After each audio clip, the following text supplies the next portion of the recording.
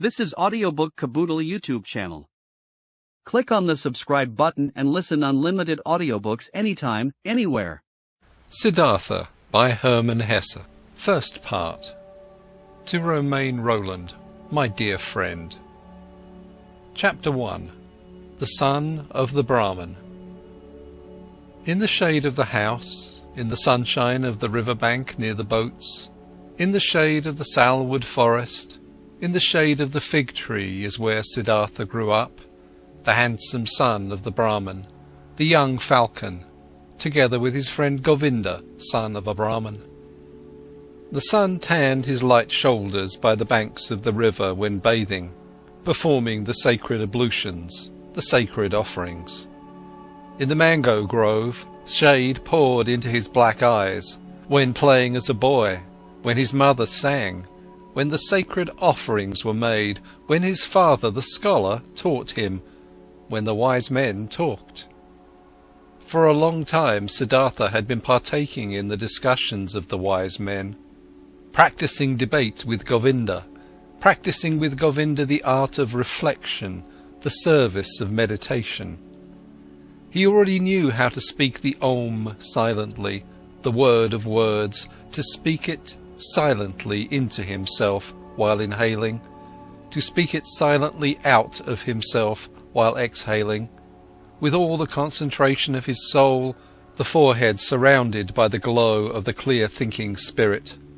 He already knew to feel Atman in the depths of his being, indestructible, one with the universe. Joy leapt into his father's heart for his son, who was quick to learn, thirsty for knowledge. He saw him growing up to become a great wise man and priest, a priest among the Brahmins. Bliss leapt into his mother's breast when she saw him walking, when she saw him sit down and get up, Siddhartha, strong, handsome, he who was walking on slender legs, greeting her with perfect respect. Love touched the hearts of the Brahmins' young daughters when Siddhartha walked through the lanes of the town with the luminous forehead, with the eye of a king, with his slim hips. But more than all the others, he was loved by Govinda, his friend, the son of a Brahmin. He loved Siddhartha's eye and sweet voice, he loved his walk, and the perfect decency of his movements. He loved everything Siddhartha did and said, and what he loved most was his spirit, his transcendent, fiery thoughts, his ardent will, his high calling. Govinda knew he would not become a common Brahmin, not a lazy official in charge of offerings, not a greedy merchant with magic spells, not a vain, vacuous speaker, not a mean, deceitful priest, and also not a decent, stupid sheep in the herd of the many. No, and he, Govinda, as well did not want to become one of these, not one of those tens of thousands of Brahmins. He wanted to follow Siddhartha, the beloved, the splendid. And in days to come, when Siddhartha would become a god, when he would join the glorious, then Govinda wanted to follow him as his friend, his companion, his servant, his spear-carrier, his shadow. Siddhartha was thus loved by everyone. He was a source of joy for everybody, he was a delight for them all. But he, Siddhartha, was not a source of joy for himself. He found no delight in himself. Walking the rosy paths of the fig tree garden, sitting in the bluish shade of the grove of contemplation, washing his limbs daily in the bath of repentance, sacrificing in the dim shade of the mango forest, his gestures of perfect decency, everyone's love and joy, he still lacked all joy in his heart. Dreams and restless thoughts came into his mind, flowing from the water of the river, sparkling from the stars of the night. Melting from the beams of the sun, dreams came to him, and a restlessness of the soul, fuming from the sacrifices, breathing forth from the verses of the Rig Veda, being infused into him, drop by drop, from the teachings of the old Brahmins. Siddhartha had started to nurse discontent in himself. He had started to feel that the love of his father and the love of his mother, and also the love of his friend Govinda, would not bring him joy forever and ever, would not nurse him, feed him, satisfy him. He had started to suspect that his venerable father and his other teachers, that the wise Brahmins, had already revealed to him the most and best of their wisdom, that they had already filled his expecting vessel with their richness, and the vessel was not full. The spirit was not content, the soul was not calm, the heart was not satisfied. The ablutions were good, but they were water. They did not wash off the sin. They did not heal the spirit's thirst. They did not relieve the fear in his heart. The sacrifices in the invocation of the gods were excellent, but was that all? Did the sacrifices give a happy fortune? And what about the gods? Was it really Prajapati who created the world? Was it not the Atman, he, the only one, the singular one? Were the gods not creations, created like me and you, subject to time, mortal? Was it therefore good? Was it right? Was it meaningful and the highest occupation to make offerings to the gods? For whom else were offerings to be made? Who else was to be worshipped but him, the only one, the Atman? And where was Atman to be found? Where did he reside? Where did his eternal heart beat? Where else but in one's own self, in its innermost part, in its indestructible part, which everyone had in himself? And where was this self, this innermost part, this ultimate part? It was not flesh and bone, it was neither thought nor consciousness. Thus the wisest ones taught. So where was it? To reach this place, the self, myself, the Atman, there was another way which was worthwhile looking for? Alas, but nobody showed this way, nobody knew it, not the Father, and not the teachers and the wise men, not the holy sacrificial songs. They knew everything, the Brahmins and their holy books. They knew everything, they had taken care of everything, and of more than everything, the creation of the world, the origin of speech, of food, of inhaling, of exhaling, the engagement of the senses, the acts of the gods. They knew infinitely much. But was it valuable to know all this, not knowing that one and only thing, the most important thing, the solely important thing? Surely, many verses of the holy books, particularly in the Upanishads of Samaveda, spoke of this innermost and ultimate thing. Wonderful verses. Your soul is the whole world, was written there, and it was written that man in his sleep, in his deep sleep, would meet with his innermost part, and would reside in the Atman. Marvellous wisdom was in these verses. All knowledge of the wisest ones had been collected there in magic words, pure as honey collected from bees. No, not to be looked down upon was the tremendous amount of enlightenment which lay here collected and preserved by innumerable generations of wise Brahmins. But where were the Brahmins? Where the priests? Where the wise men or penitents who had succeeded in not just knowing this deepest of all knowledge, but also to live it?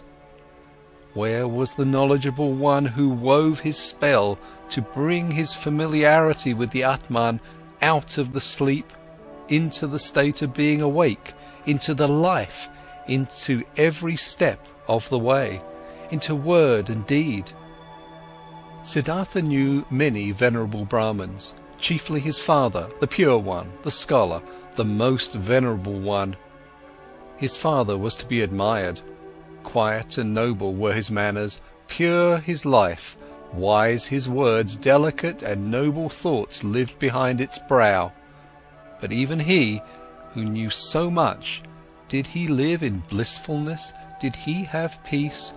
Was he not also just a searching man, a thirsty man? Did he not again and again have to drink from holy sources as a thirsty man, from the offerings, from the books, from the disputes of the Brahmins? Why did he, the irreproachable one, have to wash off sins every day, strive for a cleansing every day, over and over every day? Was not Atman in him? Did not the pristine source spring from his heart? It had to be found, the pristine source in one's own self. It had to be possessed. Everything else was searching, was a detour, was getting lost. Thus were Siddhartha's thoughts. This was his thirst. This was his suffering. Thus he spoke to himself from a Chandogya Upanishad the words, "Truly the name of the Brahman is Satyam. Verily, he who knows such a thing will enter the heavenly world every day." Often it seemed near the heavenly world, but never he had reached it completely, never he had quenched the ultimate thirst. And among the wise and wisest men he knew and whose instructions he had received, among all of them, there was no one who had reached it completely, the heavenly world, who had quenched it completely, the eternal thirst. "Govinda," Siddhartha spoke to his friend, "Govinda, my dear, come with me under the banyan tree. Let's practice meditation." They went to the banyan tree. They sat down. Siddhartha right here, Govinda 20 paces away. While putting himself down, ready to speak the Om, Siddhartha repeated, murmuring the verse, "Om is the bow, the arrow is soul. The Brahman is the arrow's target, that one should incessantly hit." After the usual time of the exercise in meditation had passed, Govinda rose. The evening had come. It was time to perform the evening's ablution. He called Siddhartha's name.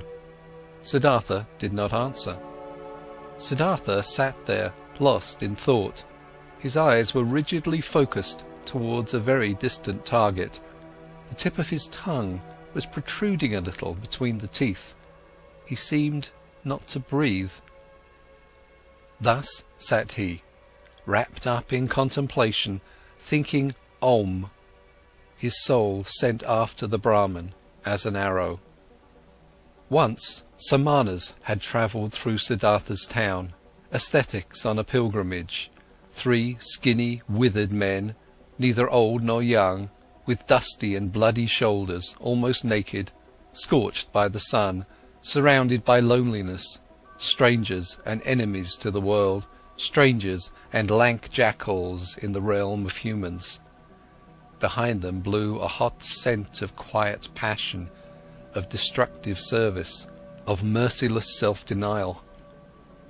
In the evening, after the hour of contemplation, Siddhartha spoke to Govinda.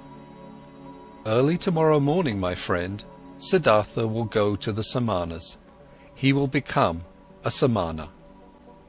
Govinda turned pale when he heard these words and read the decision in the motionless face of his friend, unstoppable like the arrow shot from the bow. Soon, and with the first glance, Govinda realized, now it is beginning, now Siddhartha is taking his own way, now his fate is beginning to sprout, and with his, my own. And he turned pale like a dry banana skin. "Oh, Siddhartha," he exclaimed, "will your father permit you to do that?" Siddhartha looked over as if he was just waking up. Arrow fast he read in Govinda's soul, read the fear, read the submission. "Oh, Govinda," he spoke quietly, "let's not waste words. Tomorrow at daybreak I will begin the life of the Samanas. Speak no more of it." Siddhartha entered the chamber where his father was sitting on a mat of bast, and stepped behind his father, and remained standing there until his father felt that someone was standing behind him. Quoth the Brahmin, "Is that you, Siddhartha? Then say what you came to say." Quoth Siddhartha, "With your permission, my father, I came to tell you that it is my longing to leave your house tomorrow and go to the ascetics. My desire is to become a samana. May my father not oppose this." The Brahmin fell silent, and remained silent for so long that the stars in the small window wandered and changed their relative positions ere the silence was broken. Silent and motionless stood the son with his arms folded, silent and motionless sat the father on the mat, and the stars traced their paths in the sky. Then spoke the father.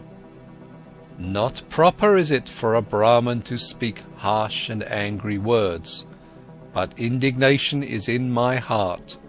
I wish not to hear this request for a second time from your mouth." Slowly the Brahmin rose. Siddhartha stood silently, his arms folded. "What are you waiting for?" asked the father. Quoth Siddhartha, "You know what." Indignant, the father left the chamber. Indignant, he went to his bed and lay down. After an hour, since no sleep had come over his eyes, the Brahmin stood up, paced to and fro, and left the house. Through the small window of the chamber he looked back inside, and there he saw Siddhartha standing, his arms folded, not moving from his spot. Pale shimmered his bright robe. With anxiety in his heart, the father returned to his bed. After another hour, since no sleep had come over his eyes, the Brahmin stood up again, paced to and fro, walked out of the house, and saw that the moon had risen. Through the window of the chamber he looked back inside. There stood Siddhartha, not moving from his spot, his arms folded, moonlight reflecting from his bare shins. With worry in his heart, the father went back to bed. And he came back after an hour, he came back after 2 hours, looked through the small window, saw Siddhartha standing in the moonlight, by the light of the stars, in the darkness. And he came back hour after hour, silently. He looked into the chamber, saw him standing in the same place, filled his heart with anger, filled his heart with unrest, filled his heart with anguish, filled it with sadness. And in the night's last hour, before the day began, he returned, stepped into the room, saw the young man standing there, who seemed tall and like a stranger to him. "Siddhartha," he spoke, "what are you waiting for?" "You know what." "Will you always stand that way and wait, until it becomes morning, noon and evening?" "I will stand and wait." "You will become tired, Siddhartha." "I will become tired." "You will fall asleep, Siddhartha." "I will not fall asleep." "You will die, Siddhartha." "I will die." "And would you rather die than obey your father?" Siddhartha has always obeyed his father. "So will you abandon your plan?" Siddhartha will do what his father will tell him to do. The first light of day shone into the room. The Brahmin saw that Siddhartha was trembling softly in his knees. In Siddhartha's face he saw no trembling. His eyes were fixed on a distant spot. Then his father realized that even now Siddhartha no longer dwelt with him in his home, that he had already left him. The father touched Siddhartha's shoulder. "You will," he spoke, "go into the forest and be a samana. When you'll have found blissfulness in the forest, then come back and teach me to be blissful. If you'll find disappointment, then return and let us once again make offerings to the gods together. Go now and kiss your mother, tell her where you are going. But for me, it is time to go to the river and to perform the first ablution." He took his hand from the shoulder of his son and went outside. Siddhartha wavered to the side as he tried to walk. He put his limbs back under control, bowed to his father, and went to his mother to do as his father had said. As he slowly left on stiff legs in the first light of day the still quiet town, a shadow rose near the last hut who had crouched there and joined the pilgrim. "Govinda, you have come," said Siddhartha and smiled. "I have come," said Govinda. End of Chapter 1. Chapter 2. With the Samanas. In the evening of this day they caught up with the ascetics, the skinny Samanas, and offered them their companionship and obedience. They were accepted. Siddhartha gave his garments to a poor Brahmin in the street. He wore nothing more than the loincloth and the earth-coloured unsewn cloak. He ate only once a day, and never something cooked. He fasted for 15 days. He fasted for 28 days. The flesh waned from his thighs and cheeks. Feverish dreams flickered from his enlarged eyes. Long nails grew slowly on his parched fingers, and a dry, shaggy beard grew on his chin. His glance turned to ice when he encountered women. His mouth twitched with contempt when he walked through a city of nicely dressed people. He saw merchants trading, princes hunting, mourners wailing for their dead, whores offering themselves, physicians trying to heal the sick, priests determining the most suitable day for seeding, lovers loving, mothers nursing their children, and all of this was not worthy of one look from his eye. It all lied. It all stank. It all stank of lies. It all pretended to be meaningful and joyful and beautiful, and it all was just concealed putrefaction. The world tasted bitter. Life was torture. A goal stood before Siddhartha, a single goal: to become empty, empty of thirst, empty of wishing, empty of dreams, empty of joy and sorrow. Dead to himself, not to be a self any more, to find tranquillity with an emptied heart, to be open to miracles in unselfish thoughts, that was his goal. Once all of myself was overcome and had died, once every desire and every urge was silent in the heart, then the ultimate part of me had to awake, the innermost of my being, which is no longer myself, the great secret. Silently, Siddhartha exposed himself to burning rays of the sun directly above, glowing with pain, glowing with thirst, and stood there until he neither felt any pain nor thirst any more. Silently he stood there in the rainy season. From his hair the water was dripping over freezing shoulders, over freezing hips and legs, and the penitent stood there until he could not feel the cold in his shoulders and legs any more, until they were silent, until they were quiet. Silently he cowered in the thorny bushes. Blood dripped from the burning skin, from festering wounds dripped pus, and Siddhartha stayed rigidly, stayed motionless, until no blood flowed any more, and nothing stung any more, until nothing burned any more. Siddhartha sat upright and learned to breathe sparingly, learned to get along with only few breaths, learned to stop breathing. He learned, beginning with the breath, to calm the beat of his heart, learned to reduce the beats of his heart until they were only a few and almost none. Instructed by the oldest of the Samanas, Siddhartha practiced self-denial, practiced meditation according to new Samana rules. A heron flew over the bamboo forest, and Siddhartha accepted the heron into his soul, flew over forest and mountains, was a heron, ate fish, felt the pangs of a heron's hunger, spoke the heron's croak, died a heron's death.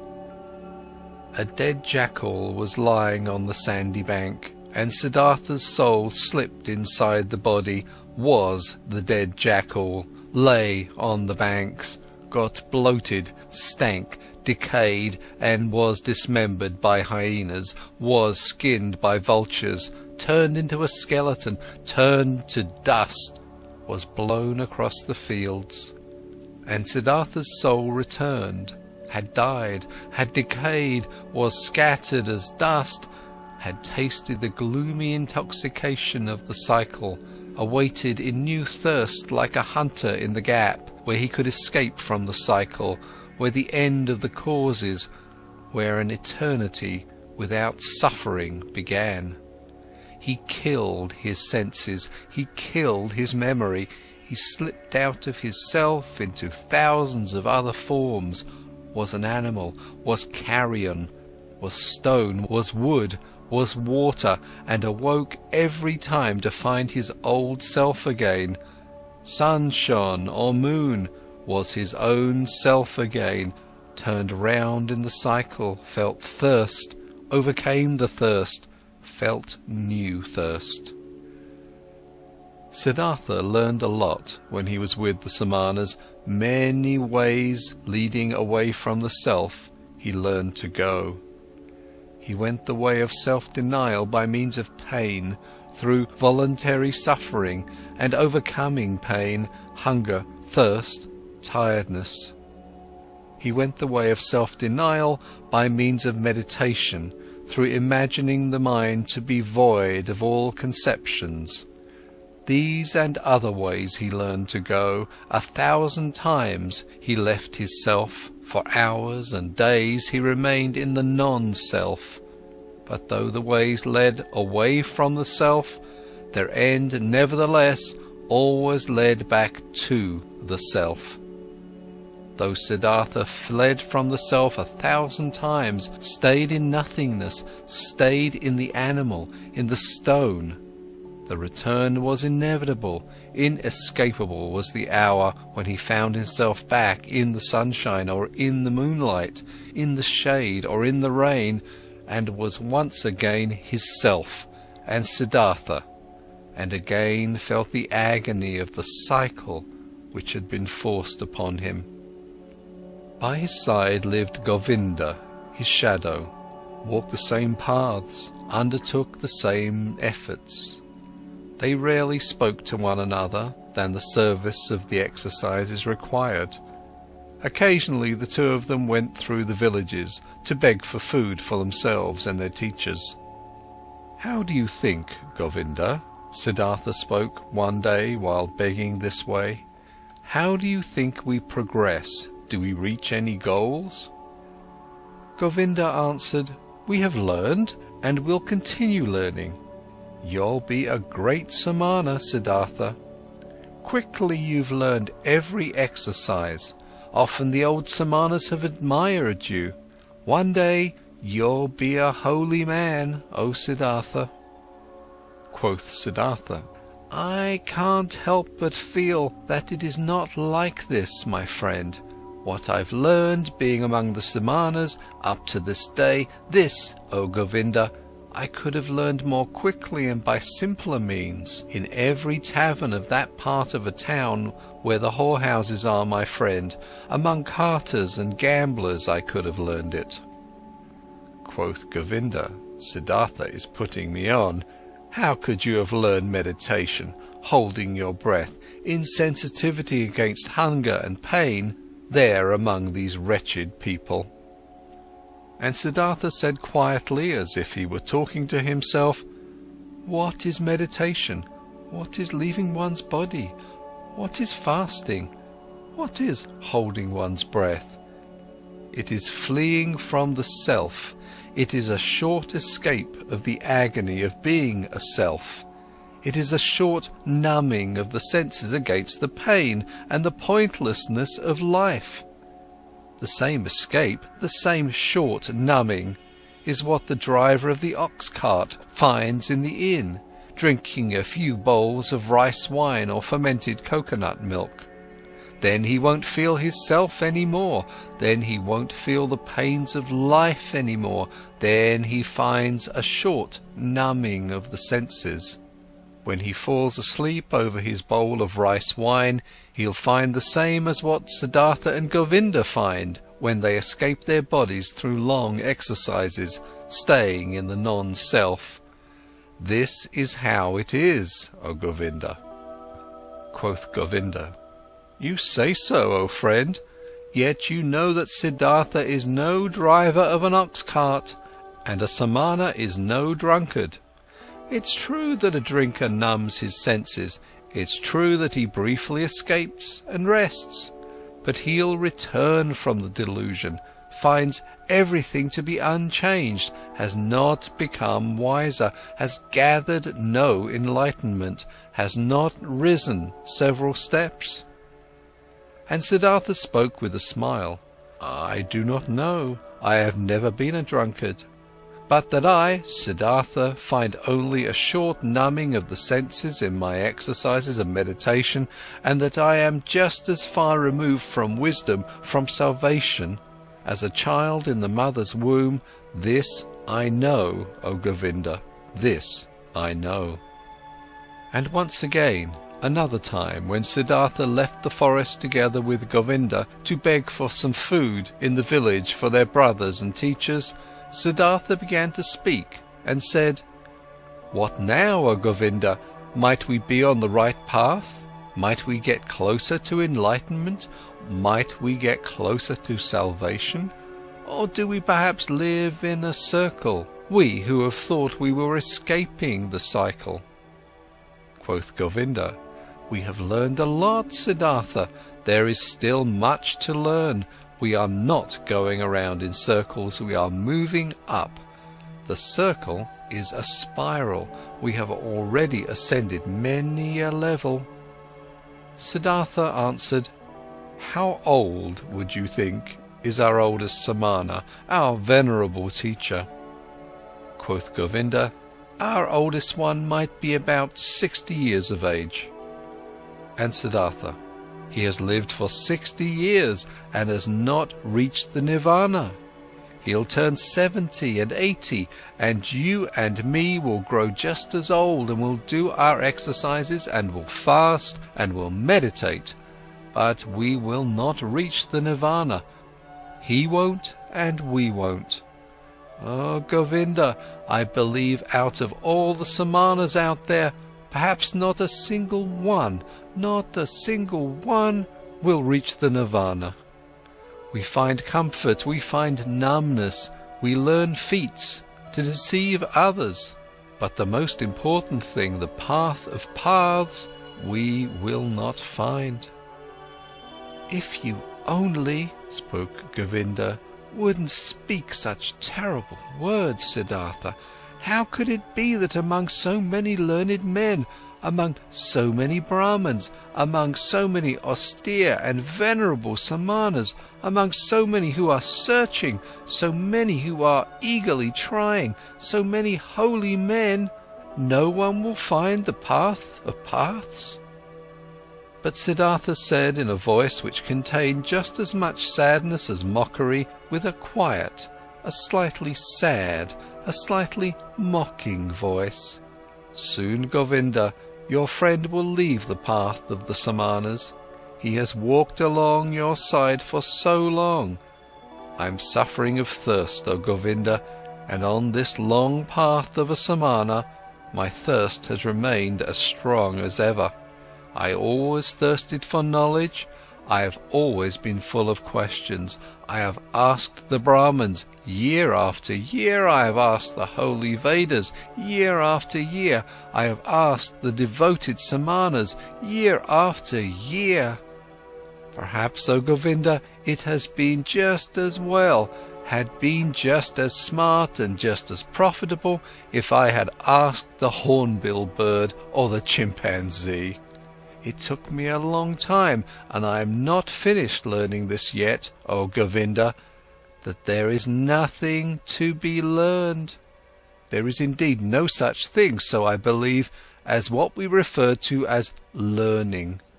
There is, O my friend, just one knowledge. This is everywhere, this is Atman, this is within me and within you and within every creature. So I'm starting to believe that this knowledge has no worser enemy than the desire to know it, than learning. At this, Govinda stopped on the path, rose his hands and spoke. If you, Siddhartha, only would not bother your friend with this kind of talk. Truly, your words stir up fear in my heart. And just consider, what would become of the sanctity of prayer? What of the venerability of the Brahmin's caste?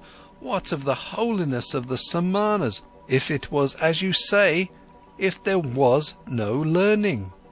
What, O Siddhartha, would become of all of this what is holy, what is precious, what is venerable on earth? And Govinda mumbled a verse to himself, a verse from an Upanishad. He who ponderingly, of a purified spirit, loses himself in the meditation of Atman, unexpressible by words, is his blissfulness of his heart. But Siddhartha remained silent. He thought about the words which Govinda had said to him, and thought the words through to their ends. Yes, he thought, standing there with his head low, what would remain of all that which seemed to us to be holy? What remains? What can stand the test? And he shook his head. At one time, when the two young men had lived among the Samanas for about 3 years and had shared their exercises, some news, a rumour, a myth reached them after being retold many times. A man had appeared, Gautama by name, the exalted one, the Buddha. He had overcome the suffering of the world in himself and had halted the cycle of rebirths. He was said to wander through the land, teaching, surrounded by disciples, without possession, without home, without a wife, in the yellow cloak of an ascetic, but with a cheerful brow, a man of bliss. And Brahmins and princes would bow down before him and would become his students. This myth, this rumour, this legend resounded. Its fragrances rose up here and there. In the towns the Brahmins spoke of it, and in the forest the Samanas. Again and again the name of Gautama, the Buddha, reached the ears of the young men, with good and with bad talk, with praise and with defamation. It was as if the plague had broken out in a country, and news had been spreading around that in one place or another there was a man, a wise man, a knowledgeable one, whose word and breath was enough to heal everyone who had been infected with the pestilence. And as such news would go through the land, and everyone would talk about it, many would believe, many would doubt, but many would get on their way as soon as possible to seek the wise man, the helper. Just like this myth ran through the land, that fragrant myth of Gautama, the Buddha, the wise man of the family of Sakya. He possessed, so the believers said, the highest enlightenment. He remembered his previous lives. He had reached the nirvana and never returned into the cycle, was never again submerged in the murky river of physical forms. Many wonderful and unbelievable things were reported of him. He had performed miracles, had overcome the devil, had spoken to the gods. But his enemies and disbelievers said, "This Gautama was a vain seducer. He would spend his days in luxury, scorned the offerings, was without learning, and knew neither exercises nor self-castigation." The myth of Buddha sounded sweet. The scent of magic flowed from these reports. After all, the world was sick, life was hard to bear, and behold, here a source seemed to spring forth, here a messenger seemed to call out, comforting, mild, full of noble promises. Everywhere where the rumour of Buddha was heard, everywhere in the lands of India, the young men listened up, felt a longing, felt hope, and among the Brahmin sons of the towns and villages, every pilgrim and stranger was welcome when he brought news of him, the exalted one, the Sakyamundi. The myth had also reached the Samanas in the forest, and also Siddhartha, and also Govinda, slowly, drop by drop, every drop laden with hope, every drop laden with doubt. They rarely talked about it, because the oldest one of the Samanas did not like this myth.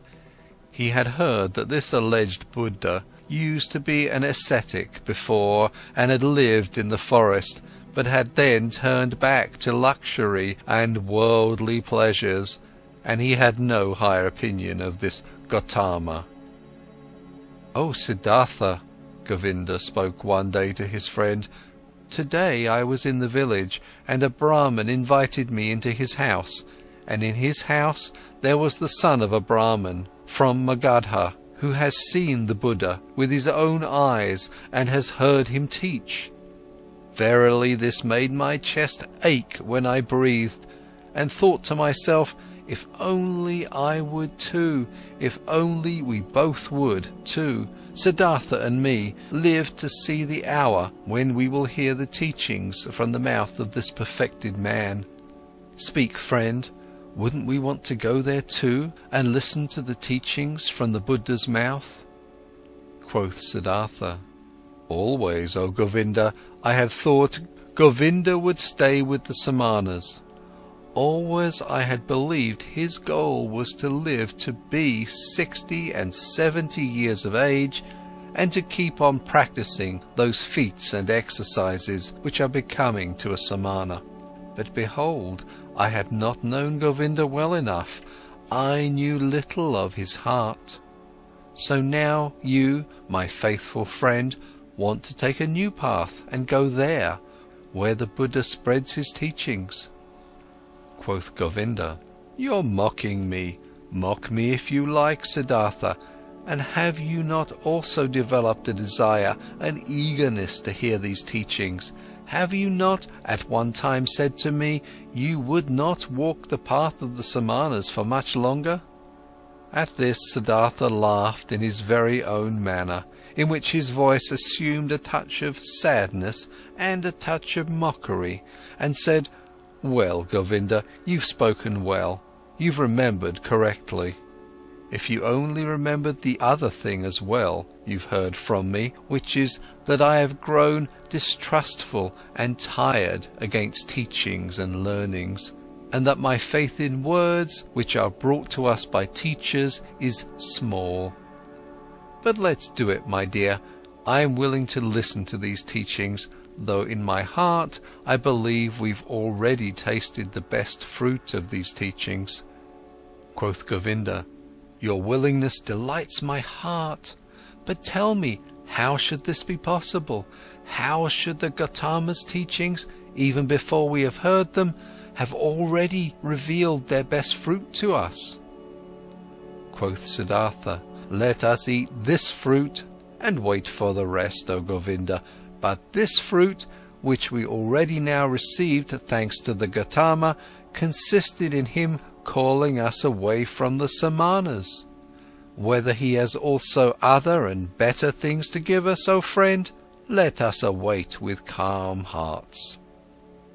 On this very same day, Siddhartha informed the oldest one of the Samanas of his decision, that he wanted to leave him. He informed the oldest one with all the courtesy and modesty becoming to a younger one and a student, but the Samana became angry because the two young men wanted to leave him, and talked loudly and used crude swear words. Govinda was startled and became embarrassed, but Siddhartha put his mouth close to Govinda's ear and whispered to him, "Now I want to show the old man that I've learned something from him." Positioning himself closely in front of the Samana, with a concentrated soul, he captured the old man's glance with his glances, deprived him of his power, made him mute, took away his free will, subdued him under his own will, commanded him to do silently whatever he demanded him to do. The old man became mute, his eyes became motionless, his will was paralyzed, his arms were hanging down. Without power, he had fallen victim to Siddhartha's spell. But Siddhartha's thoughts brought the Samana under their control. He had to carry out what they commanded. And thus the old man made several bows, performed gestures of blessing, spoke stammeringly a godly wish for a good journey.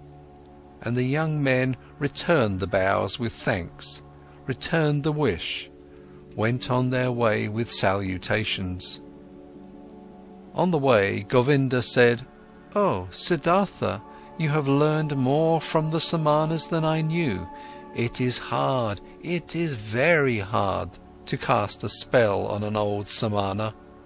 Truly, if you had stayed there, you would soon have learned to walk on water."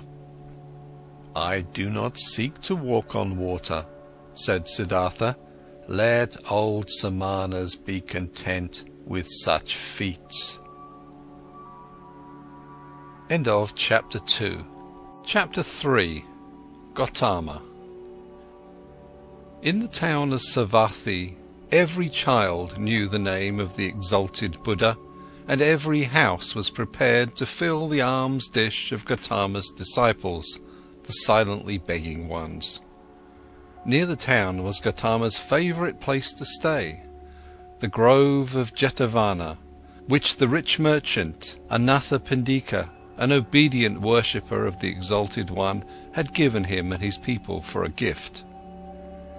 All tales and answers which the two young ascetics had received in their search for Gautama's abode had pointed them towards this area, and arriving at Savatthi, in the very first house, before the door of which they stopped to beg, food has been offered to them, and they accepted the food, and Siddhartha asked the woman who handed them the food, "We would like to know, O charitable one, where the Buddha dwells, the most venerable one, for we are two Samanas from the forest, and have come to see him, the perfected one, and to hear the teachings from his mouth."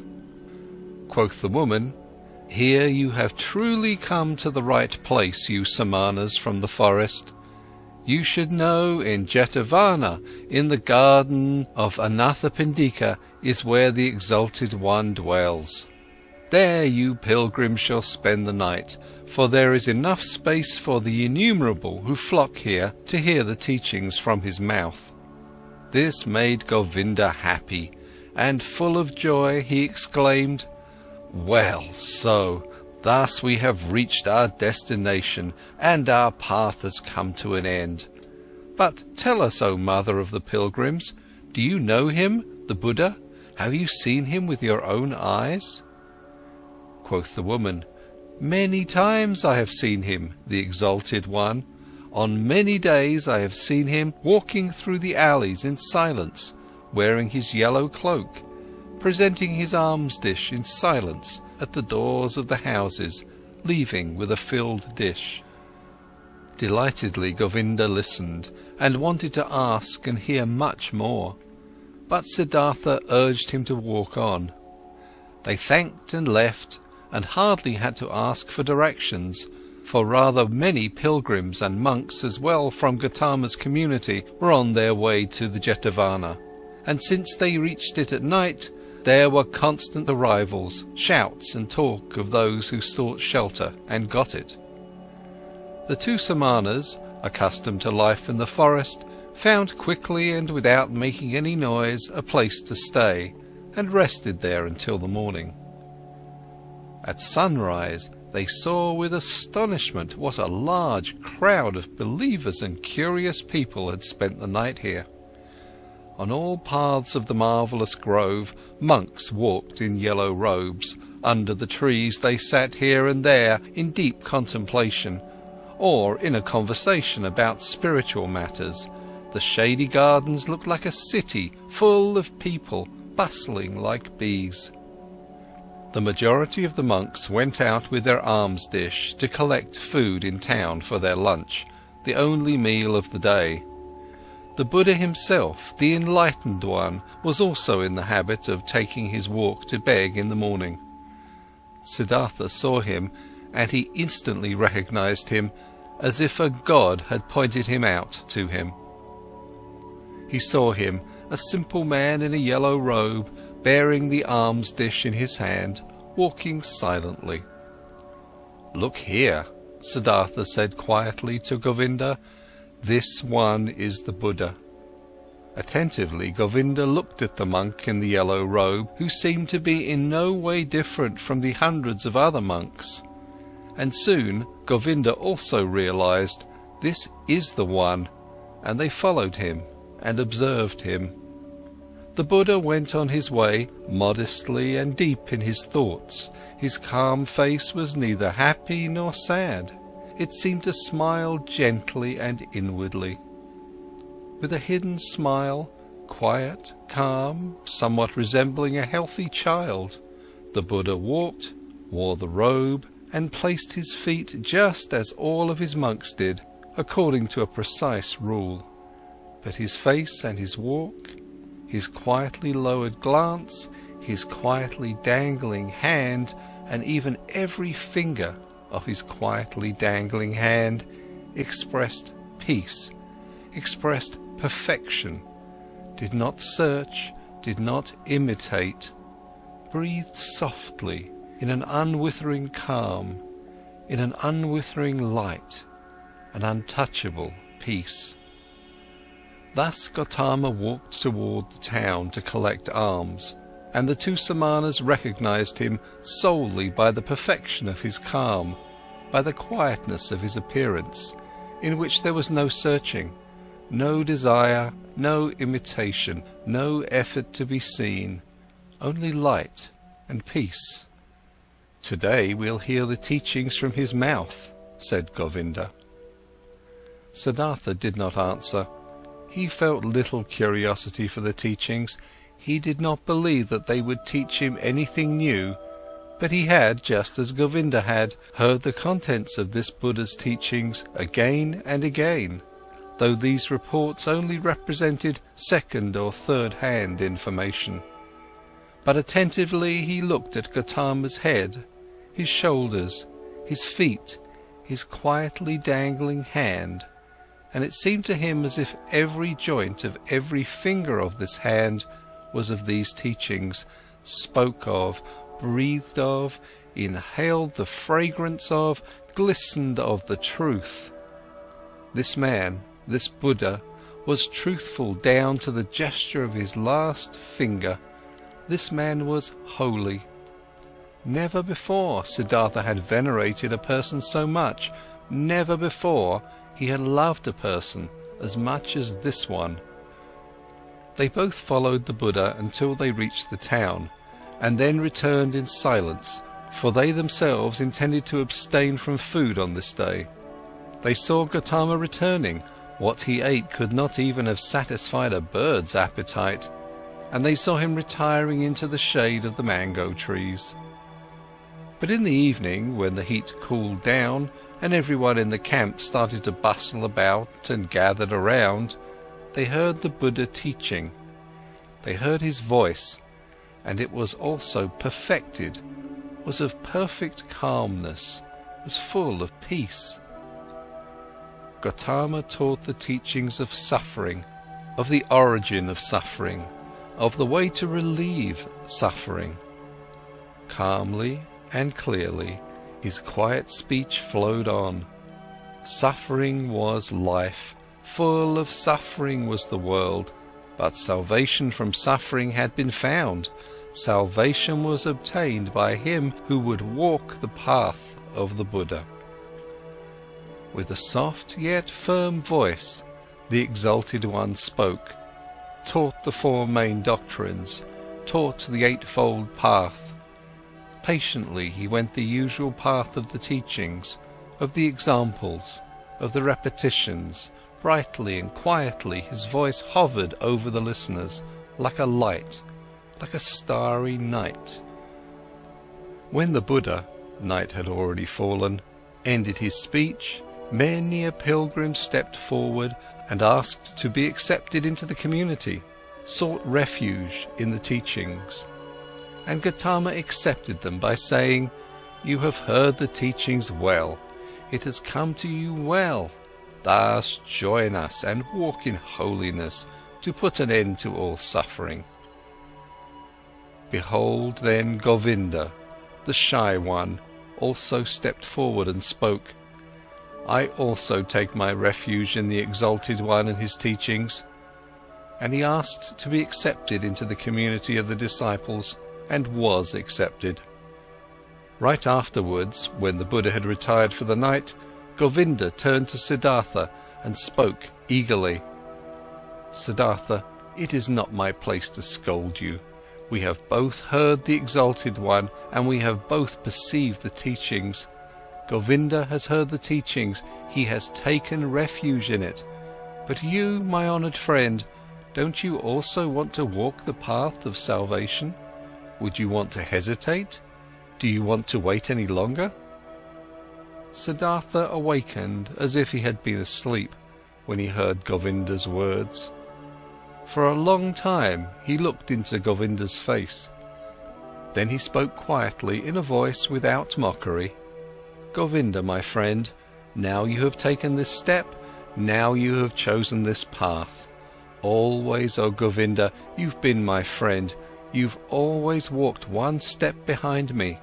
Often I have thought, won't Govinda for once also take a step by himself, without me, out of his own soul?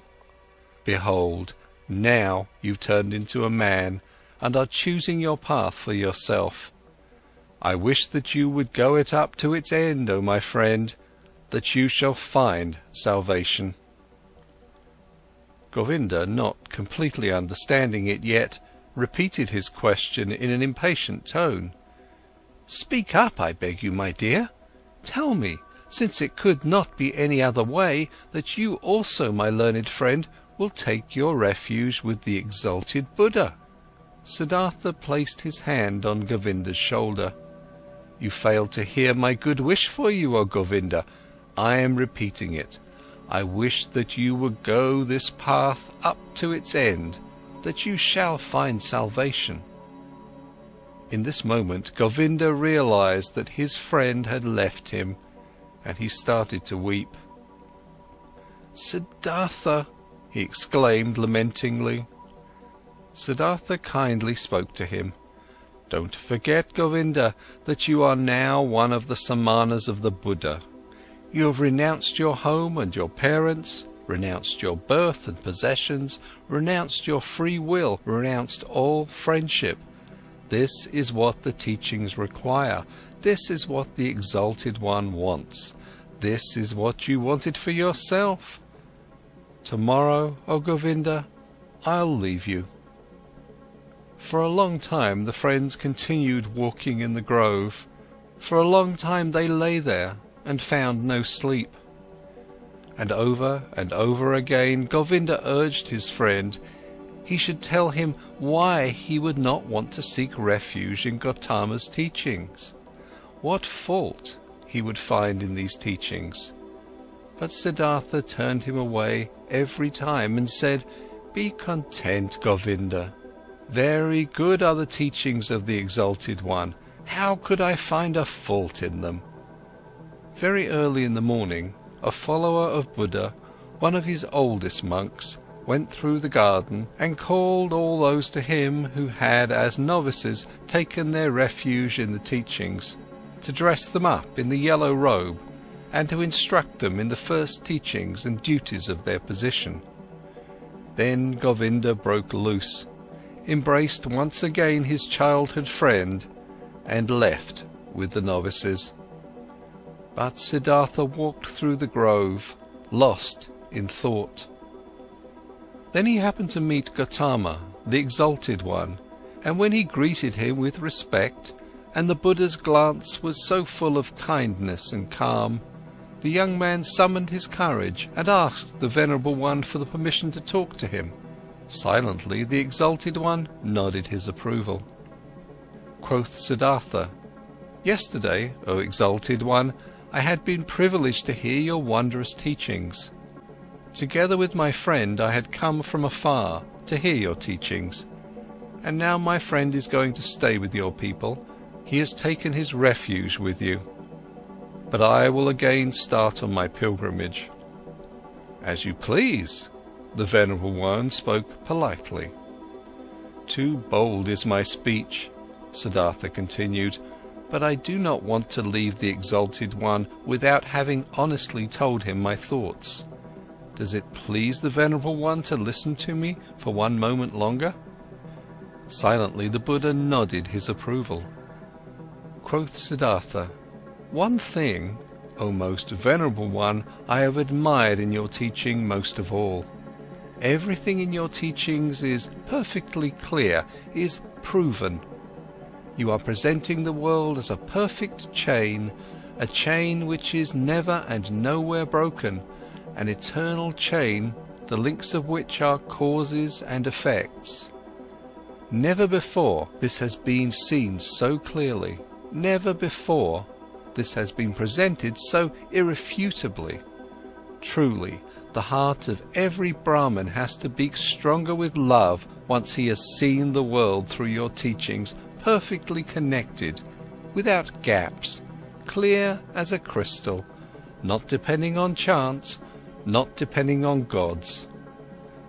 Whether it may be good or bad, whether living according to it would be suffering or joy, I do not wish to discuss. Possibly this is not essential. But the uniformity of the world, that everything which happens is connected, that the great and the small things are all encompassed by the same forces of time, by the same law of causes, of coming into being and of dying, this is what shines brightly out of your exalted teachings, O Perfected One. But according to your very own teachings, this unity and necessary sequence of all things is nevertheless broken in one place, through a small gap. This world of unity is invaded by something alien, something new, something which had not been there before and which cannot be demonstrated and cannot be proven. These are your teachings of overcoming the world, of salvation. But with this small gap, with this small breach, the entire eternal and uniform law of the world is breaking apart again and becomes void. Please forgive me for expressing this objection." Quietly Gautama had listened to him, unmoved. Now he spoke, the Perfected One, with his kind, with his polite and clear voice. "You've heard the teachings, O son of a Brahmin, and good for you that you've thought about it thus deeply. You found a gap in it, an error. You should think about this further. But be warned, O seeker of knowledge, of the thicket of opinions and of arguing about words. There is nothing to opinions. They may be beautiful or ugly, smart or foolish. Everyone can support them or discard them.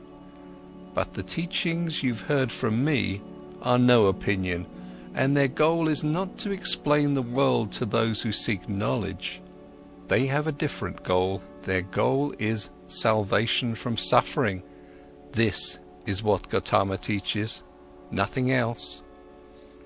I wish that you, O Exalted One, would not be angry with me," said the young man. I have not spoken to you like this to argue with you, to argue about words. You are truly right, there is little to opinions. But let me say this one more thing.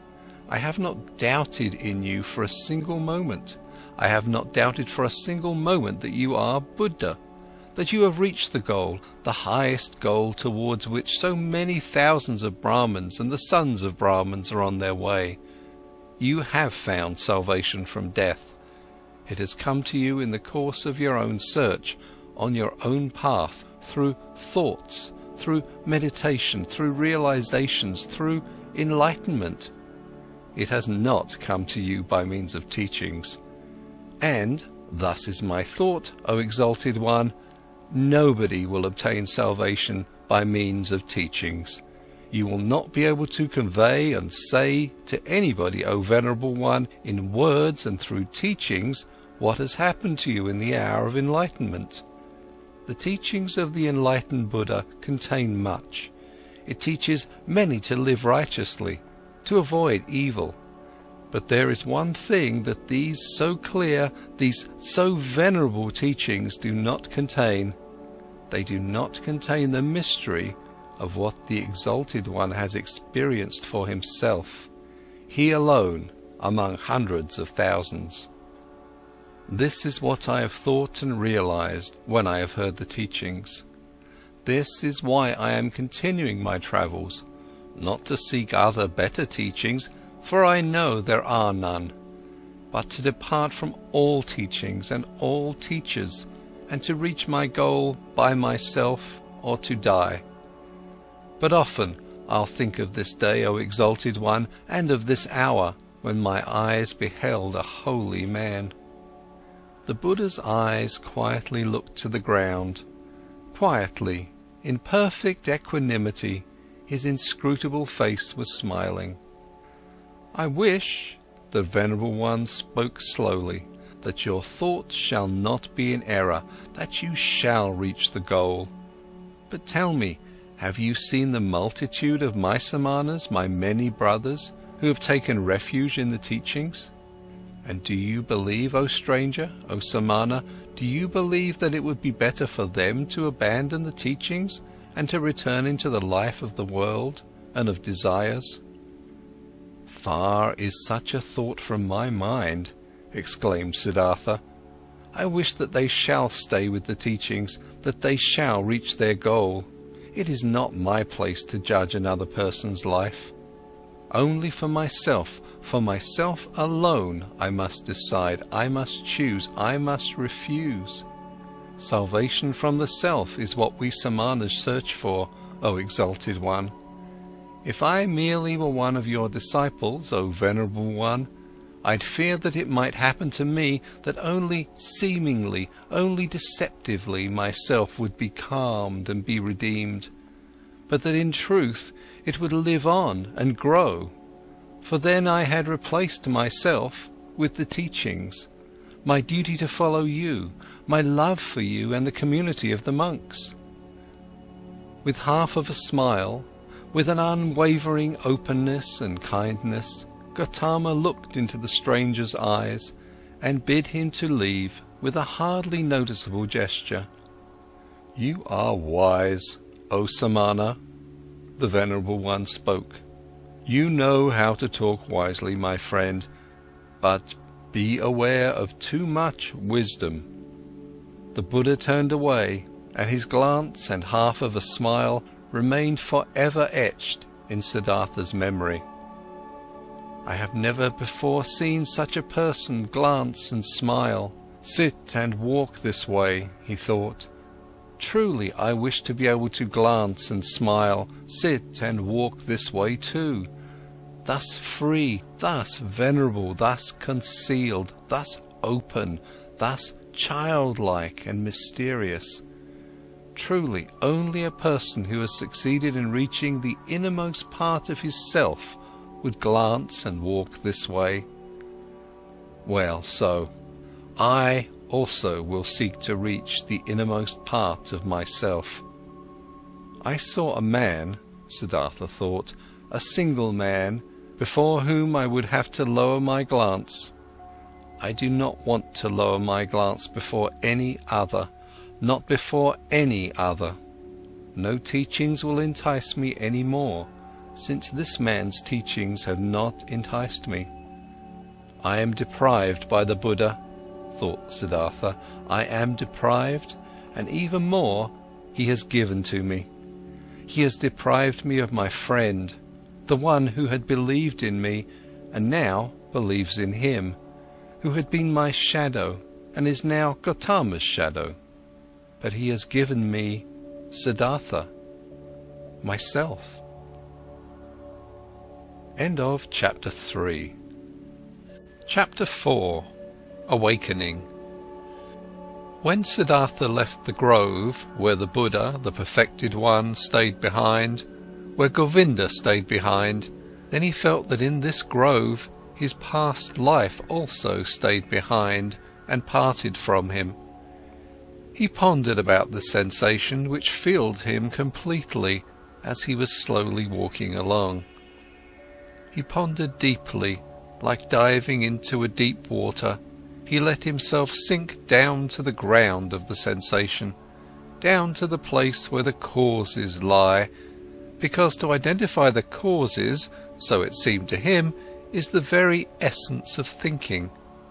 And by this alone sensations turn into realizations and are not lost, but become entities and start to emit like rays of light what is inside of them. Slowly walking along, Siddhartha pondered.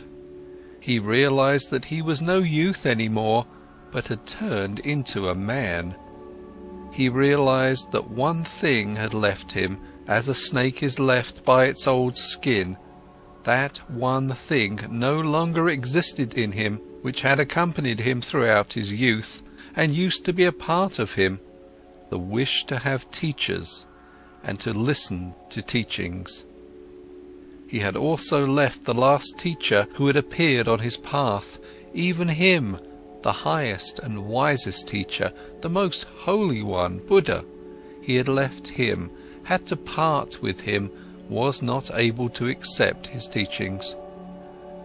Slower he walked along in his thoughts and asked himself, what is all this, what you have sought to learn from teachings and from teachers, and what they, who have taught you much, were still unable to teach you? And he found, it was the self, the purpose and essence of which I sought to learn. It was the self I wanted to free myself from, which I sought to overcome. But I was not able to overcome it, could only deceive it, could only flee from it, only hide from it. Truly, no thing in this world has kept my thoughts thus busy as this, my very own self, this mystery of me being alive, of me being one and being separated and isolated from all others, of me being Siddhartha. And there is no thing in this world I know less about than me, about Siddhartha. Having been pondering while slowly walking along, he now stopped as these thoughts caught hold of him, and right away another thought sprang forth from these, a new thought, which was, that I know nothing about myself, that Siddhartha has remained thus alien and unknown to me. That I know nothing about myself, that Siddhartha has remained thus alien and unknown to me, stems from one cause, a single cause. I was afraid of myself. I was fleeing from myself. I searched Atman. I searched Brahman. I was willing to dissect myself and peel off all its layers to find the core of all peels in its unknown interior, the Atman, life, the divine part, the ultimate part. But I have lost myself in the process. Siddhartha opened his eyes and looked around. A smile filled his face, and a feeling of awakening from long dreams flowed through him, from his head down to his toes. and it was not long before he walked again, walked quickly, like a man who knows what he has got to do. "Oh," he thought, taking a deep breath, "now I would not let Siddhartha escape from me again. No longer. I want to begin my thoughts and my life with Atman and with the suffering of the world. I do not want to kill and dissect myself any longer to find a secret behind the ruins. Neither Yoga Veda shall teach me any more, nor Atharva Veda, nor the ascetics, nor any kind of teachings. I want to learn from myself, want to be my student, want to get to know myself, the secret of Siddhartha." He looked around as if he was seeing the world for the first time. Beautiful was the world, colourful was the world, strange and mysterious was the world. Here was blue, here was yellow, here was green. The sky and the river flowed, the forest and the mountains were rigid.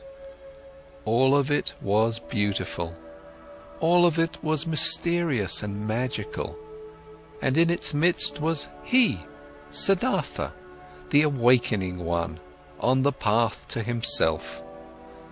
All this yellow and blue, river and forest, entered Siddhartha for the first time through the eyes, was no longer a spell of Mara, was no longer the veil of Maya, was no longer a pointless and coincidental diversity of mere appearances, despicable to the deeply thinking Brahmin who scorns diversity, who seeks unity. Blue was blue, river was river, and if also in the blue and the river, in Siddhartha, the singular and divine lived hidden, so it was still that very divinity's way and purpose to be here yellow, here blue, there sky, there forest, and here Siddhartha. The purpose and essential properties were not somewhere behind the things, they were in them, in everything. "How deaf and stupid have I been," he thought, walking swiftly along. When someone reads a text, wants to discover its meaning, he will not scorn the symbols and letters and call them deceptions, coincidence and worthless hull, but he will read them, he will study and love them, letter by letter.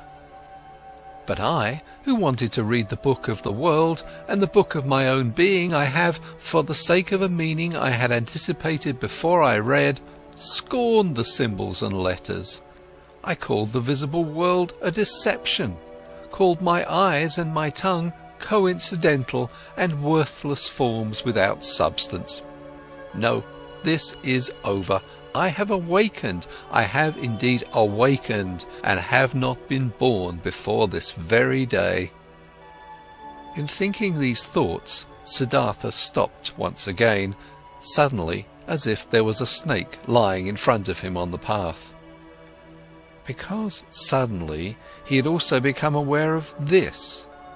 He, who was indeed like someone who had just woken up, or like a newborn baby, he had to start his life anew, and start again at the very beginning. When he had left in this very morning from the grove Jetavana, the grove of that exalted one, already awakening, already on the path towards himself, he had every intention, regarded as natural and took for granted that he, after years as an ascetic, would return to his home and his father. But now, only in this moment, when he stopped, as if a snake was lying on his path, he also awoke to this realization. But I am no longer the one I was. I am no ascetic any more. I am not a priest any more. I am no Brahmin any more. What should I do at home and at my father's place? Study? Make offerings? Practice meditation? But all this is over. All of this is no longer alongside my path." Motionless, Siddhartha remained standing there, and for the time of one moment and breath, his heart felt cold. He felt a cold in his chest, as a small animal, a bird or a rabbit would, when seeing how alone he was. For many years he had been without home and had felt nothing. Now he felt it. Still, even in the deepest meditation, he had been his father's son, had been a Brahmin, of a high caste, a cleric. Now he was nothing but Siddhartha, the awoken one. Nothing else was left. Deeply he inhaled, and for a moment he felt cold and shivered. Nobody was thus alone as he was. There was no nobleman who did not belong to the noblemen, no worker that did not belong to the workers, and found refuge with them, shared their life, spoke their language. No Brahmin who would not be regarded as Brahmins and lived with them. No ascetic who would not find his refuge in the caste of the Samanas, and even the most forlorn hermit in the forest was not just one and alone. He was also surrounded by a place he belonged to. He also belonged to a caste in which he was at home. Govinda had become a monk, and 1,000 monks were his brothers, wore the same robe as he, believed in his faith, spoke his language. But he, Siddhartha, where did he belong to? With whom would he share his life? Whose language would he speak? Out of this moment, when the world melted away all around him, when he stood alone like a star in the sky, out of this moment of cold and despair, Siddhartha emerged, more a self than before, more firmly concentrated. He felt this had been the last tremor of the awakening, the last struggle of this birth. And it was not long until he walked again in long strides, started to proceed swiftly and impatiently, heading no longer for home, no longer to see his father, no longer back. End of Chapter 4. Chapter 5. Kamala. Siddhartha learned something new on every step of his path, for the world was transformed, and his heart was enchanted. He saw the sun rising over the mountains with their forests, and setting over the distant beach with its palm trees. At night he saw the stars in the sky, in their fixed positions, and the crescent of the moon floating like a boat in the blue. He saw trees, stars, animals, clouds, rainbows, rocks, herbs, flowers, stream and river, the glistening dew in the bushes in the morning, distant high mountains which were blue and pale, birds sang and bees, wind silverishly blew through the rice field. All of this, 1,000-fold and colourful, had always been there. Always the sun and the moon had shone, always the rivers had roared and the bees had buzzed, but in former times all of this had been nothing more to Siddhartha than a fleeting, deceptive veil before his eyes, looked upon in distrust, destined to be penetrated and destroyed by thought, since it was not the essential existence, since this essence lay beyond, on the other side of the visible. But now his liberated eyes stayed on this side. He saw and became aware of the visible, sought to be at home in this world, did not seek for the true essence, did not aim at a world beyond. Beautiful was this world, looking at it thus, without searching, thus simply, thus childlike. Beautiful were the moon and the stars, beautiful was the stream and the banks, the forest and the rocks, the goat and the gold beetle, the flower and the butterfly. Beautiful and lovely it was thus to walk through the world, thus childlike, thus awoken, thus open to what is near, thus without distrust. Differently the sun burnt the head, differently the shade of the forest cooled him down, differently the stream and the cistern, the pumpkin and the banana tasted. Short were the days, short the nights, every hour sped away like a sail on the sea, and under the sail was a ship of treasures, full of joy.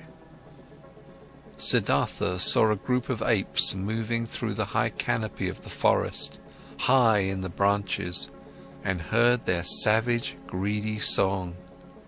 Siddhartha saw a male sheep following a female one and mating with her.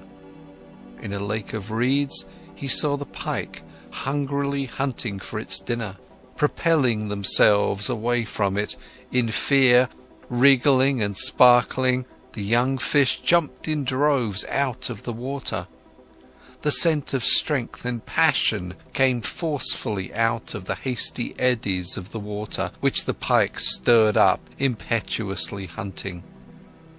All of this had always existed, and he had not seen it, he had not been with it. Now he was with it, he was part of it. Light and shadow ran through his eyes, stars and moon ran through his heart.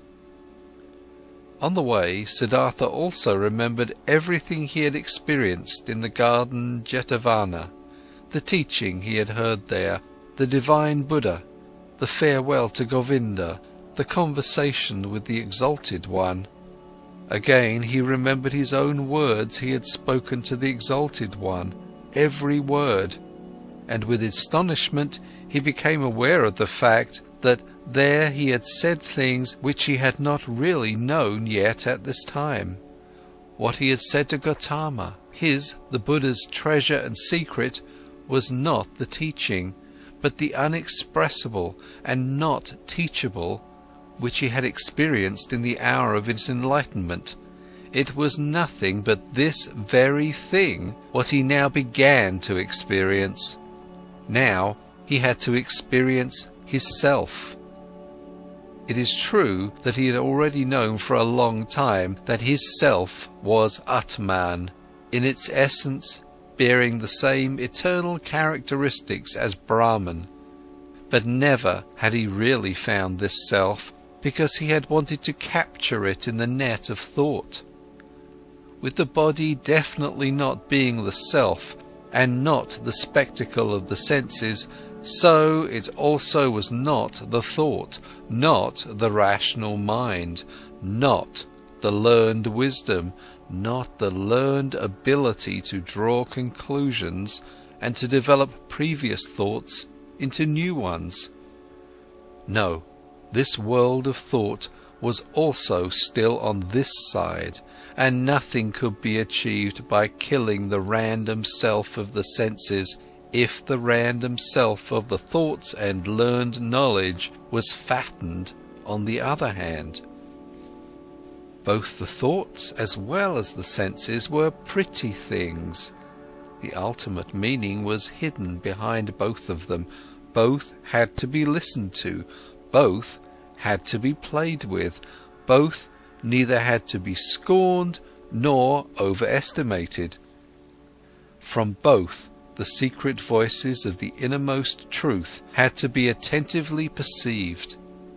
He wanted to strive for nothing, except for what the voice commanded him to strive for, dwell on nothing, except where the voice would advise him to do so. Why had Gautama, at that time, in the hour of all hours, sat down under the bo tree where the enlightenment hit him? He had heard a voice in his own heart, which had commanded him to seek rest under this tree, and he had neither preferred self-castigation, offerings, ablutions, nor prayer, neither food nor drink, neither sleep nor dream. He had obeyed the voice. To obey like this, not to an external command, only to the voice, To be ready like this was good, this was necessary. Nothing else was necessary. In the night when he slept in the straw hut of a ferryman by the river, Siddhartha had a dream. Govinda was standing in front of him, dressed in the yellow robe of an ascetic. Sad was how Govinda looked like. Sadly he asked, "Why have you forsaken me?" At this he embraced Govinda, wrapped his arms around him, and as he was pulling him close to his chest and kissed him, it was not Govinda anymore, but a woman, and a full breast popped out of the woman's dress, at which Siddhartha lay and drank, sweetly and strongly tasted the milk from this breast. It tasted of woman and man, of sun and forest, of animal and flower, of every fruit, of every joyful desire. It intoxicated him and rendered him unconscious. When Siddhartha woke up, the pale river shimmered through the door of the hut, and in the forest a dark call of an owl resounded deeply and pleasantly. When the day began, Siddhartha asked his host, the ferryman, to get him across the river. The ferryman got him across the river on his bamboo raft. The wide water shimmered reddishly in the light of the morning. "This is a beautiful river," he said to his companion. "Yes," said the ferryman, "a very beautiful river. I love it more than anything. Often I have listened to it, often I have looked into its eyes, and always I have learned from it. Much can be learned from a river."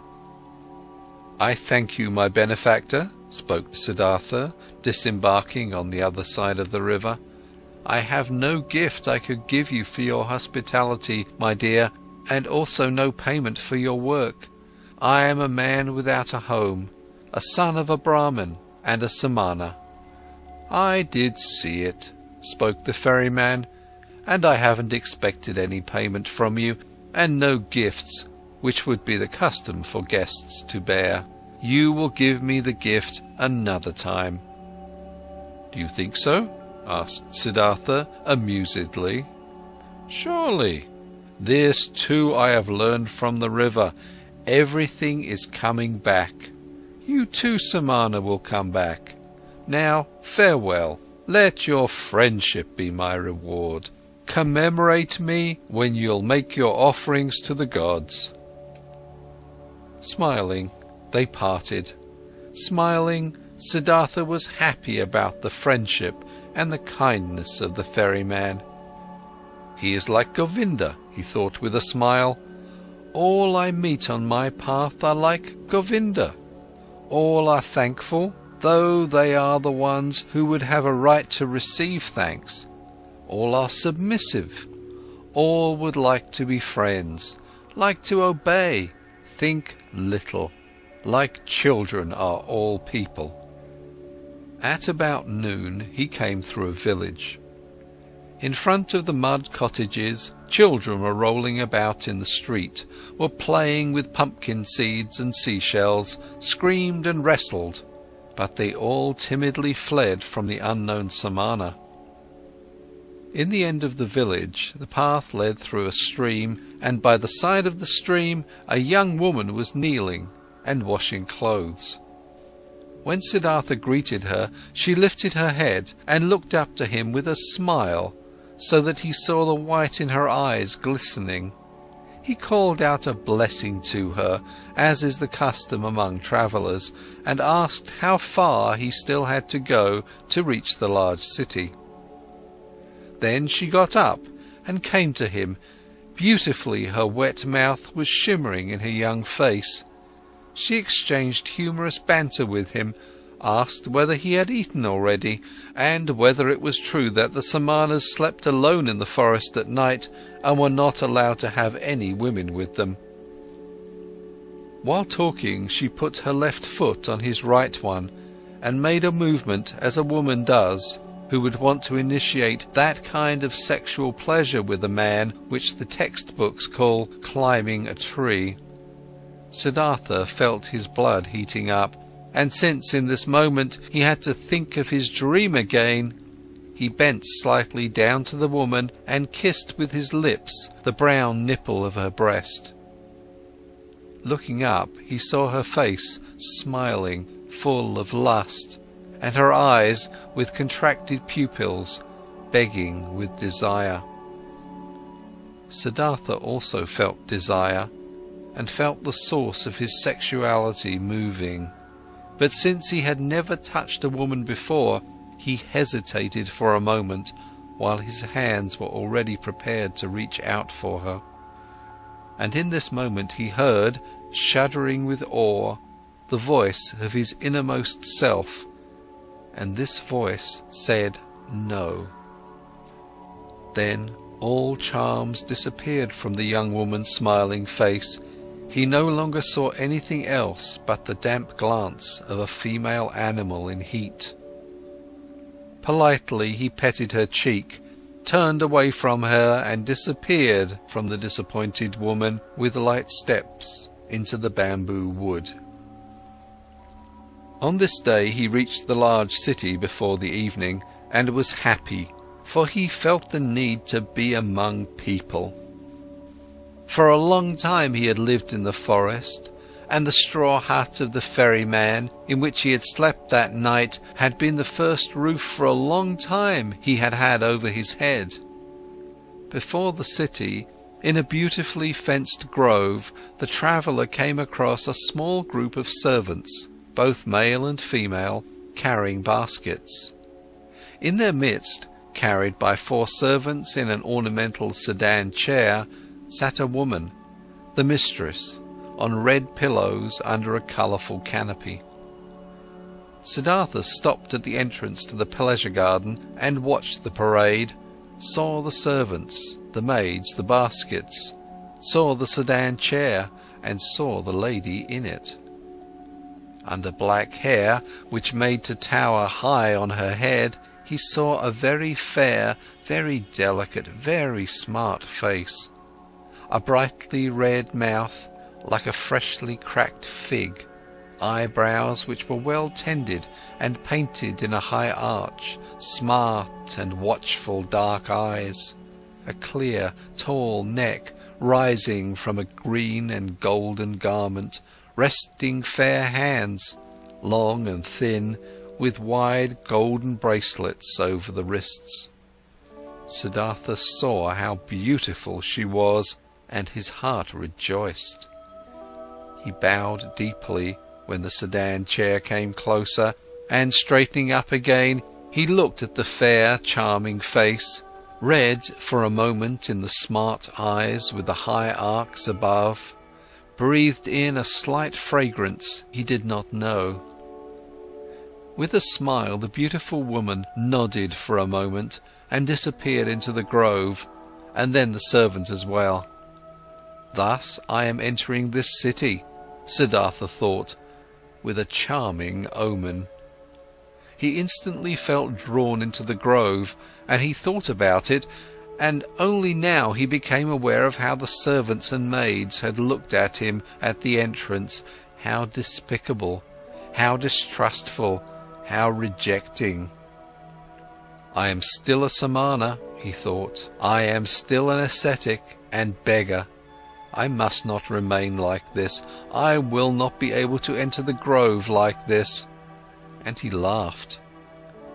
The next person who came along this path, he asked about the grove and for the name of the woman, and was told that this was the grove of Kamala, the famous courtesan, and that, aside from the grove, she owned a house in the city. Then he entered the city. Now he had a goal. Pursuing his goal, he allowed the city to suck him in, drifted through the flow of the streets, stood still on the squares, rested on the stairs of stone by the river. When the evening came, he made friends with a barber's assistant, whom he had seen working in the shade of an arch in a building, whom he had found again praying in a temple of Vishnu, whom he had told about stories of Vishnu and the Lakshmi. Among the boats by the river he slept this night, and early in the morning, before the first customers came into his shop, he had the barber's assistant shave his beard and cut his hair, comb his hair and anoint it with fine oil. Then he went to take his bath in the river. When, late in the afternoon, beautiful Kamala approached her grove in her sedan chair, Siddhartha was standing at the entrance, made a bow, and received the courtesan's greeting. But that servant who walked at the very end of her train, he motioned to him and asked him to inform his mistress that a young Brahmin would wish to talk to her. After a while the servant returned, asked him, who had been waiting, to follow him, conducted him, who was following him, without a word into a pavilion where Kamala was lying on a couch, and left him alone with her. "Weren't you already standing out there yesterday, greeting me?" asked Kamala. "It's true that I've already seen and greeted you yesterday." "And didn't you yesterday wear a beard and long hair, and dust in your hair?" "You have observed well. You have seen everything. You have seen Siddhartha, the son of a Brahmin, who has left his home to become a Samana, and who has been a Samana for 3 years. But now I have left that path and came into this city, and the first one I met, even before I had entered the city, was you. To say this, I have come to you, O Kamala. You are the first woman whom Siddhartha is not addressing with his eyes turned to the ground. Never again I want to turn my eyes to the ground when I am coming across a beautiful woman." Kamala smiled and played with her fan of peacock's feathers, and asked, "And only to tell me this, Siddhartha has come to me?" "To tell you this, and to thank you for being so beautiful. And if it doesn't displease you, Kamala, I would like to ask you to be my friend and teacher, for I know nothing yet of that art which you have mastered in the highest degree." At this, Kamala laughed aloud. "Never before this has happened to me, my friend, that a Samana from the forest came to me and wanted to learn from me. Never before this has happened to me, that a Samana came to me with long hair and an old torn loincloth. Many young men come to me, and there are also sons of Brahmins among them, but they come in beautiful clothes. They come in fine shoes, they have perfume in their hair and money in their pouches. This is, O Samana, how the young men are like who come to me." Quoth Siddhartha, "Already I am starting to learn from you. Even yesterday I was already learning. I have already taken off my beard, have combed the hair, have oil in my hair. There is little which is still missing in me, O excellent one. Fine clothes, fine shoes, money in my pouch. You shall know Siddhartha has set harder goals for himself than such trifles, and he has reached them. How shouldn't I reach that goal, which I have set for myself yesterday, to be your friend, and to learn the joys of love from you? You'll see that I'll learn quickly, Kamala. I have already learned harder things than what you're supposed to teach me. And now, let's get to it.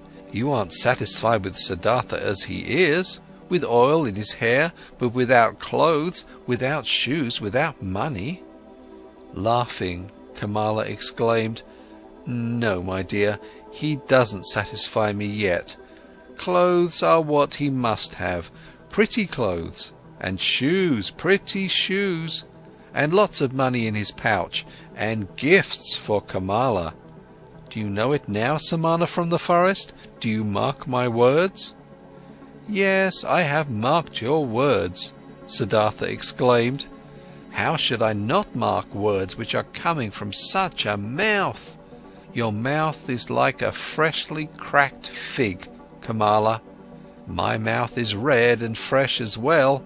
It will be a suitable match for yours, you'll see.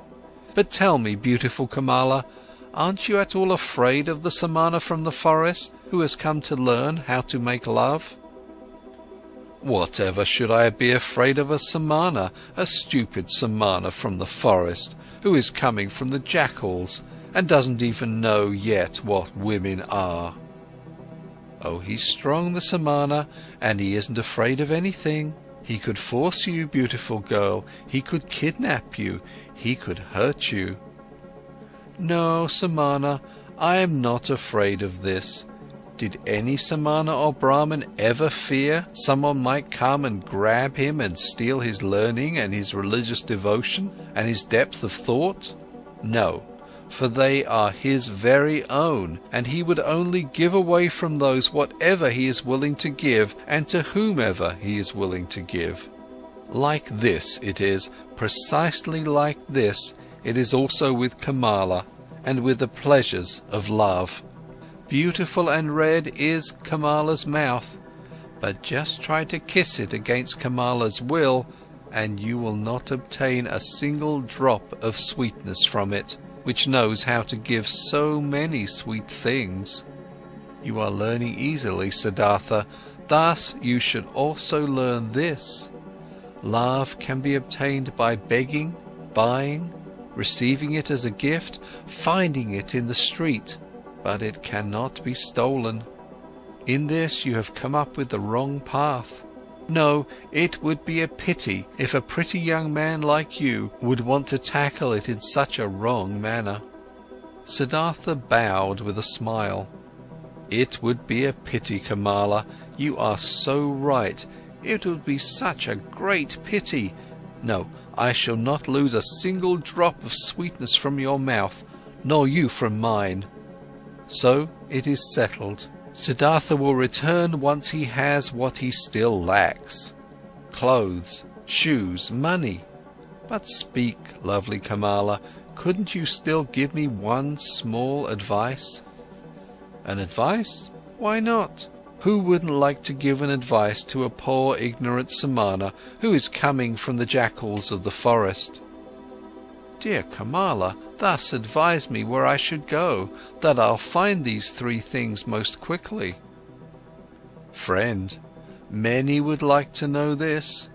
You must do what you've learned and ask for money, clothes and shoes in return. There is no other way for a poor man to obtain money. What might you be able to do? I can think, I can wait, I can fast. Nothing else? Nothing. But yes, I can also write poetry. Would you like to give me a kiss for a poem? I would like to, if I like your poem. What would be its title? Siddhartha spoke, after he had thought about it for a moment, these verses. Into her shady grove stepped the pretty Kamala. At the grove's entrance stood the brown Samana. Deeply seeing the lotus's blossom, bowed that man and smiling Kamala thanked. More lovely, thought the young man, than offerings for gods, more lovely is offering to pretty Kamala. Kamala loudly clapped her hands so that the golden bracelets clanged. Beautiful are your verses, O brown Samana. I'm losing nothing when I am giving you a kiss for them. She beckoned him with her eyes. He tilted his head so that his face touched hers and placed his mouth on that mouth which was like a freshly cracked fig. For a long time Kamala kissed him, and with a deep astonishment Siddhartha felt how she taught him, how wise she was, how she controlled him, rejected him, lured him, and how, after this first one, there was to be a long, a well-ordered, well-tested sequence of kisses, every one different from the others, he was still to receive. Breathing deeply, he remained standing where he was, and was in this moment astonished, like a child about a cornucopia of knowledge and things worth learning, which revealed itself before his eyes. "Very beautiful are your verses," exclaimed Kamala. "If I was rich, I would give you pieces of gold for them. But it will be difficult for you to earn thus much money with verses as you need, for you need a lot of money if you want to be Kamala's friend." "The way you're able to kiss Kamala," stammered Siddhartha. "Yes, this I am able to do, therefore I do not lack clothes, shoes, bracelets and all beautiful things. But what will become of you?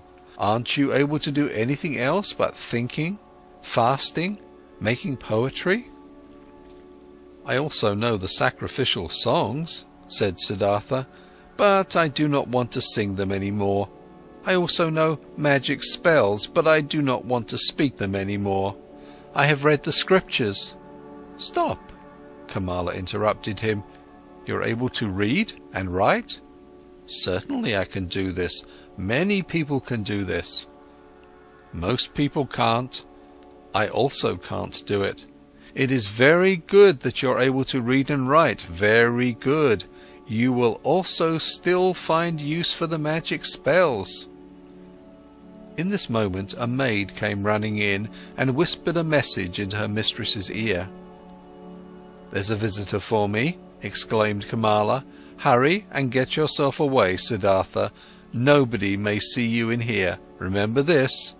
Tomorrow I'll see you again." But to the maid she gave the order to give the pious Brahmin white upper garments. Without fully understanding what was happening to him, Siddhartha found himself being dragged away by the maid, brought into a garden house avoiding the direct path, being given upper garments as a gift, led into the bushes and urgently admonished to get himself out of the grove as soon as possible without being seen. Contentedly he did as he had been told. Being accustomed to the forest, he managed to get out of the grove and over the hedge without making a sound. Contentedly he returned to the city, carrying the rolled up garments under his arm. At the inn where travellers stay, he positioned himself by the door. Without words he asked for food. Without a word he accepted a piece of rice cake. Perhaps as soon as tomorrow, he thought, I will ask no one for food any more. Suddenly pride flared up in him. He was a samana no more. It was no longer becoming to him to beg. He gave the rice cake to a dog and remained without food. Simple is the life which people lead in this world here, thought Siddhartha. It presents no difficulties. Everything was difficult, toilsome and ultimately hopeless when I was still a samana. Now everything is easy, easy like that lessons in kissing which Kamala is giving me. I need clothes and money, nothing else. This is a small, near goal. They won't make a person lose any sleep. He had already discovered Kamala's house in the city long before. There he turned up the following day. "Things are working out well," she called out to him. "They are expecting you at Kamaswami's. He is the richest merchant of the city. If he'll like you, he'll accept you into his service. Be smart, brown samana. I had others tell him about you. Be polite towards him, he is very powerful. But don't be too modest. I do not want you to become his servant. You shall become his equal, or else I won't be satisfied with you. Kamaswami is starting to get old and lazy. If he'll like you, he'll entrust you with a lot." Siddhartha thanked her and laughed, and when she found out that he had not eaten anything yesterday and today, she sent for bread and fruits and treated him to it. "You've been lucky," she said when they parted. "I'm opening one door after another for you. How come? Do you have a spell?" Siddhartha said, "Yesterday I told you I knew how to think, to wait and to fast, and you thought this was of no use. But it is useful for many things, Kamala, you'll see. You'll see that the stupid Samanas are learning and able to do many pretty things in the forest, which the likes of you aren't capable of. The day before yesterday, I was still a shaggy beggar. As soon as yesterday, I have kissed Kamala, and soon I'll be a merchant and have money and all those things you insist upon." "Well, yes," she admitted, "but where would you be without me? What would you be if Kamala wasn't helping you?" "Dear Kamala," said Siddhartha, and straightened up to his full height, "when I came to you in your grove, I did the first step. It was my resolution to learn love from this most beautiful woman. From that moment on, when I made this resolution, I also knew that I would carry it out. I knew that you would help me. At your first glance at the entrance to the grove, I already knew it." "But what if I hadn't been willing?" "You were willing. Look, Kamala, when you throw a rock into the water, it will speed on the fastest course to the bottom of the water. This is how it is when Siddhartha has a goal, a resolution. Siddhartha does nothing. He waits, he thinks, he fasts, but he passes through the things of the world like a rock through water, without doing anything, without stirring. He is drawn, he lets himself fall. His goal attracts him, because he doesn't let anything enter his soul which might oppose the goal. This is what Siddhartha has learned among the Samanas. This is what fools call magic, and of which they think it would be affected by means of the demons. Nothing is affected by demons. There are no demons. Everyone can perform magic. Everyone can reach his goals if he is able to think, if he is able to wait, if he is able to fast." Kamala listened to him. She loved his voice. She loved the look of his eyes. "Perhaps it is so," she said quietly, "as you say, friend. But perhaps it is also like this, that Siddhartha is a handsome man, that his glance pleases the women, and that therefore good fortune is coming towards him." With one kiss, Siddhartha bid his farewell. "I wish that it should be this way, my teacher, that my glance shall please you, that always good fortune shall come to me out of your direction." End of chapter 5. This is Audiobook Caboodle YouTube channel. Place for finest collection of audiobooks and novels. Chapter 6. With the Childlike People. Siddhartha went to Kamaswami the merchant. He was directed into a rich house. Servants led him between precious carpets into a chamber where he awaited the master of the house. Kamaswami entered.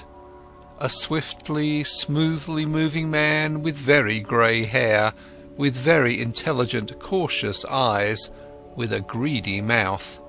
Politely, the host and the guest greeted one another. "I have been told," the merchant began, "that you are a Brahmin, a learned man, but that you seek to be in the service of a merchant. Might you have become destitute, Brahmin, so that you seek to serve?" "No," said Siddhartha, "I have not become destitute, and have never been destitute. You should know that I am coming from the Samanas, with whom I have lived for a long time." "If you're coming from the Samanas, how could you be anything but destitute? Aren't the Samanas entirely without possessions?" I am without possessions, said Siddhartha. If this is what you mean, surely I am without possessions, but I am so voluntarily, and therefore I am not destitute. But what are you planning to live of, being without possessions? I haven't thought of this yet, sir. For more than 3 years I have been without possessions and have never thought of what I should live. So you've lived of the possessions of others? Presumably this is how it is. After all, a merchant also lives of what other people own. Well said. But he wouldn't take anything from another person for nothing. He would give his merchandise in return. So it seems to be, indeed. Everyone takes, everyone gives. Such is life. But if you don't mind me asking, being without possessions, what would you like to give? Everyone gives what he has. A warrior gives strength. The merchant gives merchandise. The teacher, teachings. The farmer, rice. The fisher, fish. Yes, indeed. And what is it now that you've got to give? What is it that you've learned? What you're able to do? I can think, I can wait, I can fast. That's everything? I believe that's everything. And what's the use of that?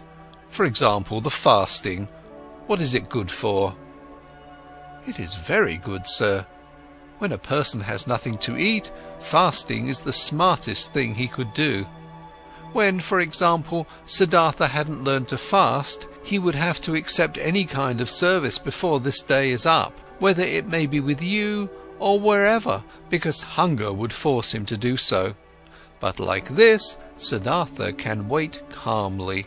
He knows no impatience. He knows no emergency. For a long time he can allow hunger to besiege him, and can laugh about it. This, sir, is what fasting is good for. You're right, Samana. Wait for a moment. Kamaswami left the room and returned with a scroll which he handed to his guest, while asking, "Can you read this?"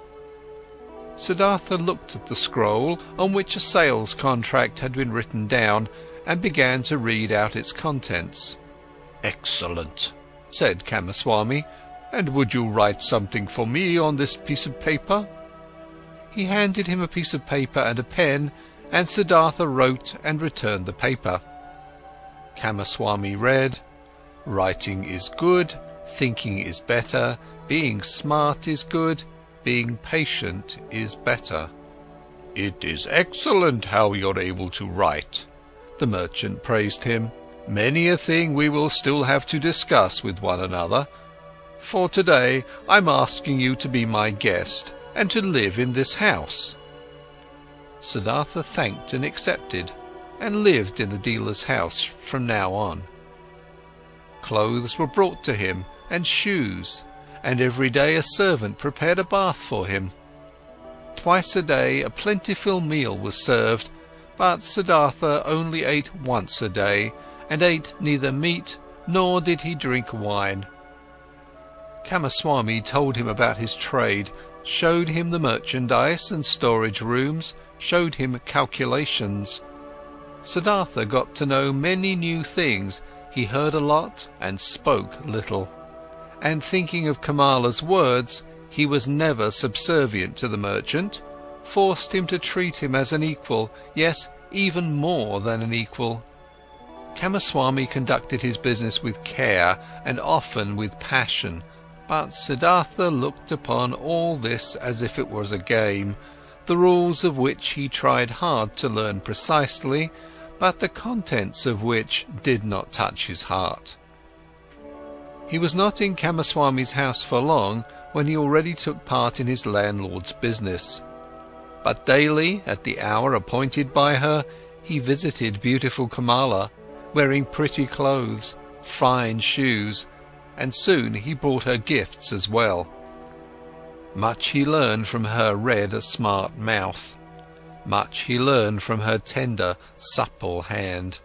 Him, who was regarding love still a boy, and had a tendency to plunge blindly and insatiably into lust, like into a bottomless pit, him she taught thoroughly, starting from the basics, about that school of thought which teaches that pleasure cannot be taken without giving pleasure, and that every gesture, every caress, every touch, every look, every spot of the body, however small it was, had its secret, which would bring happiness to those who knew about it and unleash it.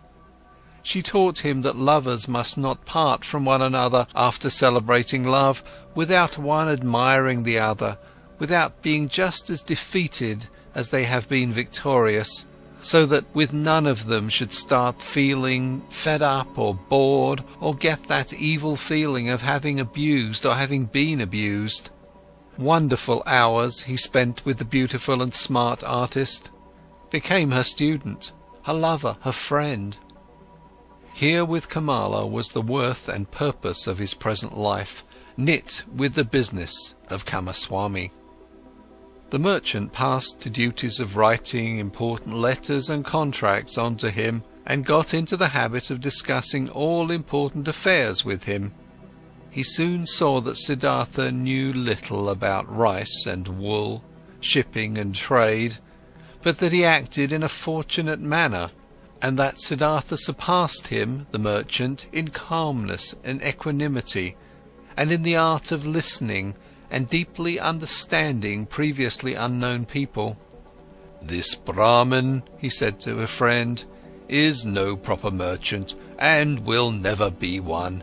There is never any passion in his soul when he conducts our business, but he has that mysterious quality of those people to whom success comes all by itself.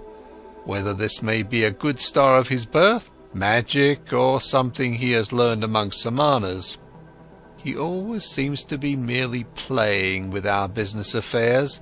They never fully become a part of him.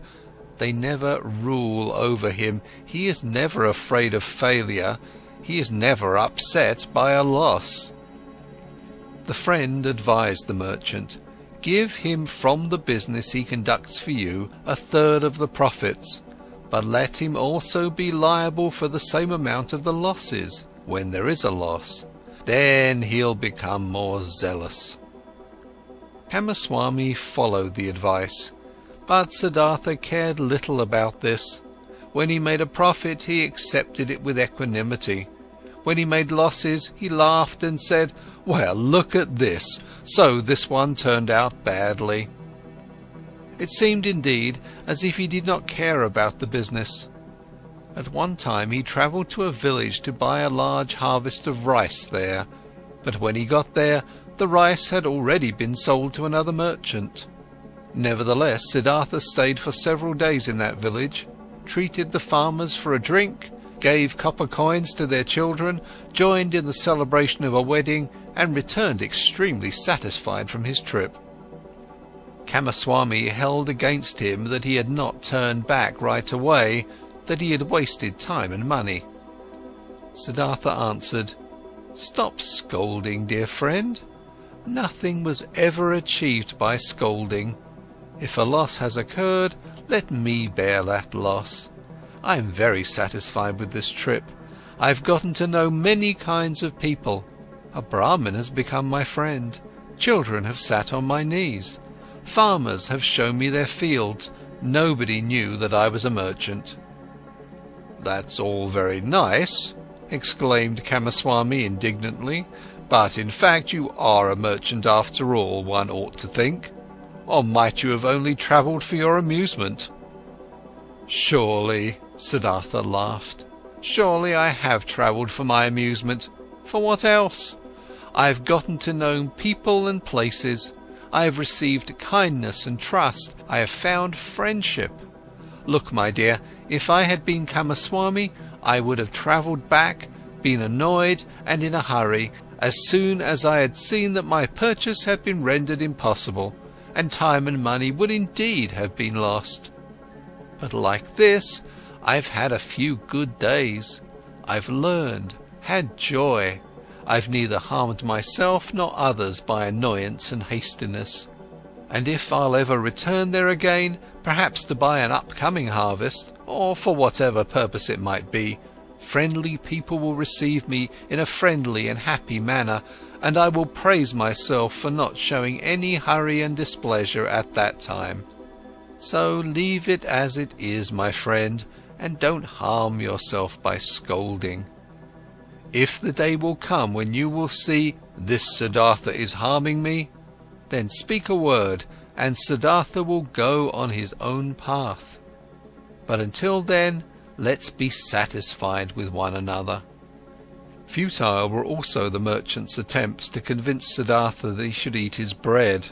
Siddhartha ate his own bread, or rather they both ate other people's bread, all people's bread.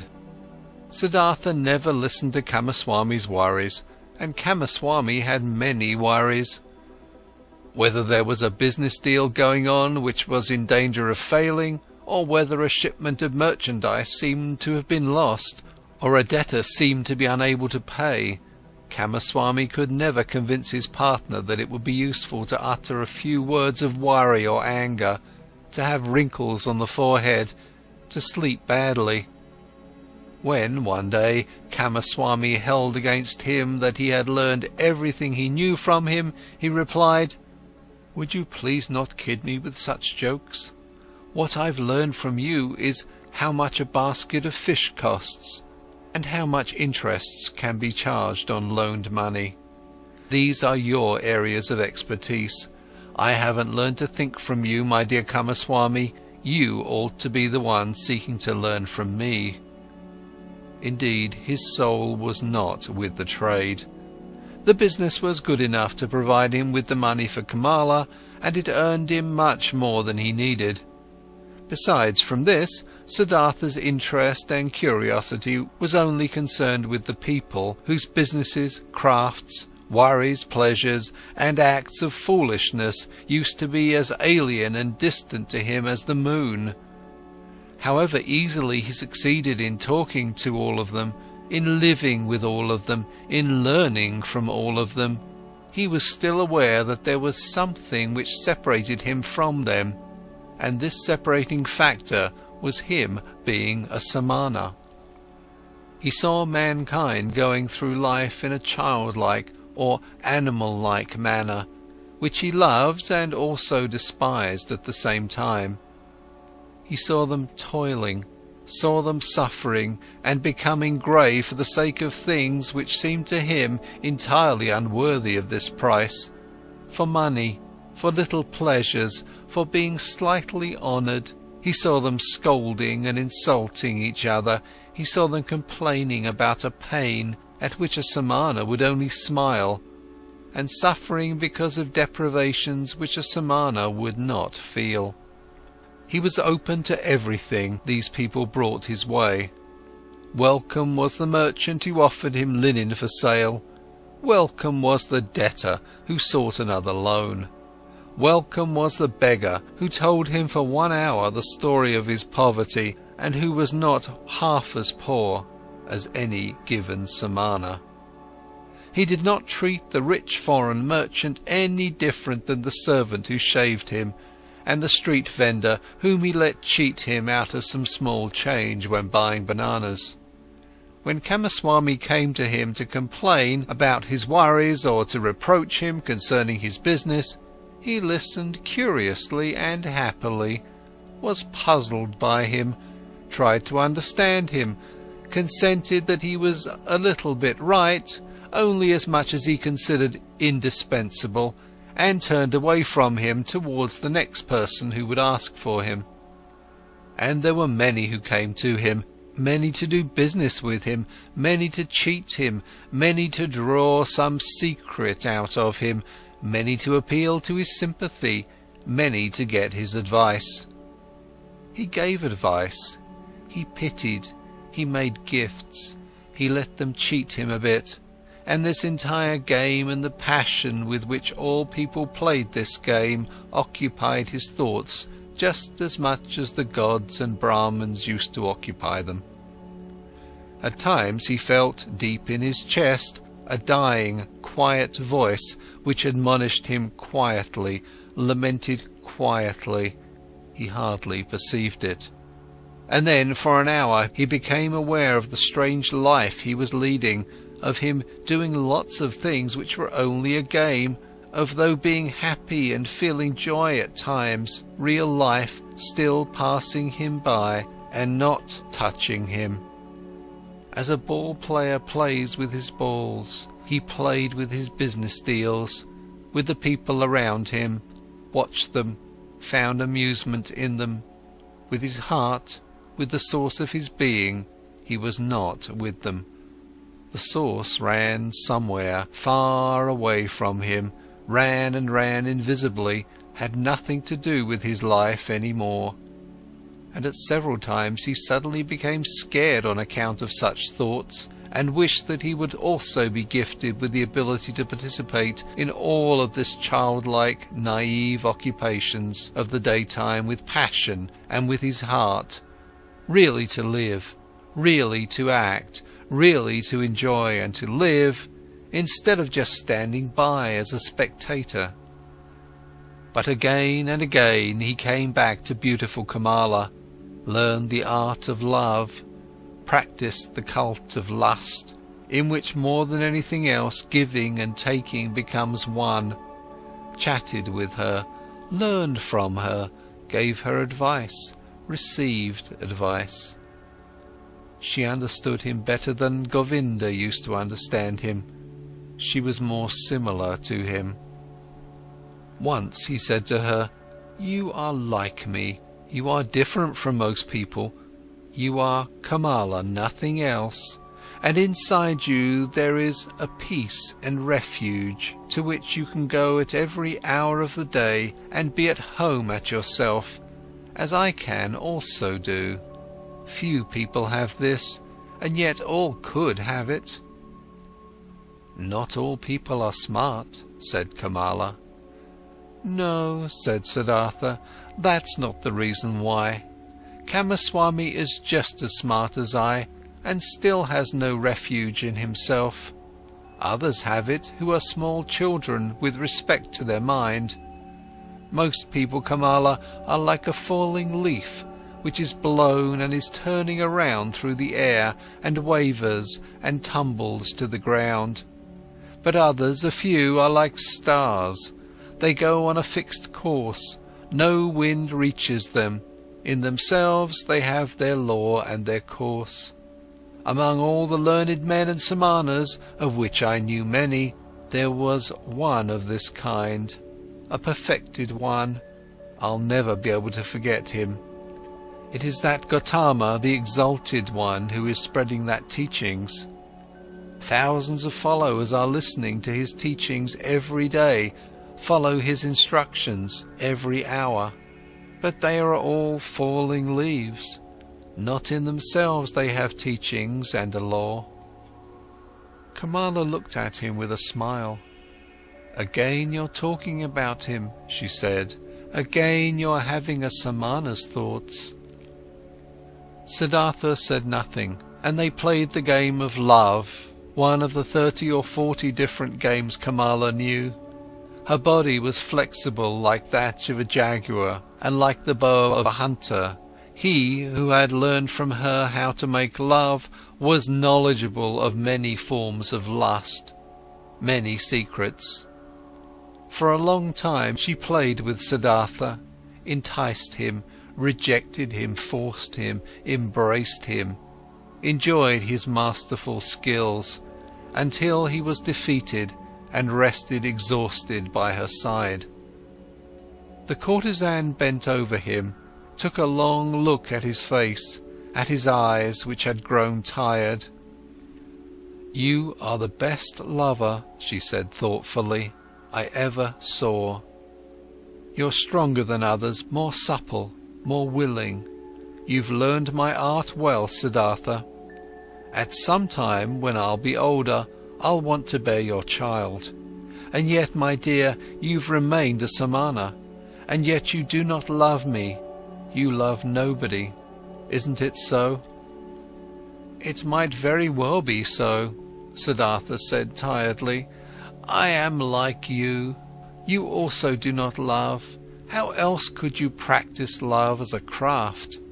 Perhaps people of our kind can't love. The childlike people can. That's their secret." End of Chapter 6. Chapter 7. Sansara.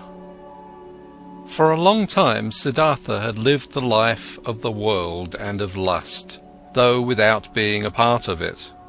His senses, which he had killed off in hot years as a samana, had awoken again. He had tasted riches, had tasted lust, had tasted power. Nevertheless, he had still remained in his heart for a long time a samana. Kamala, being smart, had realized this quite right. It was still the art of thinking, of waiting, of fasting, which guided his life. Still, the people of the world, the childlike people, had remained alien to him as he was alien to them. Years passed. Surrounded by the good life, Siddhartha hardly felt them fading away. He had become rich. For quite a while he possessed a house of his own and his own servants, and a garden before the city by the river. The people liked him. They came to him whenever they needed money or advice, but there was no one close to him except Kamala. That high, bright state of being awake, which he had experienced that one time at the height of his youth, in those days after Gautama's sermon, after the separation from Govinda, that tense expectation, that proud state of standing alone without teachings and without teachers, that supple willingness to listen to the divine voice in his own heart, had slowly become a memory, had been fleeting. Distant and quiet, the holy source murmured, which used to be near, which used to murmur within himself. Nevertheless, many things he had learned from the samanas, he had learned from Gautama, he had learned from his father, the Brahmin, had remained within him for a long time afterwards. Moderate living, joy of thinking, hours of meditation, secret knowledge of the self and of his eternal entity, which is neither body nor consciousness. Many a part of this he still had, but one part after another had been submerged and had gathered dust. Just as a potter's wheel, once it has been set in motion, will keep on turning for a long time and only slowly lose its vigour and come to a stop, thus Siddhartha's soul had kept on turning the wheel of asceticism, the wheel of thinking, the wheel of differentiation for a long time, still turning, but it turned slowly and hesitantly and was close to coming to a standstill. Slowly, like humidity entering the dying stem of a tree, filling it slowly and making it rot, the world and sloth had entered Siddhartha's soul. Slowly it filled his soul, made it heavy, made it tired, put it to sleep. On the other hand, his senses had become alive. There was much they had learned, much they had experienced. Siddhartha had learned to trade, to use his power over people, to enjoy himself with a woman. He had learned to wear beautiful clothes, to give orders to servants, to bathe in perfumed waters. He had learned to eat tenderly and carefully prepared food, even fish, even meat and poultry, spices and sweets, and to drink wine, which causes sloth and forgetfulness. He had learned to play with dice and on a chessboard, to watch dancing girls, to have himself carried about in a sedan chair, to sleep on a soft bed. But he still had felt different from and superior to the others. Always he had watched them with some mockery, some mocking disdain, with the same disdain which a samana constantly feels for the people of the world. When Kamaswami was ailing, when he was annoyed, when he felt insulted, when he was vexed by his worries as a merchant, Siddhartha had always watched it with mockery. Just slowly and imperceptibly, as the harvest seasons and rainy seasons passed by, his mockery had become more tired, his superiority had become more quiet. Just slowly, among his growing riches, Siddhartha had assumed something of the childlike people's ways for himself, something of their childlikeness and of their fearfulness. And yet he envied them just the more similar he became to them. He envied them for the one thing that was missing from him and that they had, the importance they were able to attach to their lives, the amount of passion in their joys and fears, the fearful but sweet happiness of being constantly in love. These people were all of the time in love with themselves, with women, with their children, with honours or money, with plans or hopes. But he did not learn this from them, this out of all things, this joy of a child and this foolishness of a child. He learned from them out of all things the unpleasant ones which he himself despised. It happened more and more often that, in the morning, after having had company the night before, he stayed in bed for a long time, felt unable to think and tired. It happened that he became angry and impatient when Kamaswami bored him with his worries. It happened that he laughed just too loud when he lost a game of dice. His face was still smarter and more spiritual than others, but it rarely laughed, and assumed, one after another, those features which are so often found in the faces of rich people, those features of discontent, of sickliness, of ill humour, of sloth, of a lack of love. Slowly, the disease of the soul which rich people have grabbed hold of him. Like a veil, like a thin mist, tiredness came over Siddhartha, slowly getting a bit denser every day, a bit murkier every month, a bit heavier every year. As a new dress becomes old in time, loses its beautiful colour in time, gets stains, gets wrinkles, gets worn off at the seams, and starts to show threadbare spots here and there, thus Siddhartha's new life, which he had started after his separation from Govinda, had grown old, lost colour and splendour as the years passed by, was gathering wrinkles and stains, and hidden at bottom, already showing its ugliness here and there. Disappointment and disgust were waiting. And hidden at bottom, already showing its ugliness here and there, disappointment and disgust were waiting. Siddhartha did not notice it. He only noticed that this bright and reliable voice inside of him, which had awoken in him at that time and had ever guided him in his best times, had become silent. He had been captured by the world, by lust, covetousness, sloth, and finally also by that vice which he had used to despise and mock the most as the most foolish one of all vices: greed. Property, possessions and riches also had finally captured him. They were no longer a game and trifles to him, had become a shackle and a burden. In a strange and devious way, Siddhartha had gotten into this final and most base of all dependencies by means of the game of dice.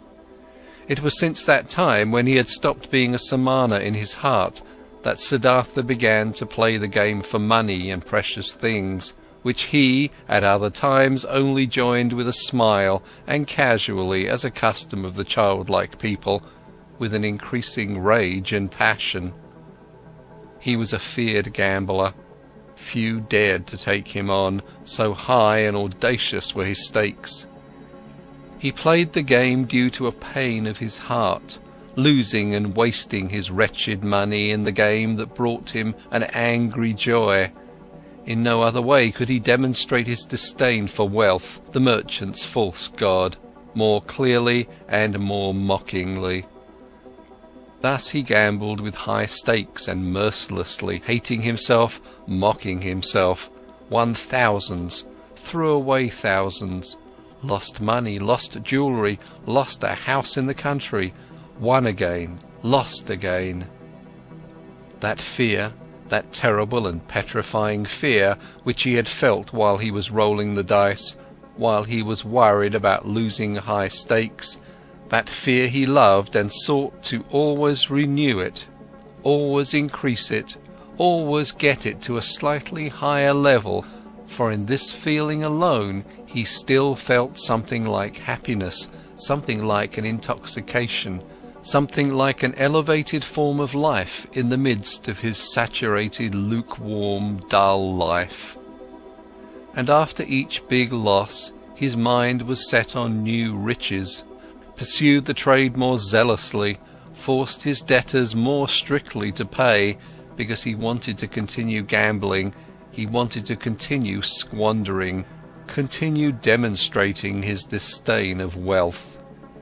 Siddhartha lost his calmness when losses occurred, lost his patience when he was not paid on time, lost his kindness towards beggars, lost his disposition for giving away and loaning money to those who petitioned him. He who gambled away tens of thousands at one roll of the dice and laughed at it, became more strict and more petty in his business, occasionally dreaming at night about money. And whenever he woke up from this ugly spell, whenever he found his face in the mirror at the bedroom's wall to have aged and become more ugly, whenever embarrassment and disgust came over him, he continued fleeing into a new game, fleeing into a numbing of his mind brought on by sex, by wine, and from there he fled back into the urge to pile up and obtain possessions. In this pointless cycle he ran, growing tired, growing old, growing ill. Then the time came when a dream warned him. He had spent the hours of the evening with Kamala in her beautiful pleasure garden. They had been sitting under the trees talking, and Kamala had said thoughtful words, words behind which a sadness and a tiredness lay hidden. She had asked him to tell her about Gautama, and could not hear enough of him, how clear his eyes, how still and beautiful his mouth, how kind his smile, how peaceful his walk had been. For a long time he had to tell her about the exalted Buddha, and Kamala had sighed and had said, "One day, perhaps soon, I'll also follow that Buddha. I'll give him my pleasure garden for a gift and take my refuge in his teachings."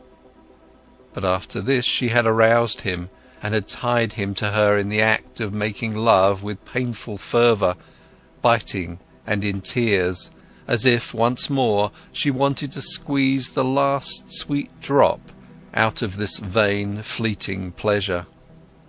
Never before it had become so strangely clear to Siddhartha how closely lust was akin to death. Then he had lain by her side, and Kamala's face had been close to him, and under her eyes and next to the corners of her mouth he had, as clearly as never before, read a fearful inscription, an inscription of small lines, of slight grooves, an inscription reminiscent of autumn and old age, just as Siddhartha himself, who was only in his 40s, had already noticed here and there grey hairs among his black ones. Tiredness was written on Kamala's beautiful face, tiredness from walking a long path which has no happy destination, tiredness and the beginning of withering and concealed, still unsaid, perhaps not even conscious anxiety, fear of old age, fear of the autumn, fear of having to die. With a sigh, he had bid his farewell to her, the soul full of reluctance and full of concealed anxiety. Then Siddhartha had spent the night in his house with dancing girls and wine, had acted as if he was superior to them, towards the fellow members of his caste, though this was no longer true, had drunk much wine and gone to bed a long time after midnight, being tired and yet excited, close to weeping and despair, and had for a long time sought to sleep in vain, his heart full of misery which he thought he could not bear any longer, full of a disgust which he felt penetrating his entire body like the lukewarm, repulsive taste of the wine, the just too sweet, dull music, the just too soft smile of the dancing girls, the just too sweet scent of their hair and breasts. But more than by anything else, he was disgusted by himself, by his perfumed hair, by the smell of wine from his mouth, by the flabby tiredness and listlessness of his skin, like when someone who has eaten and drunk far too much vomits it back up again with agonizing pain and is nevertheless glad about the relief. Thus this sleepless man wished to free himself of these pleasures, these habits and all of this pointless life and himself, in an immense burst of disgust. Not until the light of the morning and the beginning of the first activities in the street before his city house, he had slightly fallen asleep, had found for a few moments a half-consciousness, a hint of sleep. In these moments he had a dream. Kamala owned a small, rare, singing bird in a golden cage.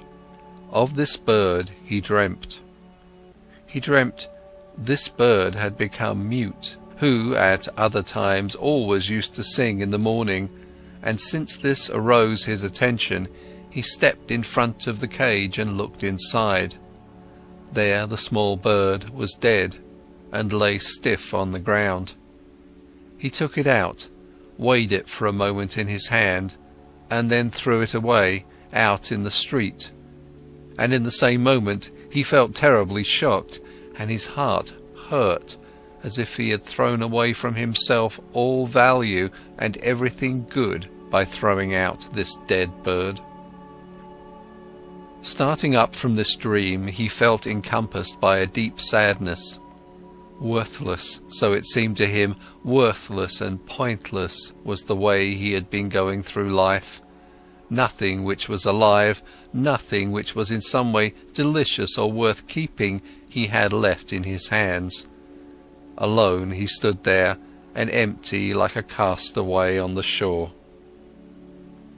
With a gloomy mind, Siddhartha went to the pleasure garden he owned, locked the gate, sat down under a mango tree, felt death in his heart and horror in his chest, sat and sensed how everything died in him, withered in him, came to an end in him. By and by he gathered his thoughts, and in his mind he once again went the entire path of his life, starting with the first days he could remember. When was there ever a time when he had experienced happiness, felt a true bliss? Oh yes, several times he had experienced such a thing. In his years as a boy he has had a taste of it. When he had obtained praise from the Brahmins, he had felt it in his heart.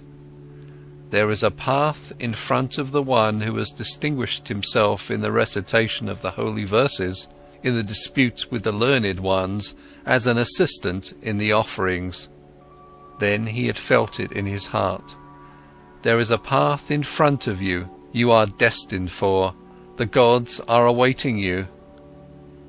And again, as a young man, when the ever-rising, upward-fleeing goal of all thinking had ripped him out of and up from the multitude of those seeking the same goal, when he wrestled in pain for the purpose of Brahman, when every obtained knowledge only kindled new thirst in him, Then again he had, in the midst of the thirst, in the midst of the pain, felt this very same thing. Go on, you are called upon. He had heard this voice when he had left his home and had chosen the life of a samana, and again when he had gone away from the samanas to that perfected one, and also when he had gone away from him to the uncertain. For how long had he not heard this voice any more? For how long had he reached no height any more? How even and dull was the manner in which his path had passed through life for many long years, without a high goal, without thirst, without elevation, content with small, lustful pleasures, and yet never satisfied. For all of these many years, without knowing it himself, he had tried hard and long to become a man like those many, like those children. And in all this, his life had been much more miserable and poorer than theirs, and their goals were not his, nor their worries. After all, that entire world of the Kamaswami people had only been a game to him, a dance he would watch, a comedy. Only Kamala had been dear, had been valuable to him, but was she still thus?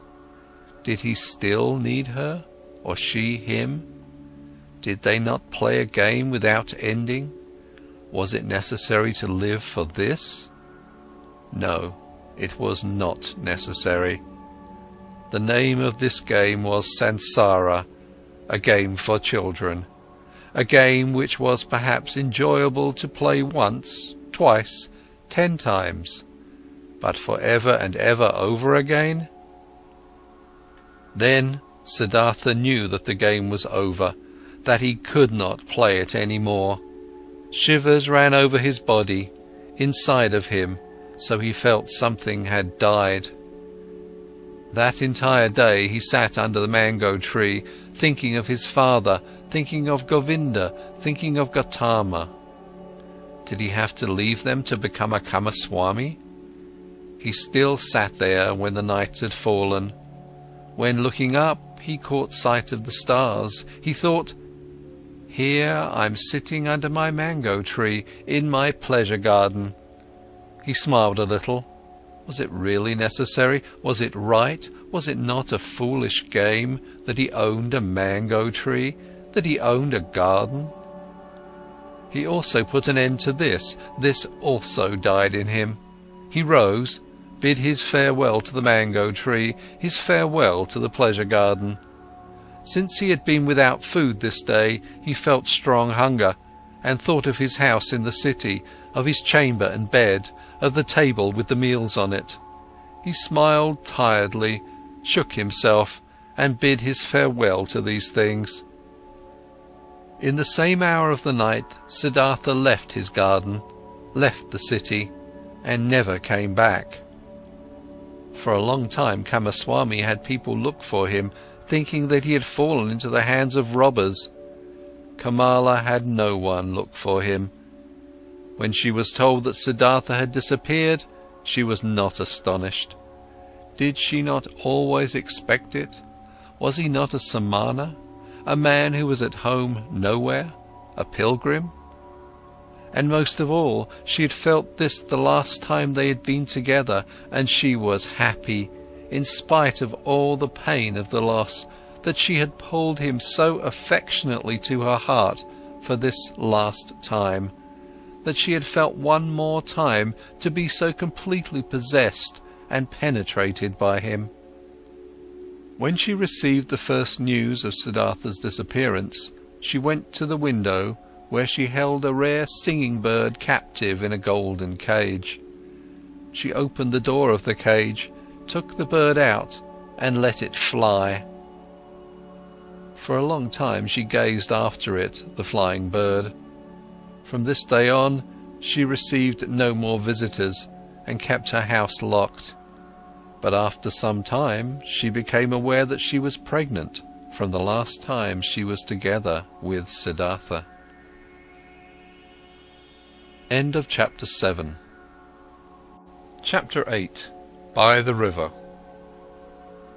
Siddhartha walked through the forest, was already far from the city, and knew nothing but that one thing, that there was no going back for him, that this life, as he had lived it for many years until now, was over and done away with, and that he had tasted all of it, sucked everything out of it, until he was disgusted with it. Dead was the singing bird he had dreamt of, dead was the bird in his heart. Deeply he had been entangled in samsara, he had sucked up disgust and death from all sides into his body, like a sponge that sucks up water until it is full. And full he was, full of the feeling of being sick of it, full of misery, full of death. There was nothing left in this world which could have attracted him, given him joy, given him comfort. Passionately he wished to know nothing about himself any more, to have rest, to be dead. If there was only a lightning bolt to strike him dead, if there was only a tiger to devour him, if there was only a wine, a poison which could numb his senses, bring him forgetfulness and sleep, and no awakening from that. Was there still any kind of filth he had not soiled himself with, a sin or foolish act he had not committed, a dreariness of the soul he had not brought upon himself? Was it still at all possible to be alive? Was it possible to breathe in again and again, to breathe out, to feel hunger, to eat again, to sleep again, to sleep with a woman again? Was this cycle not exhausted and brought to a conclusion for him? Siddhartha reached the large river in the forest, the same river over which a long time ago, when he had still been a young man and came from the town of Gautama, the ferryman had conducted him. By this river he stopped. Hesitatingly he stood at the bank. Tiredness and hunger had weakened him, and whatever he should walk on, wherever to whichever goal. No, there were no more goals, there was nothing left but the deep, painful yearning to shake off this whole desolate dream, to spit out this stale wine, to put an end to this miserable and shameful life. A hang bent over the bank of the river, a coconut tree. Siddhartha leaned against its trunk with his shoulder, embraced the trunk with one arm, and looked down into the green water which ran and ran under him, looked down and found himself to be entirely filled with the wish to go and to drown in these waters. A frightening emptiness was reflected back at him by the water, answering to the terrible emptiness in his soul. Yes, he had reached the end. There was nothing left for him except to annihilate himself, except to smash the failure into which he had shaped his life, to throw it away before the feet of mockingly laughing gods. This was the great vomiting he had longed for, death, the smashing to bits of the form he hated. Let him be food for fishes, this dog Siddhartha, this lunatic, this depraved and rotten body, this weakened and abused soul. Let him be food for fishes and crocodiles. Let him be chopped to bits by the demons. With a distorted face he stared into the water, saw the reflection of his face, and spit at it. In deep tiredness he took his arm away from the trunk of the tree and turned a bit, in order to let himself fall straight down, in order to finally drown. With his eyes closed he slipped towards death. Then, out of remote areas of his soul, out of past times of his now weary life, a sound stirred up. It was a word, a syllable, which he, without thinking, with a slurred voice, spoke to himself, the old word, which is the beginning and the end of all prayers of the Brahmins, the holy Om, which roughly means that what is perfect, or the completion. and in the moment when the sound of Om touched Siddhartha's ear, his dormant spirit suddenly woke up and realized the foolishness of his actions. Siddhartha was deeply shocked. So this was how things were with him. So doomed was he, so much had he lost his way and was forsaken by all knowledge, that he had been able to seek death, that this wish of a child, had been able to grow up in him, to find rest by annihilating his body. What all agony of these recent times, all sobering realizations, all desperation had not brought about, this was brought on by this moment, when the Om entered his consciousness. He became aware of himself in his misery and in his error. Om, he spoke to himself, Om. And again he knew about Brahman, knew about the indestructibility of life, knew about all that is divine, which he had forgotten. But this was only a moment, flash. By the foot of the coconut tree, Siddhartha collapsed, struck down by tiredness, mumbling Om, placed his head on the root of the tree and fell into a deep sleep. Deep was his sleep, and without dreams. For a long time he had not known such a sleep any more. When he woke up after many hours, he felt as if 10 years had passed.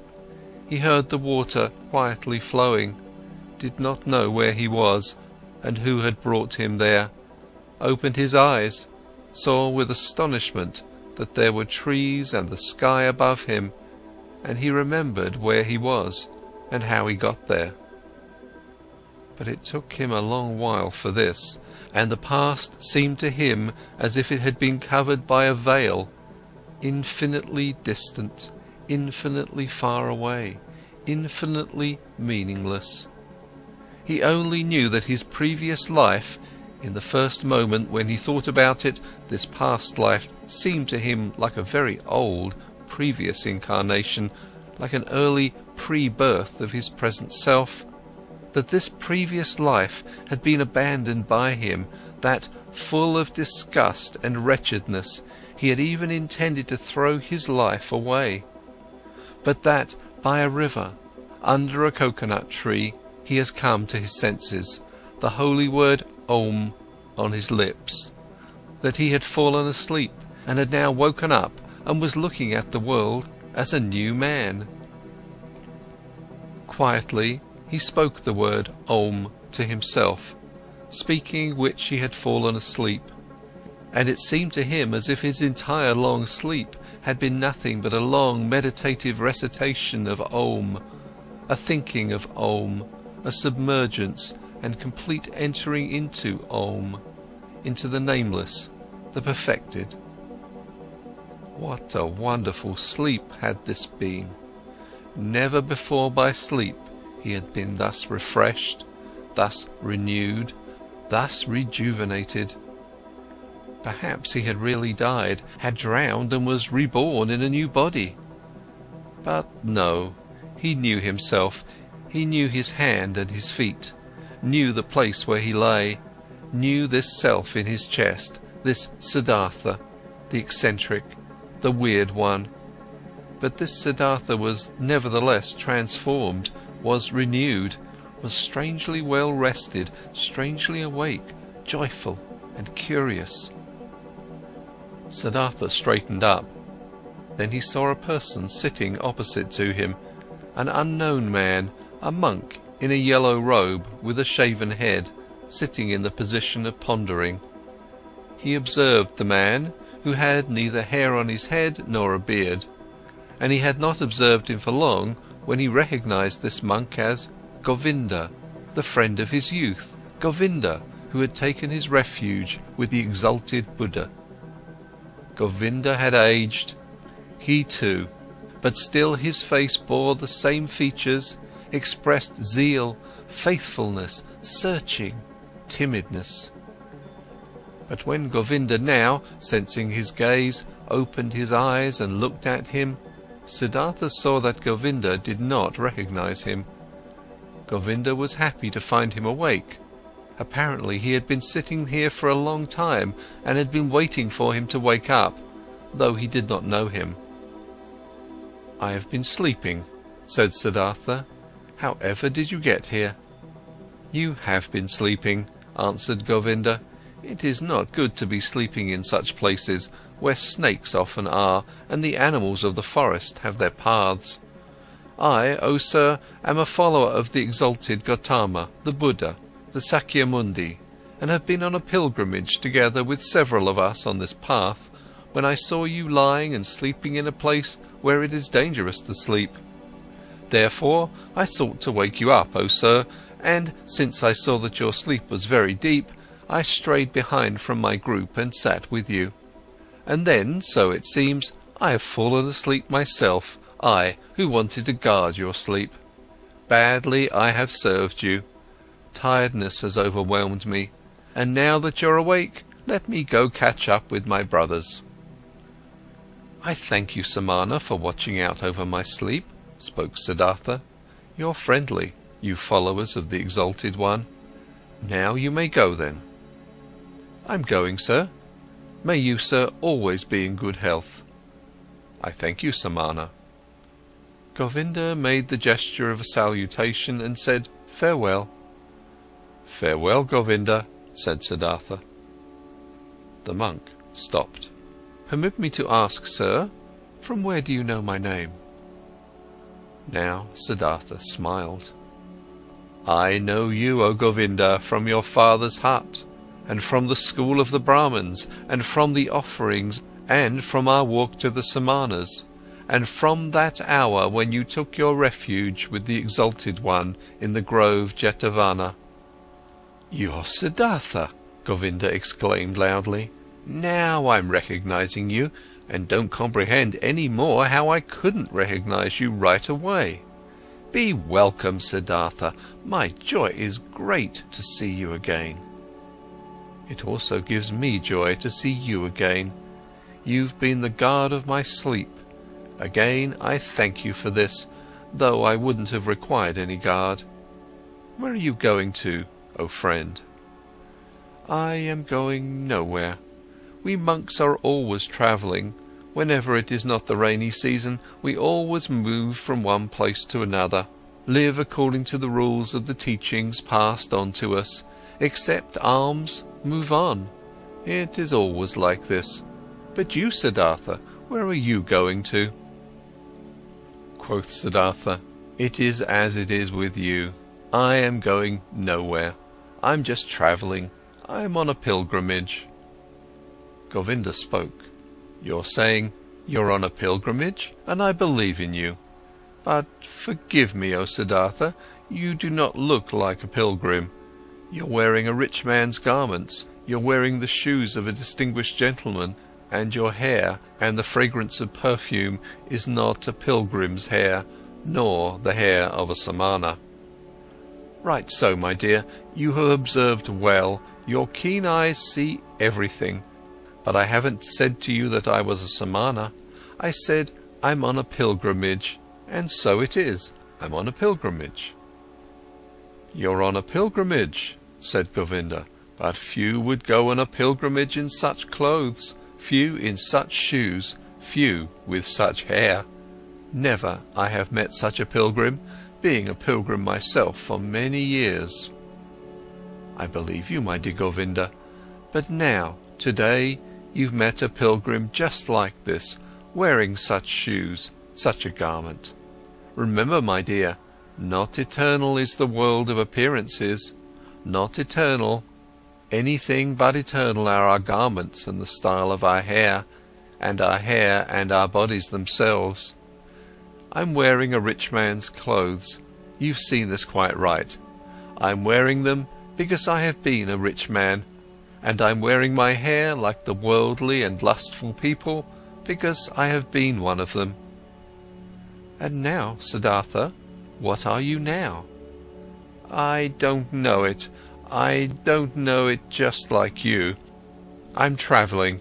I was a rich man and am no rich man any more, and what I'll be tomorrow, I don't know. You've lost your riches? I've lost them, or they me.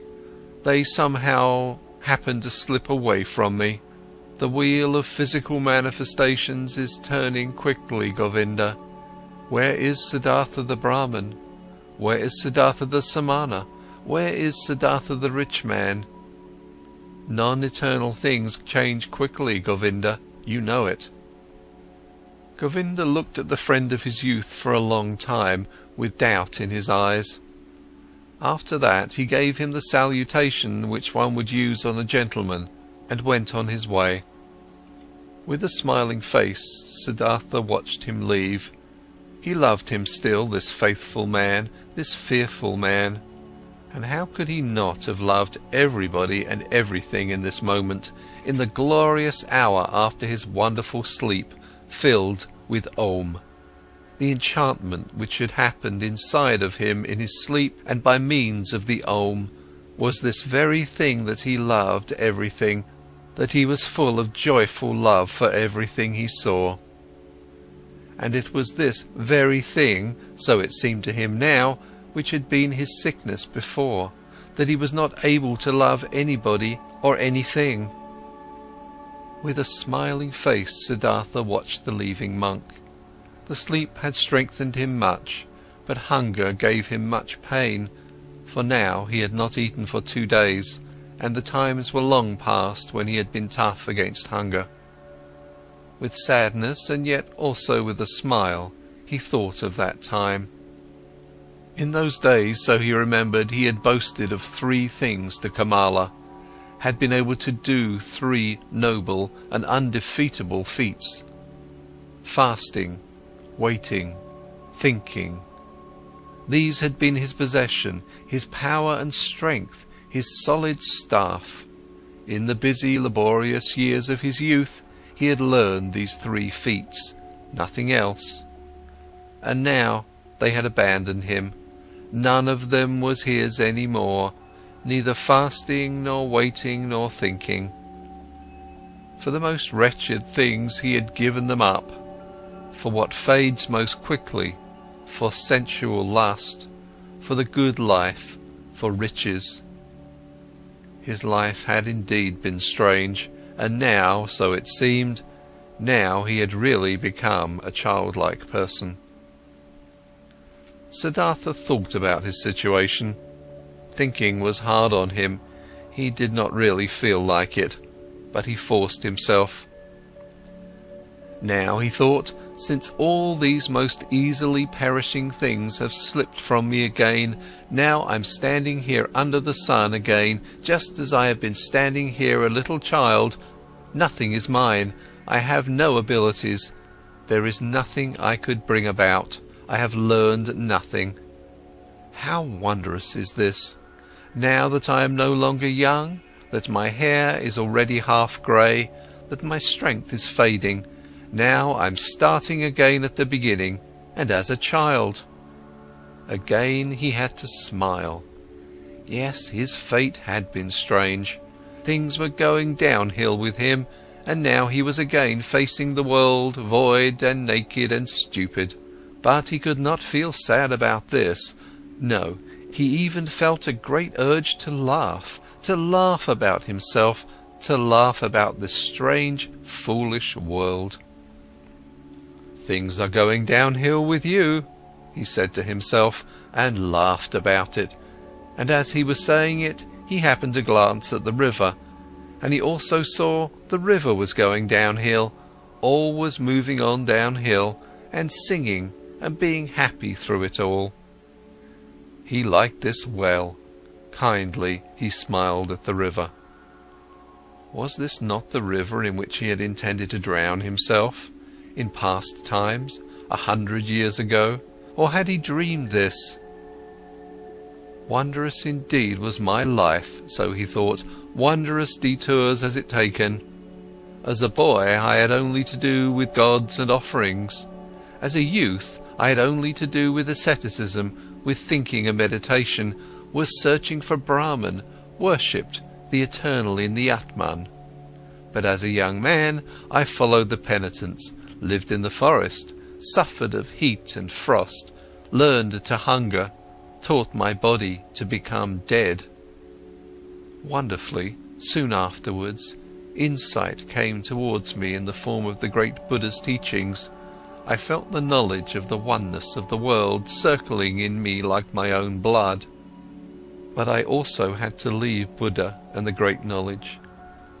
I went and learned the art of love with Kamala, learned trading with Kamaswami, piled up money, wasted money, learned to love my stomach, learned to please my senses. I had to spend many years losing my spirit, to unlearn thinking again, to forget the oneness.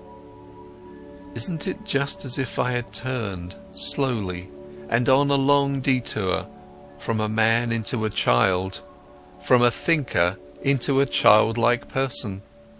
And yet this path has been very good, and yet the bird in my chest has not died. But what a path has this been! I had to pass through so much stupidity, through so much vices, through so many errors, through so much disgust and disappointments and woe, just to become a child again, and to be able to start over. But it was right so.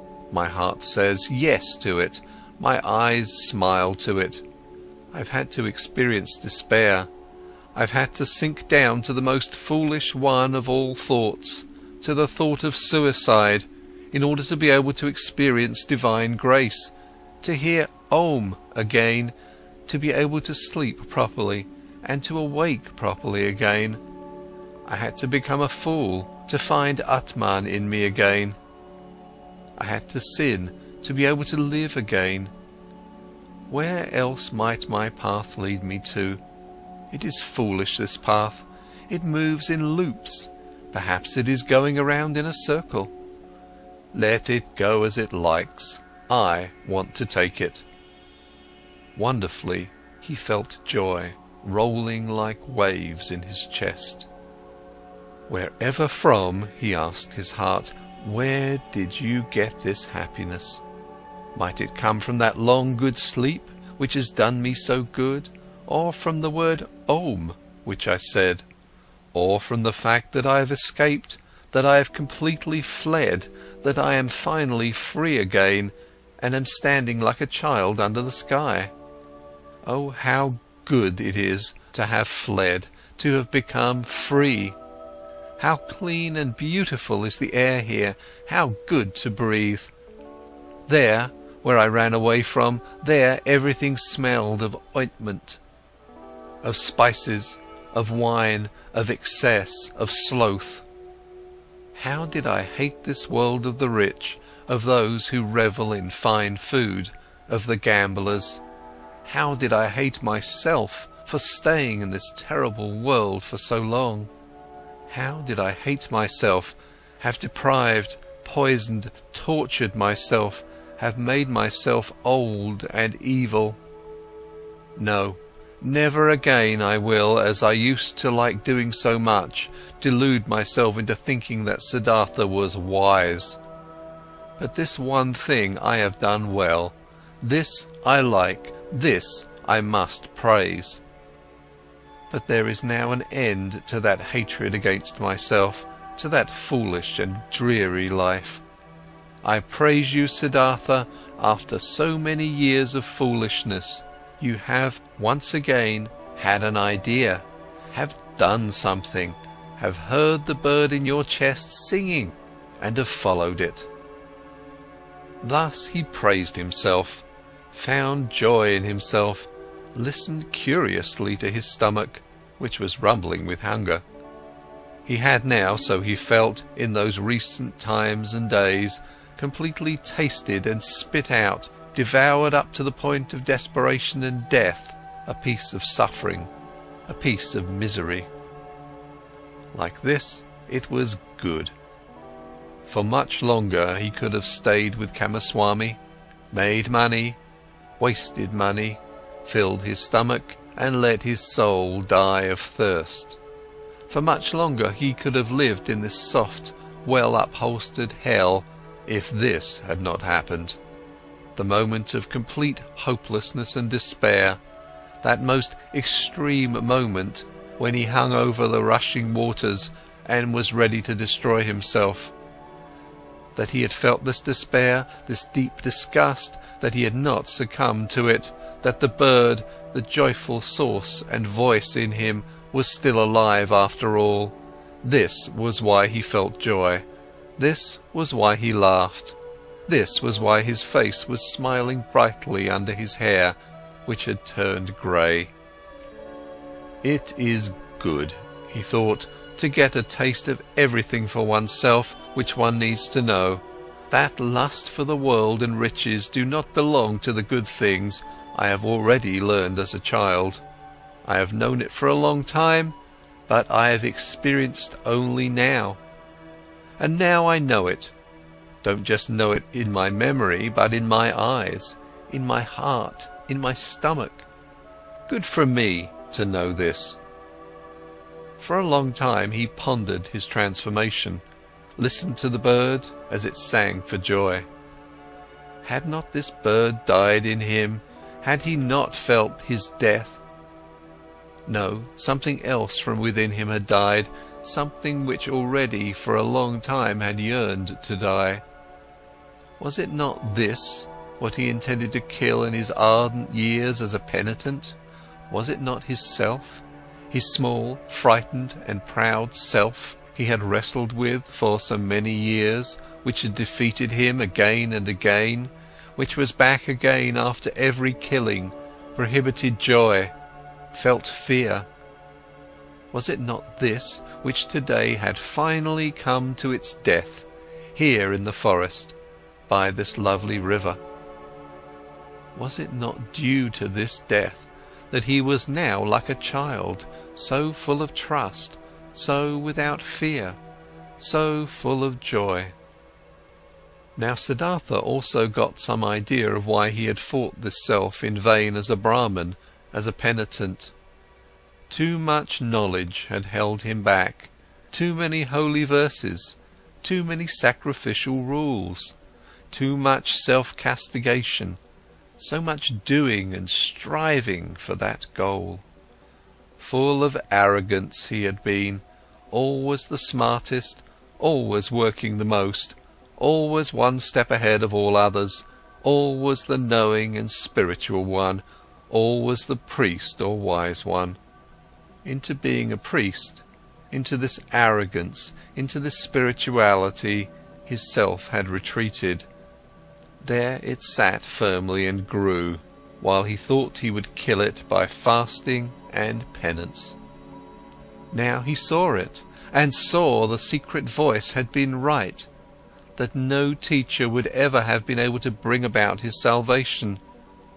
Therefore he had to go out into the world, lose himself to lust and power, to women and money, had to become a merchant, a dice gambler, a drinker and a greedy person, until the priest and samana in him was dead. Therefore he had to continue bearing these ugly years, bearing the disgust, the teachings, the pointlessness of a dreary and wasted life up to the end, up to bitter despair, until Siddhartha the lustful, Siddhartha the greedy, could also die. He had died. A new Siddhartha had woken up from the sleep. He would also grow old. He would also eventually have to die. Mortal was Siddhartha. Mortal was every physical form. But today he was young, was a child, the new Siddhartha, and was full of joy. He thought these thoughts, listened with a smile to his stomach, listened gratefully to a buzzing bee. Cheerfully he looked into the rushing river. Never before he had liked a water so well as this one. Never before he had perceived the voice and the parable of the moving water thus strongly and beautifully. It seemed to him as if the river had something special to tell him, something he did not know yet, which was still awaiting him. In this river Siddhartha had intended to drown himself. In it the old, tired, desperate Siddhartha had drowned today. But the new Siddhartha felt a deep love for this rushing water and decided for himself not to leave it very soon. End of Chapter 8. Chapter 9. The Ferryman. By this river I want to stay, thought Siddhartha. It is the same which I have crossed a long time ago on my way to the childlike people. A friendly ferryman had guided me then. He is the one I want to go to.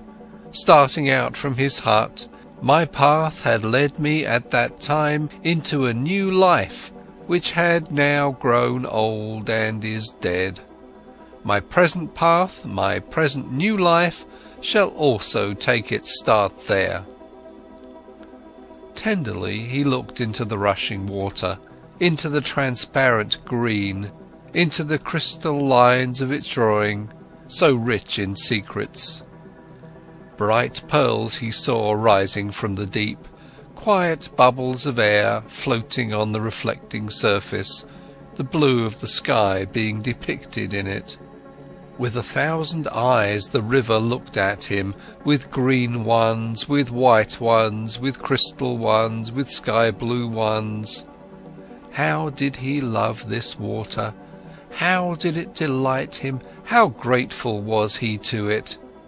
In his heart he heard the water talking, which was newly awakening, and it told him, love this water, stay near it, learn from it. Oh yes, he wanted to learn from it, he wanted to listen to it. He, who would understand this water and its secrets, so it seemed to him, would also understand many other things, many secrets, all secrets. But out of all secrets of the river, he today only saw one. This one touched his soul. He saw this water ran and ran, incessantly it ran, and was nevertheless always there, was always at all times the same, and yet new in every moment. Great be he who would grasp this, understand this. He understood and grasped it not, only felt some idea of it stirring, a distant memory, divine voices. Siddhartha rose. The workings of hunger in his body became unbearable. In a daze he walked on, up the path by the river, upriver, listened to the current, listened to the rumbling hunger in his body. When he reached the ferry, the boat was just ready, and the same ferryman who had once transported the young Samana across the river stood in the boat. Siddhartha recognized him. He had also aged very much. "Would you like to ferry me over?" he asked. The ferryman, being astonished to see such an elegant man walking along and on foot, took him into his boat and pushed it off the bank. "It is a beautiful life you have chosen for yourself," the passenger spoke. "It must be beautiful to live by this water every day and to cruise on it." With a smile the man at the oar moved from side to side. "It is beautiful, sir, it is as you say, but isn't every life, isn't every work beautiful?" "This may be true, but I envy you yours." "Ah, you would soon stop enjoying it. This is nothing for people wearing fine clothes." Siddhartha laughed. "Once before I have been looked upon today because of my clothes. I have been looked upon with distrust. Wouldn't you, ferryman, like to accept these clothes, which are a nuisance to me, from me? For you must know I have no money to pay your fare." "You are joking, sir," the ferryman laughed. "I am not joking, friend. Behold, once before you have ferried me across this water in your boat, for the immaterial reward of a good deed. Thus, do it today as well, and accept my clothes for it." "And do you, sir, intend to continue travelling without clothes?" "Ah, most of all, I wouldn't want to continue travelling at all. Most of all, I would like you, ferryman, to give me an old loincloth, and keep me as your assistant, or rather as your trainee, for I'll have to learn first how to handle the boat." For a long time the ferryman looked at the stranger, searching. "Now I recognize you," he finally said. "At one time you slept in my hut. This was a long time ago, possibly more than 20 years ago. And you've been ferried across the river by me, and we parted like good friends. Haven't you been a samana? I can't think of your name anymore." "My name is Siddhartha, and I was a samana when you last saw me." "So be welcome, Siddhartha. My name is Vasudeva. You will, so I hope, be my guest today as well and sleep in my hut, and tell me where you're coming from and why these beautiful clothes are such a nuisance to you." They had reached the middle of the river, and Vasudeva pushed the oar with more strength in order to overcome the current. He worked calmly, his eyes fixed on the front of the boat with brawny arms. Siddhartha sat and watched him, and remembered how once before, on that last day of his time as a samana, love for this man had stirred in his heart. Gratefully he accepted Vasudeva's invitation. When they had reached the bank, he helped him to tie the boat to the stakes. After this, the ferryman asked him to enter the hut, offered him bread and water, and Siddhartha ate with eager pleasure, and also ate with eager pleasure of the mango fruits Vasudeva offered him. Afterwards, it was almost the time of the sunset.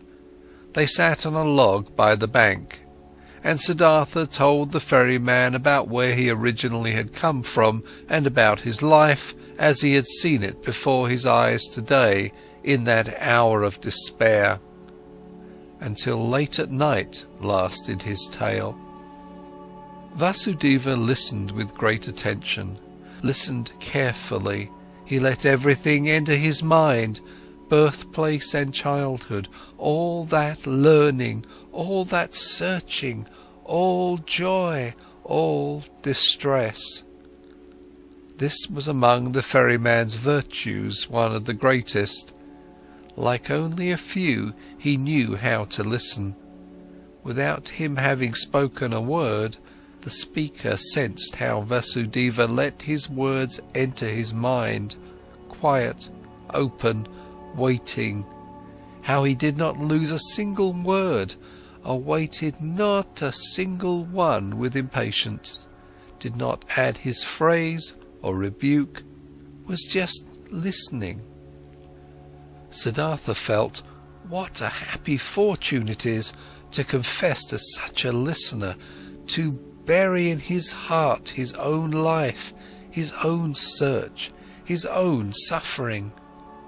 But in the end of Siddhartha's tale, when he spoke of the tree by the river, and of his deep fall, of the holy Om, and how he had felt such a love for the river after his slumber, the ferryman listened with twice the attention, entirely and completely absorbed by it, with his eyes closed. And when Siddhartha felt silent, and a long silence had occurred, then Vasudeva said, "It is as I thought. The river has spoken to you. It is your friend as well. It speaks to you as well. That is good, that is very good. Stay with me, Siddhartha, my friend. I used to have a wife. Her bed was next to mine, but she has died a long time ago. For a long time I have lived alone. Now you shall live with me. There is space and food for both." "I thank you," said Siddhartha. "I thank you and accept. And I also thank you for this, Vasudeva, for listening to me so well. These people are rare who know how to listen, and I did not meet a single one who knew it as well as you did. I will also learn in this respect from you." "You will learn it," spoke Vasudeva, "but not from me. The river has taught me to listen. From it you will learn it as well. It knows everything, the river, everything can be learned from it. See, you've already learned this from the river too, that it is good to strive downwards, to sink, to seek depth. The rich and elegant Siddhartha is becoming an oarsman's servant. The learned Brahmin Siddhartha becomes a ferryman. This has also been told to you by the river. You'll learn that other thing from it as well." Quoth Siddhartha, after a long pause, "What other thing, Vasudeva?" Vasudeva rose. "It is late," he said. "Let's go to sleep. I can't tell you that other thing, oh friend. You'll learn it, or perhaps you already know it. See, I'm no learned man. I have no special skill in speaking. I also have no special skill in thinking. All I'm able to do is to listen and to be godly. I have learned nothing else. If I was able to say and to teach it, I might be a wise man, but like this, I am only a ferryman, and it is my task to ferry people across the river. I have transported many, thousands, and to all of them my river has been nothing but an obstacle on their travels. They travelled to seek money and business, and for weddings and on pilgrimages, and the river was obstructing their path, and the ferryman's job was to get them quickly across that obstacle. But for some among the thousands, a few, 4 or 5, the river has stopped being an obstacle. They have heard its voice, they have listened to it, and the river has become sacred to them as it has become sacred to me. Let's rest now, Siddhartha." Siddhartha stayed with the ferryman and learned to operate the boat, and when there was nothing to do at the ferry, he worked with Vasudeva in the rice field, gathered wood, plucked the fruit off the banana trees. He learned to build an oar, and learned to mend the boat, and to weave baskets, and was joyful because of everything he learned, and the days and months passed quickly. But more than Vasudeva could teach him, he was taught by the river. Incessantly he learned from it. Most of all, he learned from it to listen, to pay close attention with a quiet heart, with a waiting, opened soul, without passion, without a wish, without judgment, without an opinion. In a friendly manner, he lived side by side with Vasudeva, and occasionally they exchanged some words, few, and at length thought about words. Vasudeva was no friend to words. Rarely Siddhartha succeeded in persuading him to speak. "Did you," so he asked him at one time, "did you too learn that secret from the river, that there is no time?" Vasudeva's face was filled with a bright smile. "Yes, Siddhartha," he spoke. "It is this what you mean, isn't it?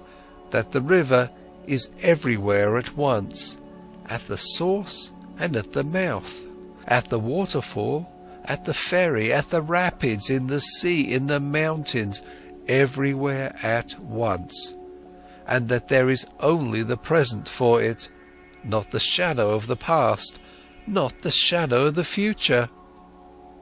"This it is," said Siddhartha, "and when I had learned it, I looked at my life, and it was also a river, and the boy Siddhartha was only separated from the man Siddhartha and from the old man Siddhartha by a shadow, not something real.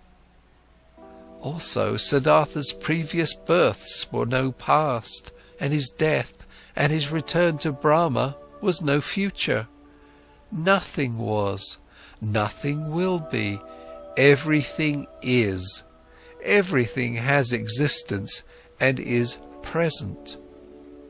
Siddhartha spoke with ecstasy. Deeply this enlightenment had delighted him. Oh, was not all suffering time? Were not all forms of tormenting oneself and being afraid time? Was not everything hard, everything hostile in the world gone and overcome as soon as one had overcome time, as soon as time would have been put out of existence by one's thoughts? In ecstatic delight he had spoken, but Vasudeva smiled at him brightly and nodded in confirmation. Silently he nodded, brushed his hand over Siddhartha's shoulder, turned back to his work. And once again, when the river had just increased its flow in the rainy season and made a powerful noise, then said Siddhartha, "Isn't it so, O friend? The river has many voices, many, many voices. Hasn't it the voice of a king, and of a warrior, and of a bull, and of a bird of the night, and of a woman giving birth, and of a sighing man, and 1,000 other voices more?" "So it is," Vasudeva nodded. "All voices of the creature are in its voice. And do you know," Siddhartha continued, "what word it speaks when you succeed in hearing all of its 10,000 voices at once?" Happily, Vasudeva's face was smiling. He bent over to Siddhartha and spoke the holy Om in his ear, and this had been the very thing which Siddhartha had also been hearing. And time after time, his smile became more similar to the ferryman's, became almost just as bright, almost just as thoughtfully glowing with bliss, just as shining out of 1,000 small wrinkles, just as alike to a child's, just as alike to an old man's. Many travellers, seeing the two ferrymen, thought they were brothers. Often they sat in the evening together by the bank on the log, said nothing, and both listened to the water, which was no water to them, but the voice of life, the voice of what exists, of what is eternally taking shape. And it happened from time to time that both, when listening to the water, thought of the same things, of a conversation from the day before yesterday, of one of their travellers, the face and fate of whom had occupied their thoughts, of death, of their childhood, and that they both, in the same moment, when the river had been saying something good to them, looked at each other, both thinking precisely the same thing, both delighted about the same answer to the same question. There was something about this ferry and the two ferrymen which was transmitted to others, which many of the travellers felt. It happened occasionally that a traveller, after having looked at the face of one of the ferrymen, started to tell the story of his life, told about pains, confessed evil things, asked for comfort and advice. It happened occasionally that someone asked for permission to stay for a night with them, to listen to the river. It also happened that curious people came who had been told that there were 2 wise men or sorcerers or holy men living by that ferry. The curious people asked many questions, but they got no answers, and they found neither sorcerers nor wise men. they only found two friendly little old men who seemed to be mute and to have become a bit strange and gaga. And the curious people laughed and were discussing how foolishly and gullibly the common people were spreading such empty rumours. The years passed by and nobody counted them. Then, at one time, monks came by on a pilgrimage, followers of Gautama the Buddha, who were asking to be ferried across the river, and by then the ferrymen were told that they were most hurriedly walking back to their great teacher, for the news had spread, the exalted one was deadly sick, and would soon die his last human death, in order to become one with the salvation. It was not long until a new flock of monks came along on their pilgrimage, and another one, and the monks, as well as most of the other travellers and people walking through the land, spoke of nothing else than of Gautama and his impending death. And as people are flocking from everywhere and from all sides, when they are going to war or to the coronation of a king, and are gathering like ants in droves, thus they flocked, like being drawn on by a magic spell to where the great Buddha was awaiting his death, where the huge event was to take place, and the great perfected one of an era was to become one with the glory. Often Siddhartha thought in those days of the dying wise man, the great teacher, whose voice had admonished nations and had awoken hundreds of thousands, whose voice he had also once heard, whose holy face he had also once seen with respect. Kindly he thought of him, saw his path to perfection before his eyes, and remembered with a smile those words which he had once as a young man said to him, the exalted one.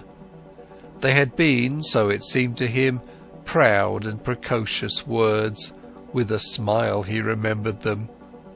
For a long time he knew that there was nothing standing between Gautama and him any more, though he was still unable to accept his teachings. No, there was no teaching a truly searching person, someone who truly wanted to find, could accept. But he who had found, he could approve of any teachings, every path, every goal. There was nothing standing between him and all the other 1,000 any more, who lived in that what is eternal, who breathed what is divine. On one of these days, when so many went on a pilgrimage to the dying Buddha, Kamala also went to him, who used to be one of the most beautiful of the courtesans.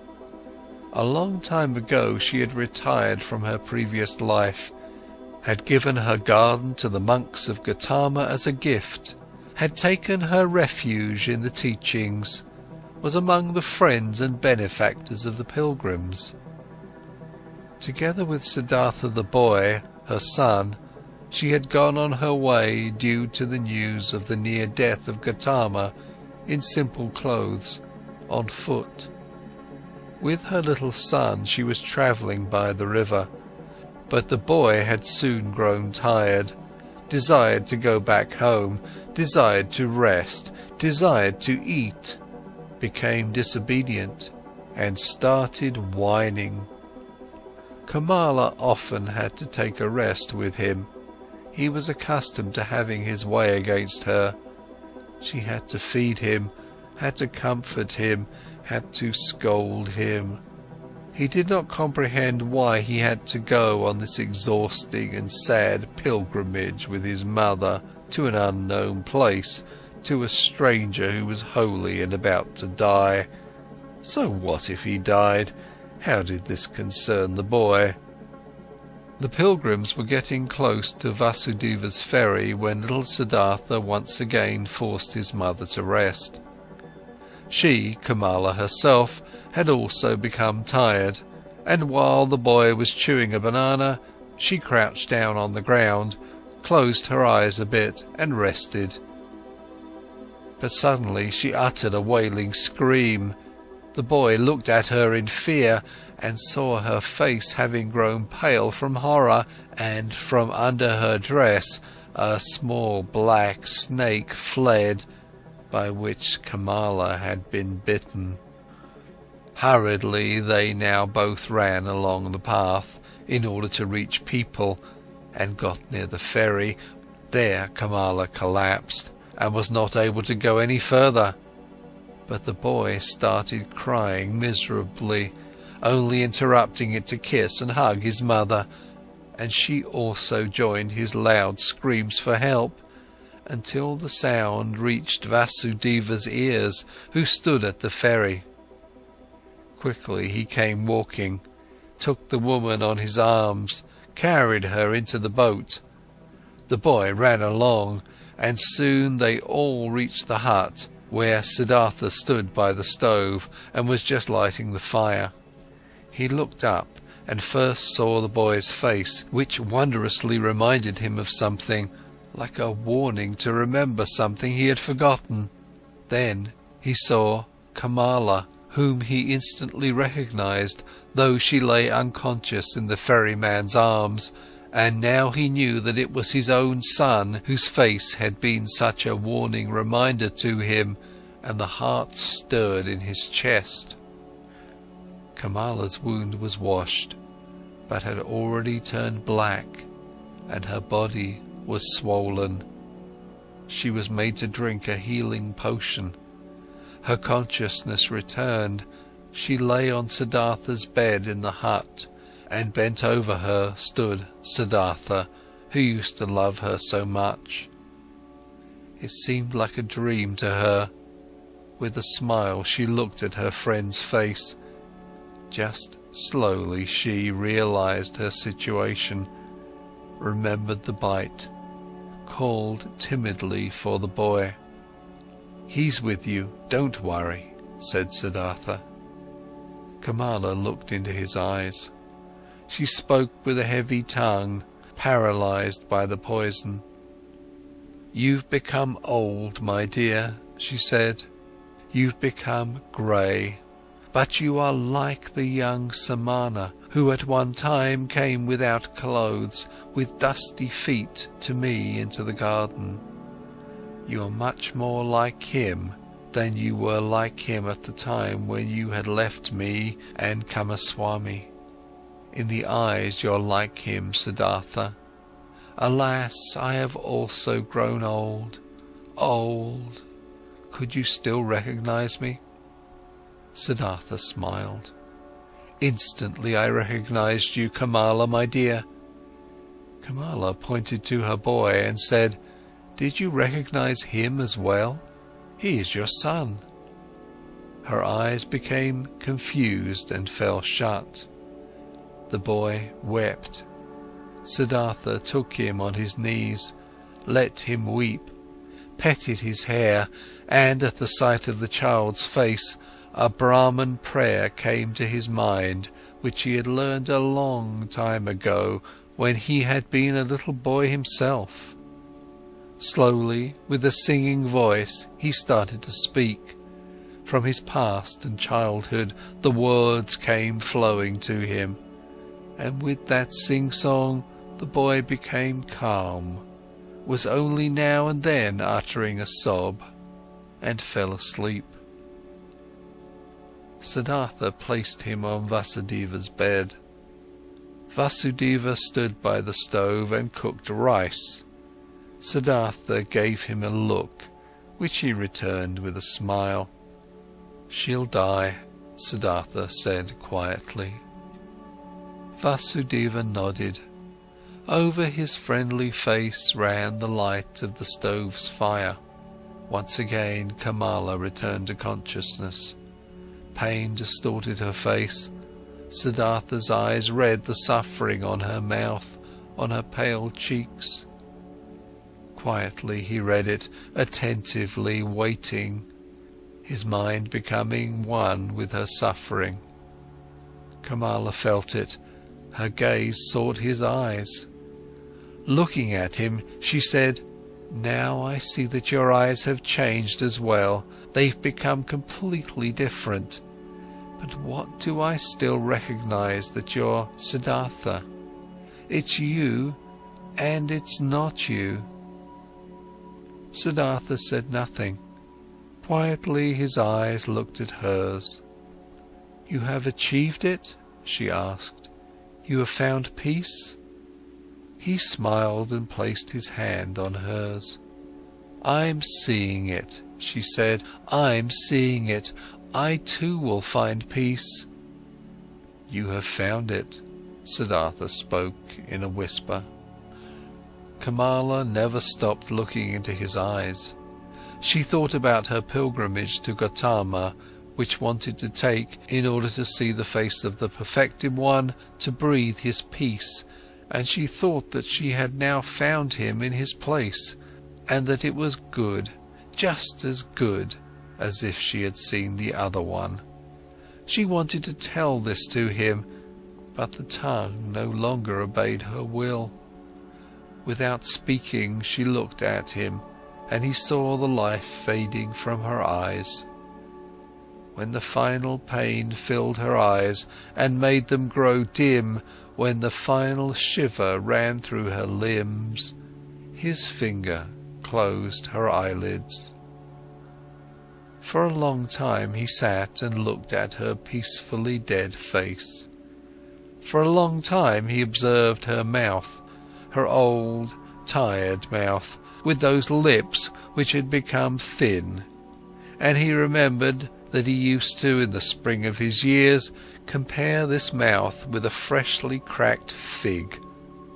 For a long time he sat, read in the pale face, in the tired wrinkles, filled himself with this sight, saw his own face lying in the same manner, just as white, just as quenched out, and saw at the same time his face and hers being young, with red lips, with fiery eyes, and the feeling of this both being present and at the time real, the feeling of eternity completely filled every aspect of his being.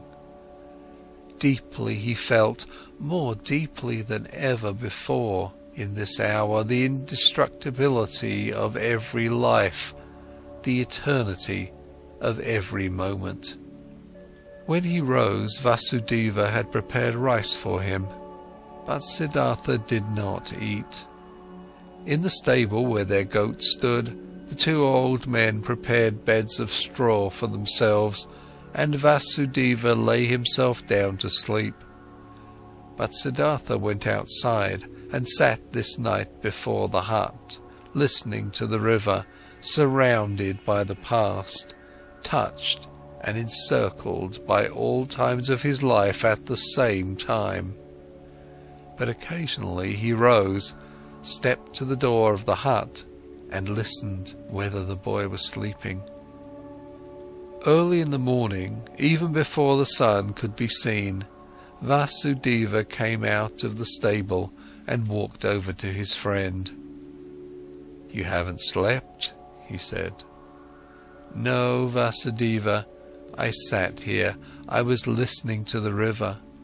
A lot it has told me, deeply it has filled me with the healing thought, with the thought of oneness. You've experienced suffering, Siddhartha, but I see, no sadness has entered your heart." "No, my dear, how should I be sad? I, who have been rich and happy, have become even richer and happier now. My son has been given to me." "Your son shall be welcome to me as well. But now, Siddhartha, let's get to work, there is much to be done. Kamala has died on the same bed on which my wife had died a long time ago. Let us also build Kamala's funeral pile on the same hill on which I had then built my wife's funeral pile."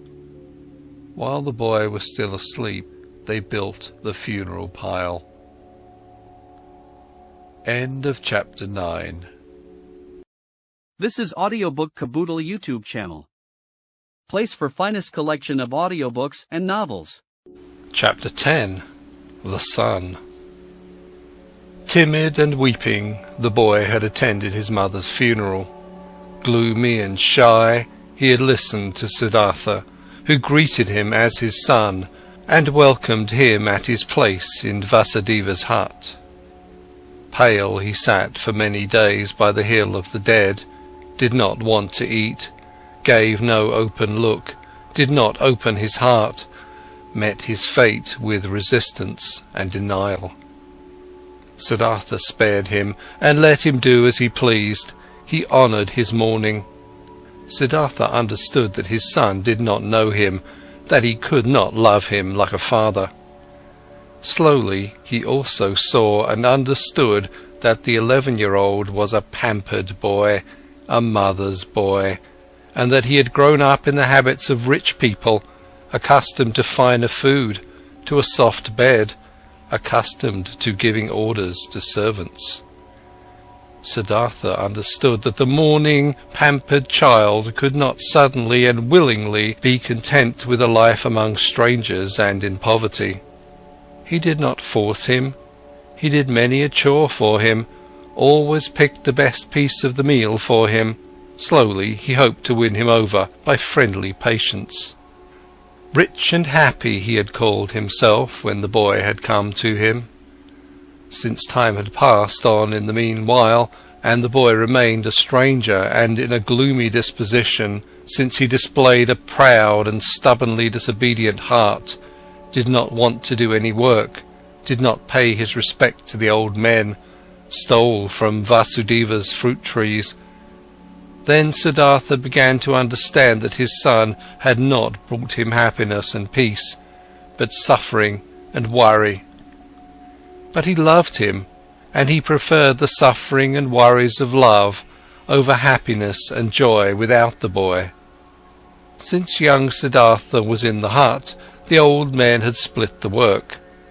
Vasudeva had again taken on the job of the ferryman all by himself, and Siddhartha, in order to be with his son, did the work in the hut and in the field. For a long time, for long months, Siddhartha waited for his son to understand him, to accept his love, to perhaps reciprocate it. For long months Vasudeva waited, watching, waited and said nothing. One day, when Siddhartha the younger had once again tormented his father very much with spite and an unsteadiness in his wishes, and had broken both of his rice bowls, Vasudeva took in the evening his friend aside and talked to him. "Pardon me," he said, "from a friendly heart I am talking to you. I am seeing that you are tormenting yourself, I am seeing that you're in grief. Your son, my dear, is worrying you, and he is also worrying me. That young bird is accustomed to a different life, to a different nest. He has not, like you, run away from riches and the city, being disgusted and fed up with it. Against his will he had to leave all this behind. I asked the river, O friend, many times I have asked it. But the river laughs, it laughs at me, it laughs at you and me, and is shaking with laughter at our foolishness. Water wants to join water. Youth wants to join youth. Your son is not in the place where he can prosper. You too should ask the river. You too should listen to it."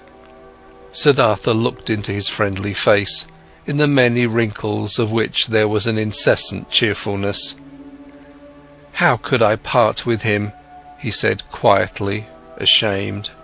"Give me some more time, my dear. See, I'm fighting for him. I'm seeking to win his heart. With love and with friendly patience, I intend to capture it. One day the river shall also talk to him. He also is called upon." Vasudeva's smile flourished more warmly. "Oh yes, he too is called upon. he too is of the eternal life. But do we, you and me, know what he is called upon to do? What path to take? What actions to perform? What pain to endure? Not a small one his pain will be. After all, his heart is proud and hard. People like this have to suffer a lot, err a lot, do much injustice, burden themselves with much sin. Tell me, my dear, you're not taking control of your son's upbringing? You don't force him, you don't beat him, you don't punish him? No, Vasudeva, I don't do anything of this. I knew it. You don't force him, don't beat him, don't give him orders, because you know that soft is stronger than hard. Water stronger than rocks, love stronger than force. Very good, I praise you. But aren't you mistaken in thinking that you wouldn't force him, wouldn't punish him? Don't you shackle him with your love? Don't you make him feel inferior every day, and don't you make it even harder on him with your kindness and patience? Don't you force him, the arrogant and pampered boy, to live in a hut with 2 old banana-eaters, to whom even rice is a delicacy, whose thoughts can't be his, whose hearts are old and quiet, and beats in a different pace than his? Isn't forced, isn't he punished by all this? Troubled, Siddhartha looked to the ground. Quietly he asked, "What do you think I should do?" Quoth Vasudeva, "Bring him into the city, bring him into his mother's house. There'll still be servants around, give him to them. And when there aren't any around any more, bring him to a teacher, not for the teaching's sake, but so that he shall be among other boys, and among girls, and in the world which is his own. Have you never thought of this?" "You're seeing into my heart," Siddhartha spoke sadly. "Often I have thought of this. But look, how shall I put him, who had no tender heart anyhow, into this world? Won't he become exuberant? Won't he lose himself to pleasure and power? Won't he repeat all of his father's mistakes? Won't he perhaps get entirely lost in samsara?" Brightly the ferryman's smile lit up.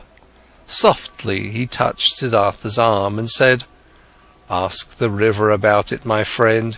Hear it laugh about it. Would you actually believe that you had committed your foolish acts in order to spare your son from committing them too? And could you, in any way, protect your son from samsara? How could you? By means of teachings, prayer, admonition? My dear, have you entirely forgotten that story containing so many lessons, that story about Siddhartha, a Brahmin's son, which you once told me here on this very spot? Who has kept the Samana Siddhartha safe from samsara, from sin, from greed, from foolishness? Were his father's religious devotion, his teacher's warnings, his own knowledge, his own search able to keep him safe? Which father, which teacher had been able to protect him from living his life for himself, from soiling himself with life, from burdening himself with guilt, from drinking the bitter drink for himself, from finding his path for himself? Would you think, my dear, anybody might perhaps be spared from taking this path? That perhaps your little son would be spared because you love him, because you would like to keep him safe, because you would like to keep him from suffering and pain and disappointment? But even if you would die 10 times for him, you would not be able to take the slightest part of his destiny upon yourself. Never before Vasudeva had spoken so many words. Kindly Siddhartha thanked him, went troubled into the hut, could not sleep for a long time. Vasudeva had told him nothing he had not already thought and known for himself. But this was a knowledge he could not act upon. Stronger than the knowledge was his love for the boy. stronger was his tenderness, his fear to lose him. Had he ever lost his heart so much to something? Had he ever loved any person thus blindly, thus sufferingly, thus unsuccessfully, and yet thus happily? Siddhartha could not heed his friend's advice. He could not give up the boy. He let the boy give him orders. He let him disregard him. He said nothing and waited. Daily he began the mute struggle of friendliness, the silent war of patience. Vasudeva said nothing and waited, friendly, knowing, patient. They were both masters of patience. At one time, when the boy's face reminded him very much of Kamala, Siddhartha suddenly had to think of a line which Kamala, a long time ago, in the days of their youth, had once said to him. "You cannot love," she had said to him, and he had agreed with her and had compared himself to a star, while comparing the childlike people with falling leaves. And nevertheless he had also sensed an accusation in that line. Indeed, he had never been able to lose or devote himself completely to another person, to forget himself, to commit foolish acts for the love of another person. Never he had been able to do this, and this was, as it seemed to him at that time, the great distinction which set him apart from the childlike people. But now, since his son was here, now he, Siddhartha, had become completely a childlike person, suffering for the sake of another person, loving another person, lost to a love, having become a fool on account of love. Now he too felt, late, once in his lifetime, this strongest and strangest of all passions, suffered from it, suffered miserably, and was nevertheless in bliss, was nevertheless renewed in one respect, enriched by the one thing. He did sense very well that his love, this blind love for his son, was a passion, something very human, that it was samsara, a murky source, dark waters. Nevertheless, he felt at the same time it was not worthless, it was necessary, came from the essence of his own being. This pleasure also had to be atoned for, this pain also had to be endured, these foolish acts also had to be committed. Through all this the son let him commit his foolish acts, let him court for his affection, let him humiliate himself every day by giving in to his moods. This father had nothing which could have delighted him, and nothing which he would have feared. He was a good man, this father, a good, kind, soft man, perhaps a very devout man, perhaps a saint. All these were no attributes which could win the boy over. He was bored by his father, who kept him prisoner here in this miserable hut of his. He was bored by him, and for him to answer every naughtiness with a smile, every insult with friendliness, every viciousness with kindness, this very thing was the hated trick of this old sneak. Much more the boy would have liked it if he had been threatened by him, if he had been abused by him. A day came when what young Siddhartha had on his mind came bursting forth, and he openly turned against his father. The latter had given him a task. He had told him to gather brushwood, but the boy did not leave the hut.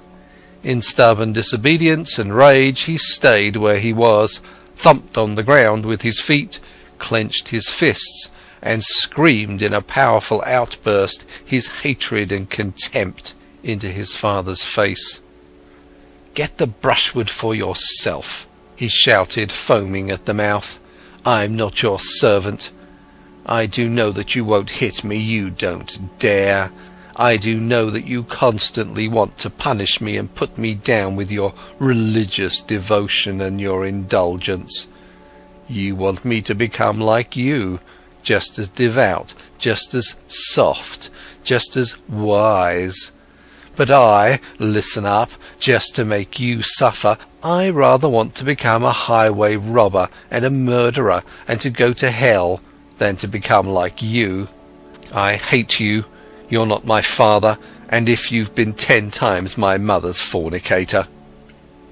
Rage and grief boiled over in him, foamed at the father in 100 savage and evil words. Then the boy ran away and only returned late at night. But the next morning he had disappeared. What had also disappeared was a small basket, woven out of bast of 2 colours, in which the ferrymen kept those copper and silver coins which they received as a fare. The boat had also disappeared. Siddhartha saw it lying by the opposite bank. The boy had run away. "I must follow him," said Siddhartha, who had been shivering with grief since those ranting speeches the boy had made yesterday. "A child can't go through the forest all alone. He'll perish. We must build a raft, Vasudeva, to get over the water." "We will build a raft," said Vasudeva, "to get our boat back, which the boy has taken away. But him you shall let run along, my friend. He is no child any more. He knows how to get around. He's looking for the path to the city, and he is right, don't forget that. He's doing what you've failed to do yourself. He's taking care of himself, he's taking his course. Alas, Siddhartha, I see you suffering, but you're suffering a pain at which one would like to laugh, at which you'll soon laugh for yourself." Siddhartha did not answer. He already held the axe in his hands and began to make a raft of bamboo, and Vasudeva helped him to tie the canes together with ropes of grass. Then they crossed over, drifted far off their course, pulled the raft upriver on the opposite bank. "Why did you take the axe along?" asked Siddhartha. Vasudeva said, "It might have been possible that the oar of our boat got lost." But Siddhartha knew what his friend was thinking. He thought the boy would have thrown away or broken the oar in order to get even and in order to keep them from following him. And in fact there was no oar left in the boat. Vasudeva pointed at the bottom of the boat and looked at his friend with a smile, as if he wanted to say, "Don't you see what your son is trying to tell you? Don't you see that he doesn't want to be followed?" But he did not say this in words. He started making a new oar.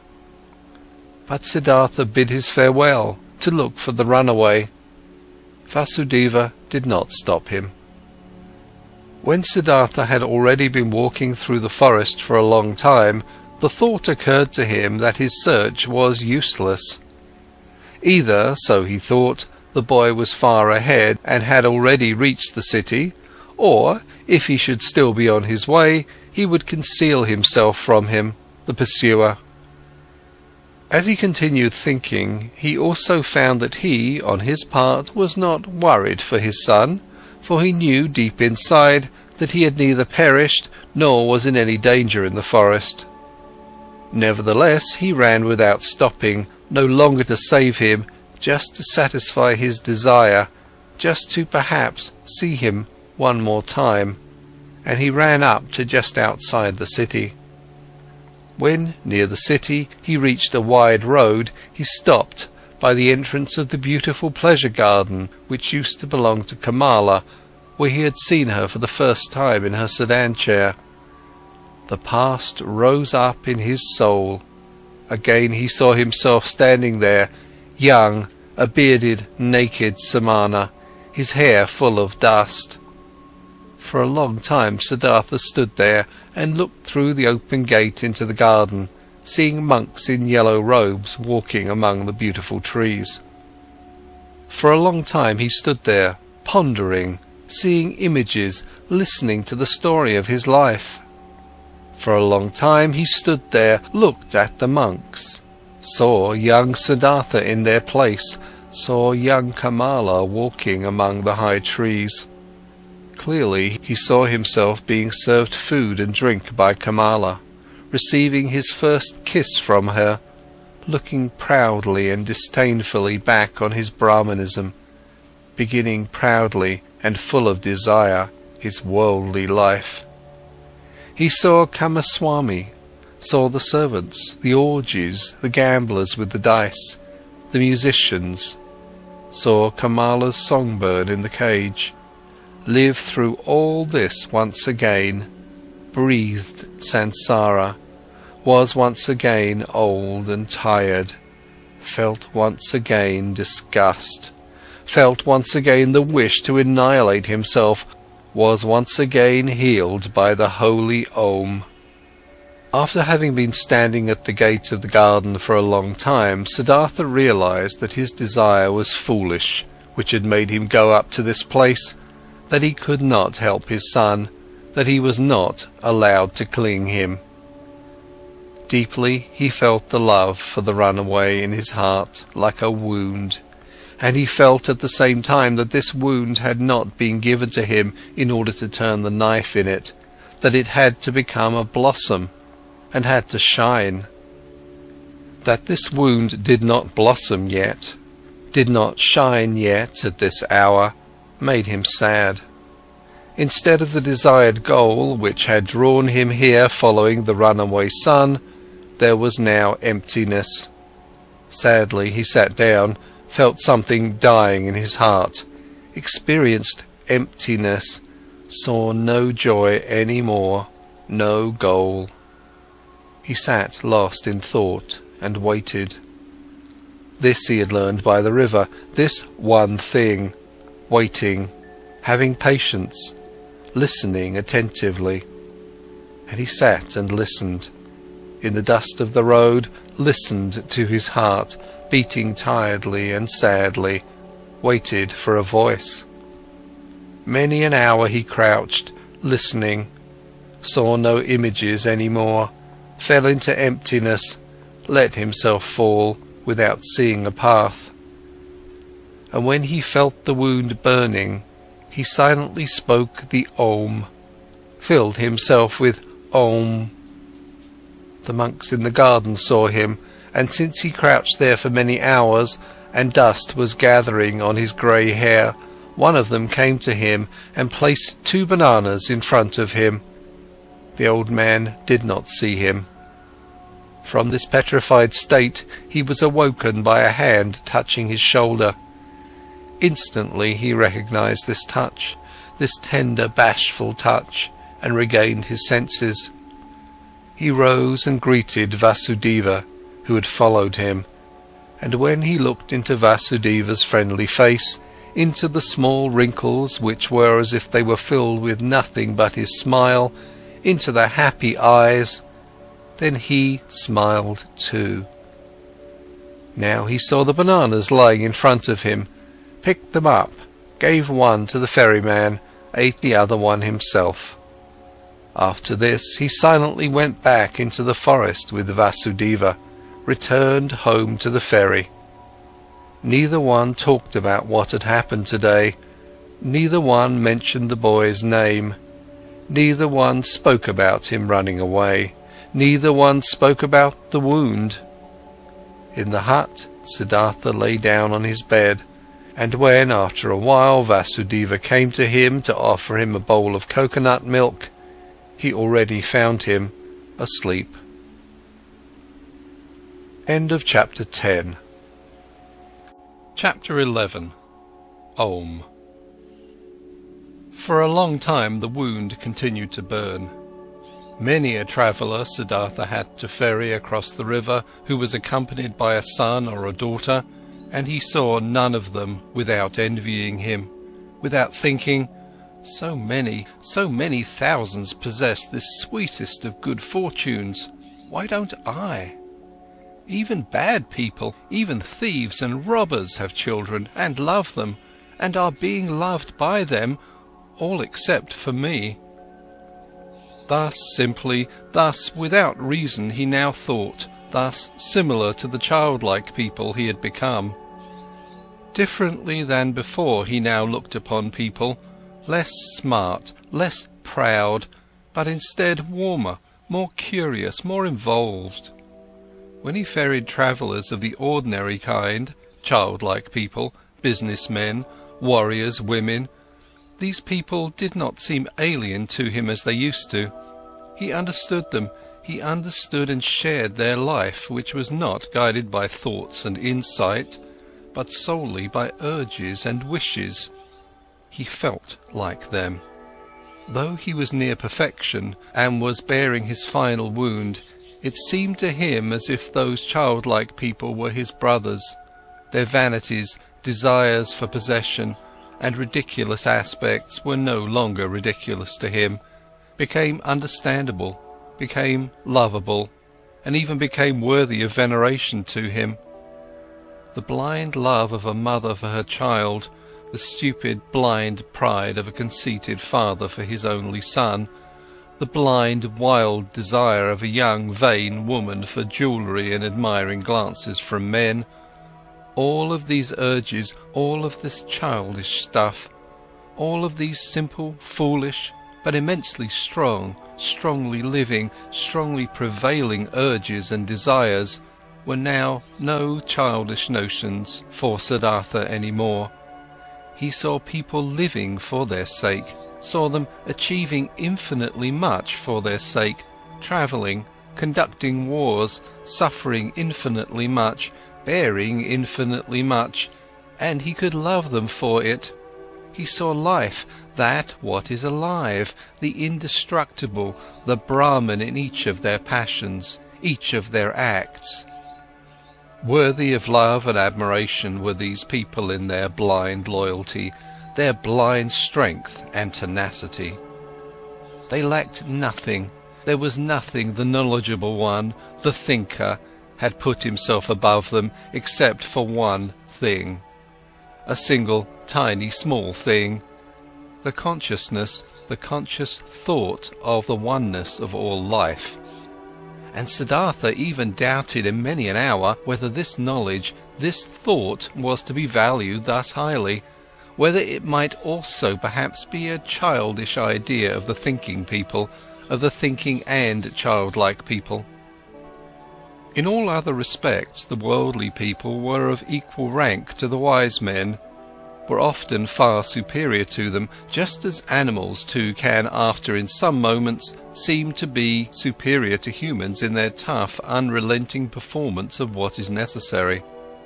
Slowly blossomed, slowly ripened in Siddhartha the realization, the knowledge, what wisdom actually was, what the goal of his long search was. It was nothing but a readiness of the soul, an ability, a secret art, to think every moment while living his life the thought of oneness, to be able to feel and inhale the oneness. Slowly this blossomed in him, was shining back at him from Vasudeva's old childlike face. Harmony, knowledge of the eternal perfection of the world, smiling oneness. But the wound still burned.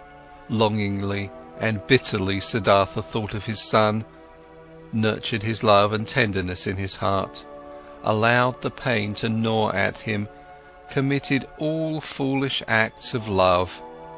Not by itself this flame would go out.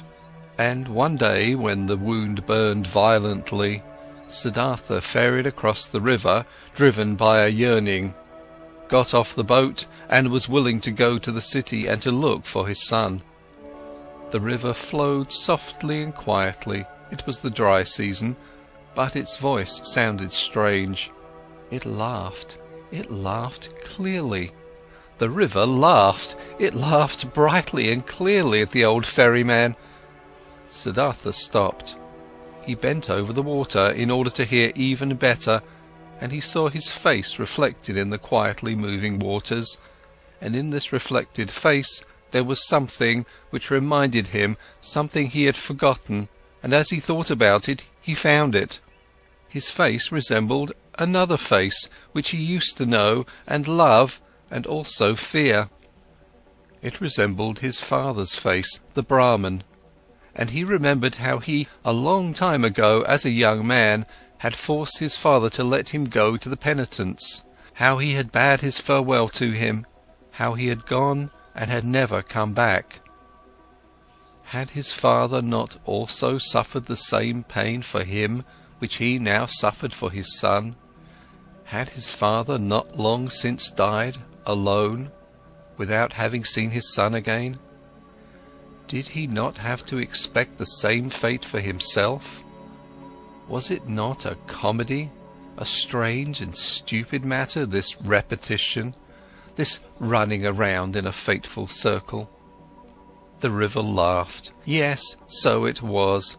Everything came back which had not been suffered and solved up to its end. The same pain was suffered over and over again. But Siddhartha went back into the boat and ferried back to the hut, thinking of his father, thinking of his son, laughed at by the river, at odds with himself, tending towards despair, and not less tending towards laughing along at himself and the entire world. Alas, the wound was not blossoming again. His heart was still fighting his fate. Cheerfulness and victory were not yet shining from his suffering. Nevertheless, he felt hope, and once he had returned to the hut, he felt an undefeatable desire to open up to Vasudeva, to show him everything, the master of listening, to say everything. Vasudeva was sitting in the hut and weaving a basket. He no longer used the ferry boat. His eyes were starting to get weak, and not just his eyes, his arms and hands as well. Unchanging and flourishing was only the joy and the cheerful benevolence of his face. Siddhartha sat down next to the old man. Slowly he started talking.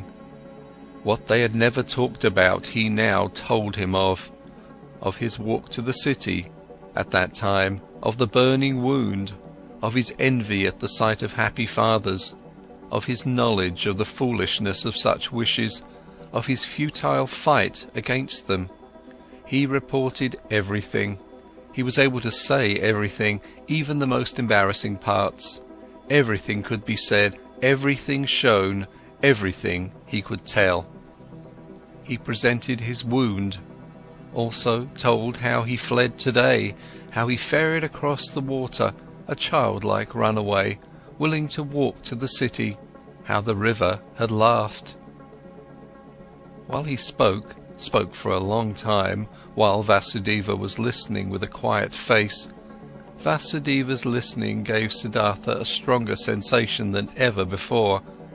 He sensed how his pain, his fears flowed over to him, how his secret hope flowed over, came back at him from his counterpart. To show his wound to this listener was the same as bathing it in the river, until it had cooled and become one with the river. While he was still speaking, still admitting and confessing, Siddhartha felt more and more that this was no longer Vasudeva, no longer a human being who was listening to him, that this motionless listener was absorbing his confession into himself like a tree the rain, that this motionless man was the river itself, that he was God himself, that he was the eternal itself. And while Siddhartha stopped thinking of himself and his wound, this realization of Vasudeva's changed character took possession of him, and the more he felt it and entered into it, the less wondrous it became, the more he realized that everything was in order and natural, that Vasudeva had already been like this for a long time, almost forever, that only he had not quite recognized it, yes, that he himself had almost reached the same state. He felt that he was now seeing old Vasudeva as the people see the gods, and that this could not last. In his heart he started bidding his farewell to Vasudeva. Through all this he talked incessantly. When he had finished talking, Vasudeva turned his friendly eyes, which had grown slightly weak, at him.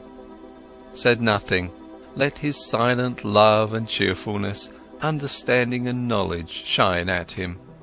He took Siddhartha's hand, led him to the seat of the bank, sat down with him, smiled at the river. "You've heard it laugh," he said, "but you haven't heard everything. Let's listen, you'll hear more." They listened.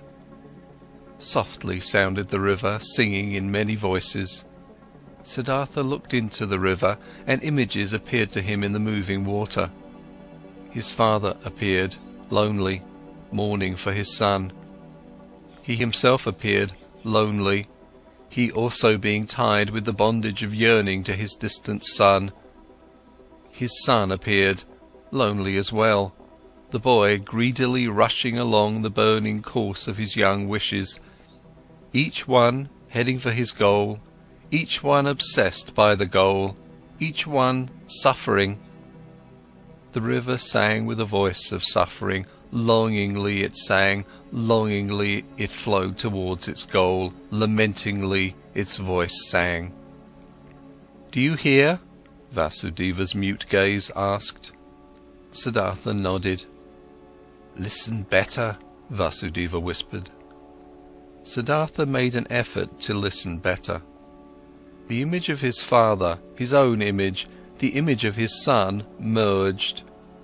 Kamala's image also appeared and was dispersed, and the image of Govinda, and other images, and they merged with each other, turned all into the river, headed all, being the river, for the goal, longing, desiring, suffering, and the river's voice sounded full of yearning, full of burning woe, full of unsatisfiable desire.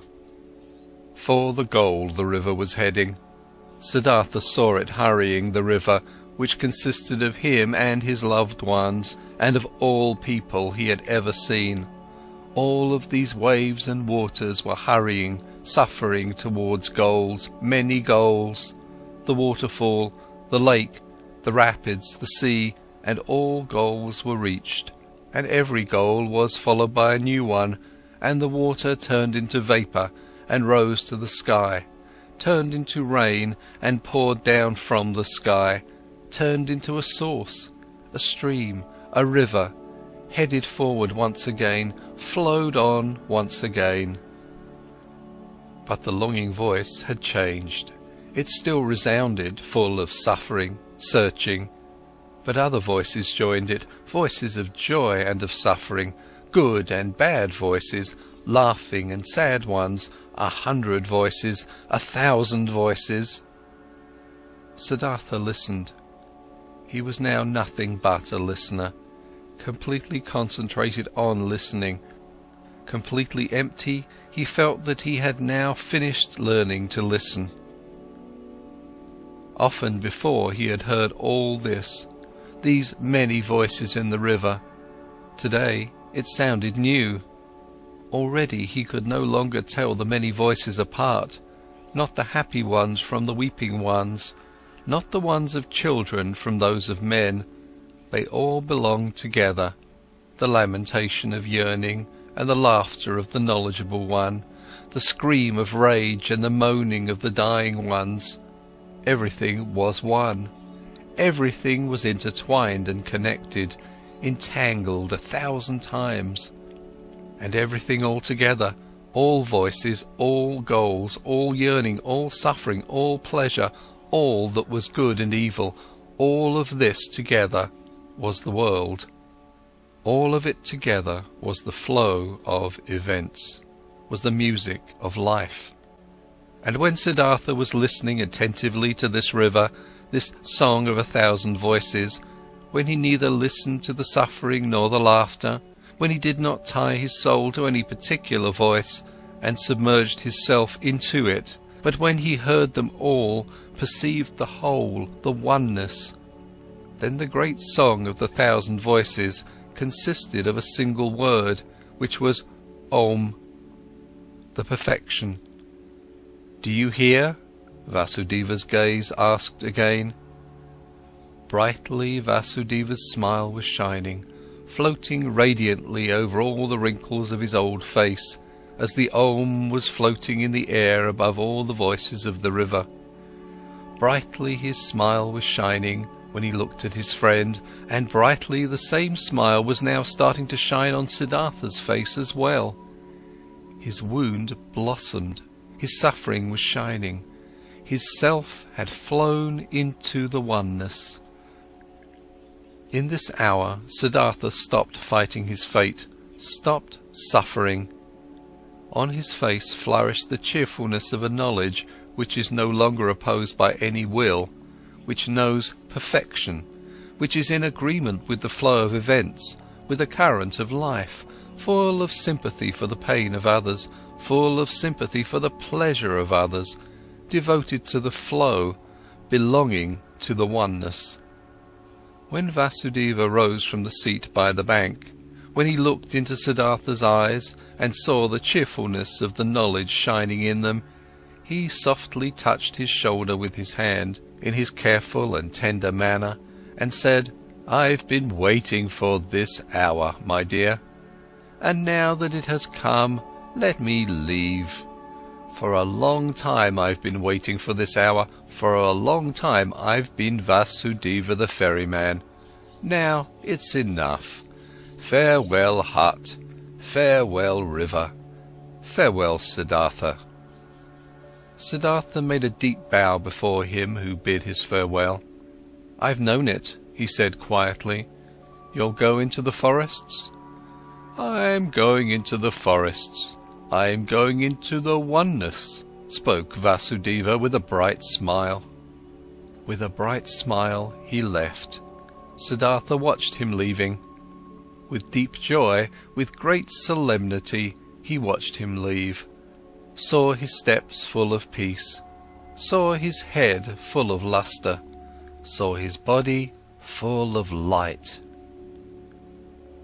End of chapter 11. Chapter 12. Govinda.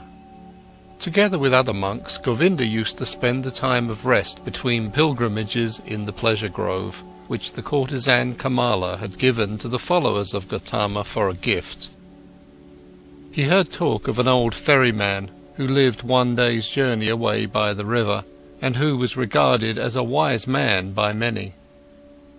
When Govinda went back on his way, he chose the path to the ferry, eager to see the ferryman, because, although he had lived his entire life by the rules, though he was also looked upon with veneration by the younger monks on account of his age and modesty, the restlessness and the searching still had not perished from his heart. He came to the river and asked the old man to ferry him over, and when they got off the boat on the other side, he said to the old man, "You're very good to us monks and pilgrims. You've already ferried many of us across the river. Aren't you too, ferryman, a searcher for the right path?" Quoth Siddhartha, smiling from his old eyes, "Do you call yourself a searcher, O venerable one, though you are already old in years, and are wearing the robe of Gautama's monks?" "It's true, I'm old," spoke Govinda, "but I haven't stopped searching. Never I'll stop searching, this seems to be my destiny. You too, so it seems to me, have been searching. Would you like to tell me something, O honourable one?" Quoth Siddhartha, "What should I possibly have to tell you, O venerable one? Perhaps that you're searching far too much, that in all that searching you don't find the time for finding." "How come?" asked Govinda. "When someone is searching," said Siddhartha, "then it might easily happen that the only thing his eyes still see is that which he searches for, that he is unable to find anything, to let anything enter his mind, because he always thinks of nothing but the object of his search, because he has a goal, because he is obsessed by the goal. Searching means having a goal, but finding means being free, being open, having no goal. You, O venerable one, are perhaps indeed a searcher, because striving for your goal, there are many things you don't see which are directly in front of your eyes." "I don't quite understand yet," said Govinda. "What do you mean by this?" Quoth Siddhartha, "A long time ago, O Venerable One, many years ago, you've once before been at this river, and have found a sleeping man by the river, and have sat down with him to guard his sleep. But, O Govinda, you did not recognize the sleeping man." Astonished, as if he had been the object of a magic spell, the monk looked into the ferryman's eyes. "Are you Siddhartha?" he asked with a timid voice. "I wouldn't have recognized you this time as well. From my heart I'm greeting you, Siddhartha. From my heart I'm happy to see you once again. You've changed a lot, my friend, and so you've now become a ferryman." In a friendly manner, Siddhartha laughed. "A ferryman, yes. Many people, Govinda, have to change a lot, have to wear many a robe. I am one of those, my dear. Be welcome, Govinda, and spend the night in my hut." Govinda stayed the night in the hut and slept on the bed which used to be Vasudeva's bed. Many questions he posed to the friend of his youth, many things Siddhartha had to tell him from his life. When in the next morning the time had come to start the day's journey, Govinda said, not without hesitation, these words: "Before I'll continue my path, Siddhartha, permit me to ask one more question. Do you have a teaching? Do you have a faith or a knowledge you follow, which helps you to live and to do right?" Quoth Siddhartha, "You know, my dear, that I already as a young man in those days when we lived with the penitents in the forest, started to distrust teachers and teachings, and to turn my back to them. I have stuck with this. Nevertheless, I have had many teachers since then. A beautiful courtesan has been my teacher for a long time, and a rich merchant was my teacher, and some gamblers with dice. Once even a follower of Buddha, travelling on foot, has been my teacher. He sat with me while I had fallen asleep in the forest, on the pilgrimage. I've also learned from him. I'm also grateful to him, very grateful, but most of all I have learned here from this river, and from my predecessor, the ferryman, Vasudeva. He was a very simple person, Vasudeva. He was no thinker, but he knew what is necessary just as well as Gautama. He was a perfect man, a saint." Govinda said, "Still, O Siddhartha, you love a bit to mock people, as it seems to me. I believe in you, and know that you haven't followed a teacher, but haven't you found something by yourself? Though you found no teachings, you still found certain thoughts, certain insights which are your own and which help you to live. If you would like to tell me some of these, you would delight my heart." Quoth Siddhartha, "I've had thoughts, yes, and insight, again and again. Sometimes for an hour or for an entire day I have felt knowledge in me, as one would feel life in one's heart. There have been many thoughts, but it would be hard for me to convey them to you. Look, my dear Govinda, this is one of my thoughts which I have found. Wisdom cannot be passed on. Wisdom, which a wise man tries to pass on to someone, always sounds like foolishness." "Are you kidding?" asked Govinda. "I'm not kidding. I'm telling you what I've found. Knowledge can be conveyed, but not wisdom. It can be found, it can be lived, it is possible to be carried by it. Miracles can be performed with it, but it cannot be expressed in words and taught. This was what I, even as a young man, sometimes suspected, what has driven me away from the teachers. I have found a thought, Govinda, which you'll again regard as a joke or foolishness, but which is my best thought. It says, the opposite of every truth is just as true. That's like this. Every truth can only be expressed and put into words when it is one-sided. Everything is one-sided which can be thought with thoughts and said with words. It's all one-sided, all just one half, all lacks completeness, roundness, oneness. When the exalted Gautama spoke in his teachings of the world, he had to divide it into samsara and nirvana, into deception and truth, into suffering and salvation. It cannot be done differently. There is no other way for him who wants to teach. But the world itself, what exists around us and inside of us, is never one-sided. A person or an act is never entirely samsara or entirely nirvana. A person is never entirely holy or entirely sinful. It does really seem like this because we are subject to deception, as if time was something real. Time is not real, Govinda. I have experienced this often and often again. And if time is not real, then the gap which seems to be between the world and the eternity, between suffering and blissfulness, between good and evil, is also a deception. How come? Asked Govinda, timidly. Listen well, my dear, listen well. The sinner, which I am and which you are, is a sinner, but in times to come he will be Brahma again, he will reach the Nirvana, will be Buddha. And now see, these times to come are a deception, are only a parable. The sinner is not on his way to become a Buddha. He is not in the process of developing, though our capacity for thinking does not know how else to picture these things. No, within the sinner is now and today already the future Buddha. His future is already all there. You have to worship in him, in you, in everyone, the Buddha which is coming into being, the possible, the hidden Buddha.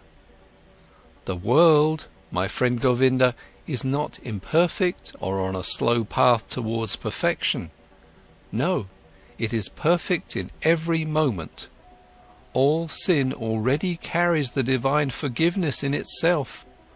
All small children already have the old person in themselves. All infants already have death. All dying people, the eternal life. It is not possible for any person to see how far another one has already progressed on his path. In the robber and the dice gambler, the Buddha is waiting. In the Brahmin, the robber is waiting. In deep meditation, there is the possibility to put time out of existence, to see all life which was, is, and will be, as if it was simultaneous. And there everything is good, everything is perfect, everything is Brahman. Therefore I see whatever exists as good. Death is to me like life, sin like holiness, wisdom like foolishness. Everything has to be as it is, everything only requires my consent, only my willingness, my loving agreement to be good for me, to do nothing but work for my benefit, to be unable to ever harm me. I have experienced on my body and on my soul that I needed sin very much. I needed lust, the desire for possessions, vanity, and needed the most shameful despair in order to learn how to give up all resistance, in order to learn how to love the world, in order to stop comparing it to some world I wished, I imagined, some kind of perfection I had made up, but to leave it as it is, and to love it, and to enjoy being a part of it. These, O Govinda, are some of the thoughts which have come into my mind. Siddhartha bent down, picked up a stone from the ground and weighed it in his hand. This here, he said, playing with it, is a stone, and will, after a certain time, perhaps turn into soil, and will turn from soil into a plant or an animal or human being. In the past I would have said, this stone is just a stone, it is worthless, it belongs to the world of the Maya, but because it might be able to become also a human being and a spirit in the cycle of transformations, therefore I also grant it importance. Thus I would perhaps have thought in the past, but today I think, this stone is a stone. It is also animal, it is also God, it is also Buddha. I do not venerate and love it because it could turn into this or that, but rather because it is already, and always, everything. And it is this very fact that it is a stone, that it appears to me now and today as a stone, this is why I love it, and see worth and purpose in each of its veins and cavities, in the yellow, in the grey, in the hardness, in the sound it makes when I knock at it, in the dryness or wetness of its surface. There are stones which feel like oil or soap, and others like leaves, others like sand, and everyone is special and praise the Om in its own way. Each one is Brahman, but simultaneously and just as much, it is a stone. It is oily or juicy, and this is this very fact which I like and regard as wonderful and worthy of worship. But let me speak no more of this. The words are not good for the secret meaning. Everything always becomes a bit different as soon as it is put into words, gets distorted a bit silly. Yes, and this is also very good, and I like it a lot. I also very much agree with this, that this, what is one man's treasure and wisdom, always sounds like foolishness to another person. Govinda listened silently. "Why have you told me this about the stone?" he asked hesitantly after a pause. "I did it without a specific intention, or perhaps what I meant was that love, this very stone and the river and all these things we are looking at and from and which we can learn. I can love a stone, Govinda, and also a tree or a piece of bark. These are things, and things can be loved, but I cannot love words. Therefore teachings are no good for me. They have no hardness, no softness, no colours, no edges, no smell, no taste. They have nothing but words. Perhaps it is these which keep you from finding peace. Perhaps it is the many words. Because salvation and virtue as well, samsara and nirvana as well, are mere words, Govinda. There is no thing which would be nirvana. There is just the word nirvana." Quoth Govinda, "Not just a word, my friend, is nirvana, it is a thought." Siddhartha continued, "A thought it might be so. I must confess to you, my dear, I don't differentiate much between thoughts and words. To be honest, I also have no high opinion of thoughts. I have a better opinion of things. Here on this ferry boat, for instance, a man has been my predecessor and teacher, a holy man who has for many years simply believed in the river, nothing else. He had noticed that the river spoke to him. He learned from it, it educated and taught him. The river seemed to be a god to him. For many years he did not know that every wind, every cloud, every bird, every beetle was just as divine and knows just as much and can teach just as much as the worshipped river. But when this holy man went into the forests, he knew everything, knew more than you and me, without teachers, without books, only because he had believed in the river." Govinda said, "But is that which you call things actually something real, something which has existence? Isn't it just a deception of the Maya, just an image and illusion? Your stone, your tree, your river, are they actually a reality?" "This too," spoke Siddhartha, "I do not care very much about. Let the things be illusions or not. After all, I would then also be an illusion, and thus they are always like me. This is what makes them so dear and worthy of veneration for me. They are like me, therefore I can love them. And this is now a teaching you will laugh about. Love, O Govinda, seems to me the most important thing of all. To thoroughly understand the world, to explain it, to despise it, may be the thing great thinkers do. But I'm only interested in being able to love the world, not to despise it, not to hate it and me, to be able to look upon it and me and all beings with love and admiration and great respect. This I understand, spoke Govinda, but this very thing was discovered by the Exalted One to be a deception. He commands benevolence, clemency, sympathy, tolerance, but not love. He forbade us to tie our heart in love to earthly things. I know it, said Siddhartha. His smile shone golden. I know it, Govinda. And behold, with this we are right in the middle of the thicket of opinions, in the dispute about words. For I cannot deny my words of love are in a contradiction, a seeming contradiction with Gautama's words. For this very reason I distrust in words so much, for I know this contradiction is a deception. I know that I am in agreement with Gautama.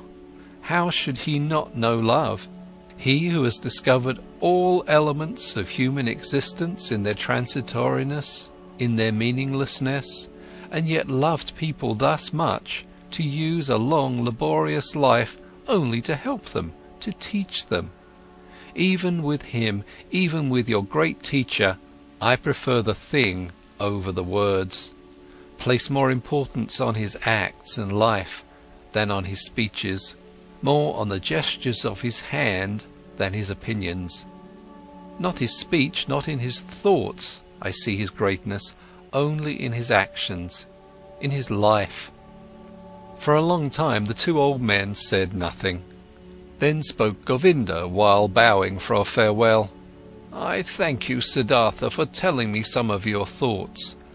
They are partially strange thoughts.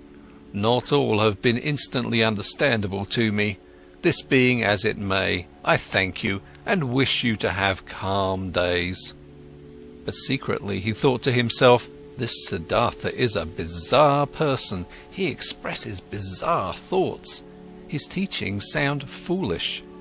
How differently sound the Exalted One's pure teachings, clearer, purer, more comprehensible. Nothing strange, foolish or silly is contained in them.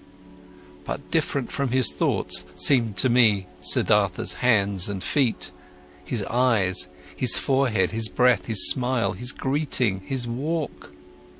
Never again after our exalted Gautama has become one with the nirvana, never since then have I met a person of whom I felt, this is a holy man. Only him, this Siddhartha, I have found to be like this. May his teachings be strange, may his words sound foolish. Out of his gaze and his hand, his skin and his hair, out of every part of him, shines a purity, shines a calmness, shines a cheerfulness and mildness and holiness, which I have seen in no other person since the final death of our exalted teacher.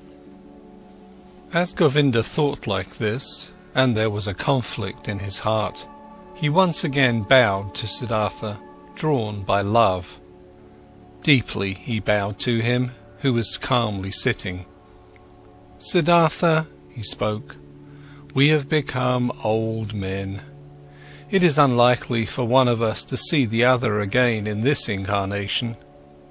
I see, beloved, that you have found peace. I confess that I haven't found it. Tell me, O honourable one, one more word. Give me something on my way which I can grasp, which I can understand. Give me something to be with me on my path. It is often hard, my path, often dark, Siddhartha. Siddhartha said nothing and looked at him with the ever unchanged, quiet smile. Govinda stared at his face with fear, with yearning, suffering, and the eternal search was visible in his look, eternal not finding. Siddhartha saw it and smiled. Bend down to me, he whispered quietly in Govinda's ear. Bend down to me, like this, even closer, very closer. Kiss my forehead, Govinda."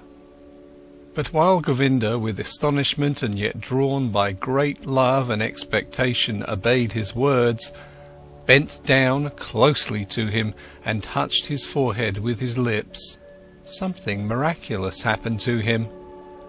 While his thoughts were still dwelling on Siddhartha's wondrous words, while he was still struggling in vain and with reluctance to think away time, to ignore nirvana and samsara as one, while even a certain contempt for the words of his friend was fighting in him against an immense love and veneration, this happened to him.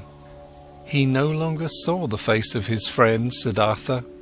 Instead, he saw other faces, many, a long sequence, a flowing river of faces, of hundreds of thousands, which all came and disappeared, and yet all seemed to be there simultaneously, which all constantly changed and renewed themselves, and which were still all Siddhartha.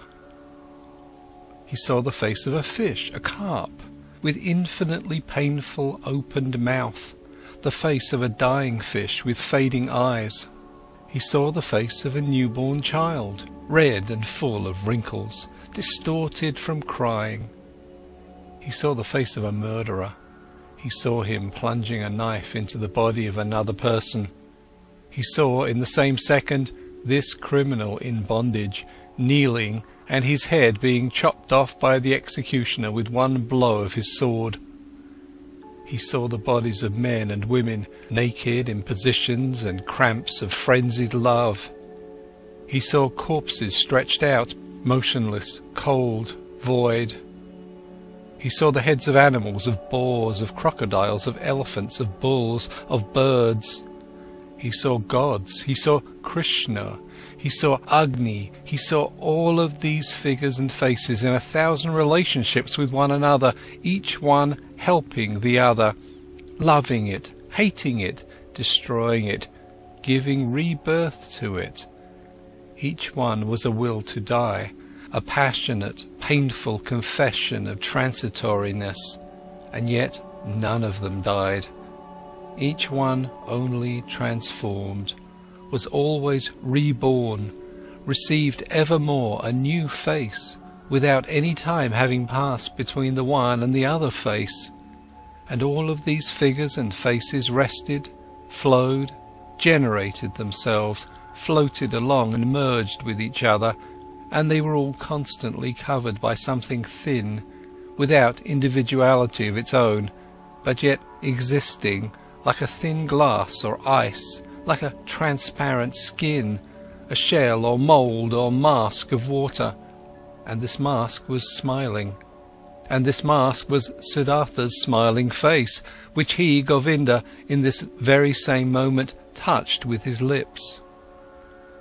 And Govinda saw it like this smile of the mask, this smile of oneness above the flowing forms, this smile of simultaneousness above the 1,000 births and deaths. This smile of Siddhartha was precisely the same, was precisely of the same kind as the quiet, delicate, impenetrable, perhaps benevolent, perhaps mocking, wise, 1,000-fold smile of Gautama the Buddha, as he had seen it himself with great respect 100 times. Like this, Govinda knew, the perfected ones are smiling.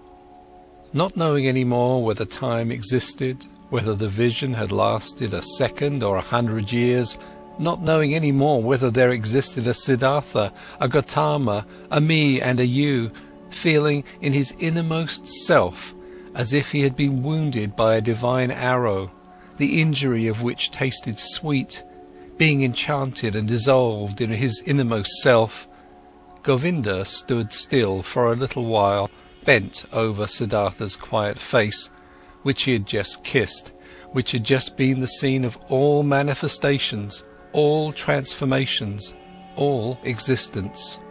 The face was unchanged.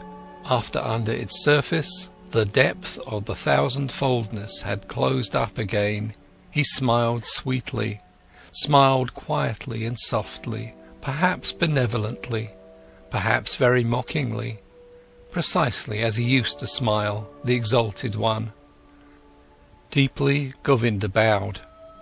Tears he knew nothing of ran down his old face.